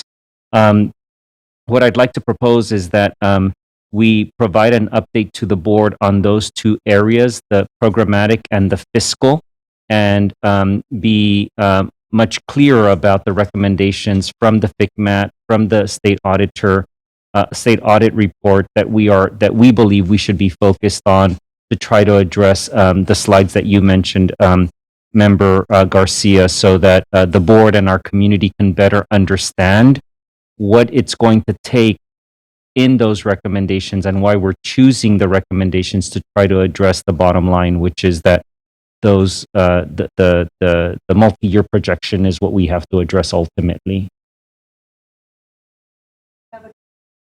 I just sent an email. We will discuss this as a team on Tuesday and then just make sure that it's on our board planner. I'll want to make sure that I talk to Rose about whether it makes sense to bring this back as we bring the first interim period report in December or before. Mm-hmm. Thank you. Point very well taken, Member Garcia. I would echo it, and would request we look at kind of that programmatic piece to see if we can do that sooner, because I think it's really important for us to have our head around what metrics we're working on, what we're trying to do with all these plans as we go into this school year more fully. So with that, that's an action item. Board members. Sorry. Oh, member Wu. Oh, move it. Okay, I have a motion and a second. Student preferential vote. Okay, Superintendent, please call the roll. Member Morowski. Aye. Member Wu. Aye. Member Garcia. Aye. Member Villa. Aye. Member Rhodes. Aye. Member Phillips. Abstain. Okay, thank you very much, board members. And thank you very much to staff, and apologize for the late hour. Item 10.2, Bond Oversight Committee, Measures Q and R Annual Report. And I believe that's back to Rose Ramos again. Yes, and just very briefly, I'm just going to introduce Mr. Michael Watanabe, the chair of the Citizens Bond Oversight Committee for the district, and he is going to present the annual report. Okay, and just as you begin, Mr. Watanabe, thank you very much for your service, and thanks to all the members of this committee for this important oversight. It's required, it's necessary in addition to that, and I just really thank you for putting in the time to make sure we're on track with these. Certainly. Can you hear me okay? Yes, Thank you. So good evening, members of the board, Superintendent Aguilar. I am joined tonight by Terrence Glandy, one of the members of the Bond Oversight Committee, and Marcia, Fritz, and Colleen were here, but I think they had to leave, but they are here as well joining me. That first slide you have there, just a reminder of the district's core values and guiding principles. I'm sure you've seen it, so I won't spend any time on that. Next slide, please. So as a reminder, Education Code requires school districts that create a bond oversight committee when you're passing bonds under the authority of Proposition 39. That lowered the local bond passage rate from a 2/3 vote to a 55% vote. The role of the committee is to ensure the proper expenditure of bond funds by reviewing the financial and performance audits and then other school district documentation that you guys provide to us. We verify that no teacher or administrative salaries are expended with bond funds. And we also review the district's cost-saving measures of those bond funds. Next slide. This is our current membership right now with the board, or this was our membership for the 2020-2021 fiscal year. Statute requires 7 members. Of those 7 members, at least 1 member has to be a member of a business organization. 1 member has to be a member of a senior citizen organization. 1 member has to be a member of a taxpayer organization, 1 parent member, and 1 parent member who's also a member of their school PTO. At the moment for our 21-22, we only have 6 members, so we could use the district's help in recruiting additional members to the committee. We need to recruit 1 member of a business organization coming up soon, 1 member of a senior citizen organization, and 1 member of a community at large. Next spring, a couple of us will term out, so we'll also need a parent PTO member. Next slide. The committee, once again, would like to thank all the district staff that provide support to the committee. The district staff are extremely knowledgeable in the status of the district's projects and the latest cash flow of the bond proceeds. And they continue to be responsive and patient with all of the committee's questions. So we'd like to thank them for all their help in providing us the documents we need. Next slide. Since our last update, we've conducted 3 more meetings. Our May 6th meeting was canceled as a result of the pandemic. We continue to review reports at each month from the district's accounting records and the accounting team, and they provide us an update on the status of bond sales and the drawdown of those funds. We were able to do 1 site tour before the pandemic. We toured West Campus's new science wing back in February 2020. And as the pandemic hopefully loosens up, we hope to do future site tours of some of the projects we'll show you in the next few slides. In addition to our bond oversight committee, several of our members participate in the district's facility master plan meetings and also the educational specification meetings as well. Next slide. This is one of the district's projects that we reviewed at the Luther Burbank High School. I believe this is a core academic renovation project. Next slide. This is the admin wing at Kennedy High School. And then next slide, and then lastly, the central kitchen project. And we're all very excited to tour that one because we toured the old building before the teardown. So we are interested in seeing the finished projects. Next slide, please. So here are the audit findings and conclusions for Measure Q. For the first time, the independent auditor has made an audit finding at the conclusion of the audit. More specifically, the auditor found that the reconciliations of cash in the county treasury were not being prepared, reviewed, and approved on a monthly basis. That is the statement noted in the audit itself. I would note the auditor did not specify how many months were not approved timely. It could have just occurred once to indicate that finding, but generally speaking, the following month's reconciliations would catch the accounting records back up. As a corrective action, it is our understanding the district has already implemented stronger internal controls and added additional layer review and approval for that process. At the end result, though, the district was found to have expended all the Measure Q bond funds in accordance with the requirements of Proposition 39. Full copies of those statements, those audit reports, are available on the Bond Oversight Committee's website on susc.edu. Next slide. These are the audits, the findings and conclusions. One more slide. Yeah, there you go. These are the audit findings and conclusions for Measure R, and they mirror Measure Q findings as well. And just like Measure Q, all funds were found to be expended in accordance with the requirements of Proposition 39. Next slide. And just a reminder, all the Bond Oversight Committee documents that we review, meeting minutes, agendas are available on the district's website for the Bond Oversight Committee. And that is it. I'll field any questions you guys may have. Wonderful. Well, thank you so much again, and thank you for your service. We really appreciate it. I know you've been a longstanding member of the committee, as are many of the members. With that, do we have any public comment on this item? Yes, we have 4 public comments. Okay.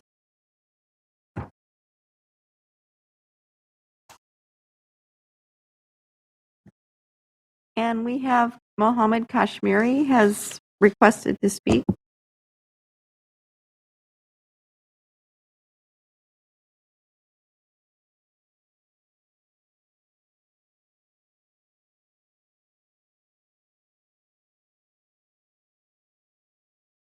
If you're there, Mr. Kashmiri, please unmute yourself.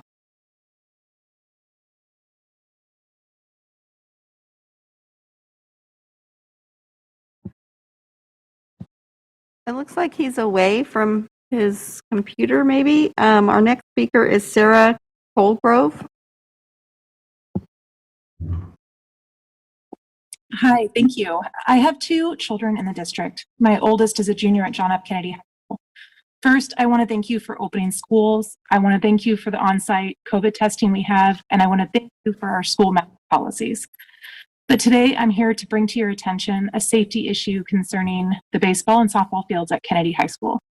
Over the last week, many people involved in decision-making of school projects and charged with the safety of our children have come to walk our baseball fields to see firsthand the damage done from unchecked gopher digging, lack of maintenance, and no protective fencing. District officials are aware of the issues I am asking to be addressed. Our field conditions are unsafe. The grooves and channels dug by the gophers have made the outfield a very dangerous place to play ball, a problem that will only be more extensive after the rains come and the abandoned tunnels collapse. This is not something we can just put a Band-Aid on. Any baseball or softball player running to catch an outfield ball is at high risk for a major injury. Any student of Kennedy High School that's just walking the field or playing or running is at risk for a major injury. And any community member that's walking their dog on this field is also at risk for a major injury. The consequences of not moving forward with field work are many. To start, our children would not have a home field to play on and would thus have to rent, at an additional cost to the district, an off-site field. This would put a great burden on players that do not have reliable transportation. Second, if the district does not act and our fields are left in disrepair, students may be injured, and the district and the school will be left open to possible litigation. Third, your students of Kennedy will continue to feel underserved and undervalued. I don't think it's a great surprise to you that just down the road, 5 miles, McClatchy High School has a beautiful new football, soccer, and track facility, and a baseball field that has a new fence. Burbank has a new baseball field, and Johnson is starting the process to get a new field as well. We are asking for safety, and we're asking for equity. The parents and students of Kennedy are asking you to address the safety issue now, not later, not after the new year. We're asking that you fast track all permits and funding so that the work on the baseball and softball fields can begin in a timely manner and the students of Kennedy can start the spring season playing on a safe home field. Thank you. Thanks very much, Sarah. The other speakers are not online, so that was the final speaker. Okay, very good. Well, this is an information item. Board members, do we have any questions or comments from board members? Okay, seeing none. Again, I'm sorry. Sorry, Member Garcia? just very briefly on, at some point, I know I've requested this in the past. I just want to, say it out loud again. Just really getting a report back on what funds are available for both of these measures, Q&R. And I know that's coming at a later time. So, thank you. Thank you very much. Okay, with that, we will move. Excuse me. I'm sorry. Terrence Gladney had requested to speak. And he Oh is gosh, now I'm online. sorry. Go right ahead. Mr. Gladney. Good evening, everybody. I'll try to not take the full 2 minutes. As a bond oversight committee member, I do want to thank Michael and the rest of my fellow colleagues on the committee for always challenging my thinking. I've learned so much, especially from Michael and Leslie, because they do work for the state, in and around facilities. So I've learned more about statutes and policies. But collectively, most of our questions probably do fall technically outside the purview of what statute says. And I appreciate that because we do have, Nathaniel and Crystal and Amna who are responsive to pulling data. So just for you guys' awareness, statutorily, I mean, we meet and we do review the expenditures every month, but the audit that comes to you guys every year, we don't do that work. Again, it is an independent auditor. So the work that's statutorily required, we look at those reports that aren't our work. But a good portion of those questions and the work and the conversations we have just give us additional insight into what's happening on our school campuses around equity. And being on this committee has provided opportunities for me to fulfill additional desire to dig a little bit deeper, including work on the facilities master planning core committee. And through that work, we're able to more in depth discuss equity. I don't know that I'm excited about the response that has come from you guys as board members around that work, but it's a start. I do know that you guys can do a lot more and maybe actually just acknowledge that the work that was done was community driven. And there were multiple bond oversight committee members on that body, as well as from other district committees such as CAC, African American Advisory Board, multiple stakeholder groups that represent you guys on the actual ground and are close to the ground. So, I just ask you guys to be a little bit more courteous with your responses and just more aware of where these conversations and voices and suggestions are actually coming from, because they are coming from the ground that you guys represent. So, again, thank you to my fellow committee members and staff that supports us in this work. And I look forward to continuing in this capacity. Thank you. Thank you very much, Terrence, and thank you for your hard work on this committee and on many other committees and on behalf of our kids. Okay, with that, board, this is an information item. We will go on to 11.0, a couple of quick action items to get through. We have plenty of time, but we don't need to take it all. 11.1, public hearing. This is our second reading and action for our revised board policy on district records. Mr. Lyons and Mr. Bozio. Good evening, members of the board and Superintendent Aguilar. So this is the second reading of revised board policy 3580. Next slide, please. State and federal law require that the district provides secure storage, retrieval, archiving, and destruction of district documents. Since this board policy has not been updated since 2001, the majority of changes revolve around electronically stored information. Next slide, please. This policy revision also addresses the district's document management system and includes security breaches, document storage, and how district records are retrieved, archived, and disposed of in accordance to law. Next slide, please. The proposed revisions to Board Policy 3580 are based on the updates provided by the California School Boards Association. These provisions include a data breach notification process and ensuring that employees receive information about the district's document management system. Next slide, please. Are there any questions or comments regarding this revision? Okay, I don't believe we have any public comment on this item. Okay. Okay. Well, again, we appreciate you bringing this forward. Do we have any comments or questions from the board? Seeing none, this is an action item. I would take a motion to approve. A motion and a second. Student preferential vote. Okay, Superintendent, can you please call roll? Member Morowski. Aye. Member Wu. Aye. Member Garcia. Aye. Member Villa. Aye. Member Rhodes. Aye. Member Phillips. Aye. Okay. Thank you very much for bringing this forward to us. Thank you. Okay, 11.2, public hearing, resolution of intention to convey utility easement entitlements to the Sacramento Municipal Utilities District for transportation services. Mr. Browning, welcome. Oh, you're on mute. Had to happen at least once. Thank you. So good evening, board members and superintendent. I'm Nathaniel Browning, and I'm here to present this public hearing item that outlines the district's intent to convey a public utilities easement to the Sacramento Municipal Utilities District. The easement is needed so SMUD can provide public utilities to electric bus charging infrastructure at the district's transportation facility. This item is a conference action item, and there's also a consent agenda resolution on tonight's agenda as well. Thank you. Okay. Yes, and right. It's on the. All right, and this.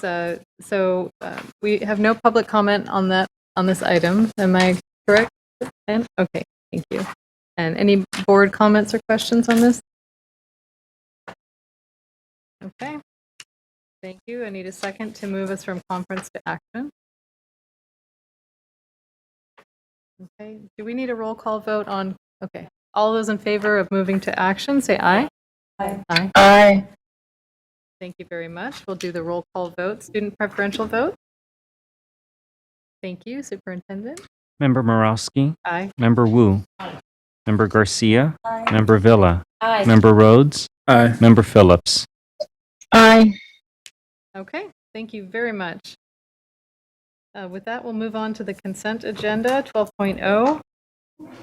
This is an action item. We did have a request to speak. I'm not sure if anyone's on the line for public comment at this time. Yes, Terrence Gladney wanted to speak on item 12.1A. Okay, very good. Go right ahead. I forgot my comment. Okay. Thank you. Thank you very much. Okay.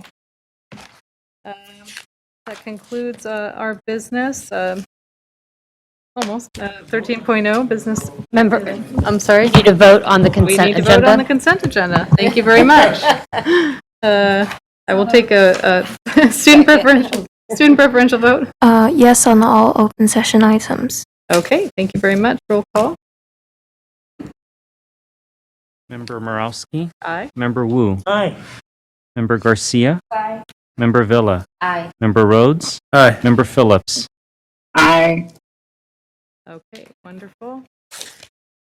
13.0 business and financial information. We're receiving the information listed. 14.0 future board meeting dates and locations.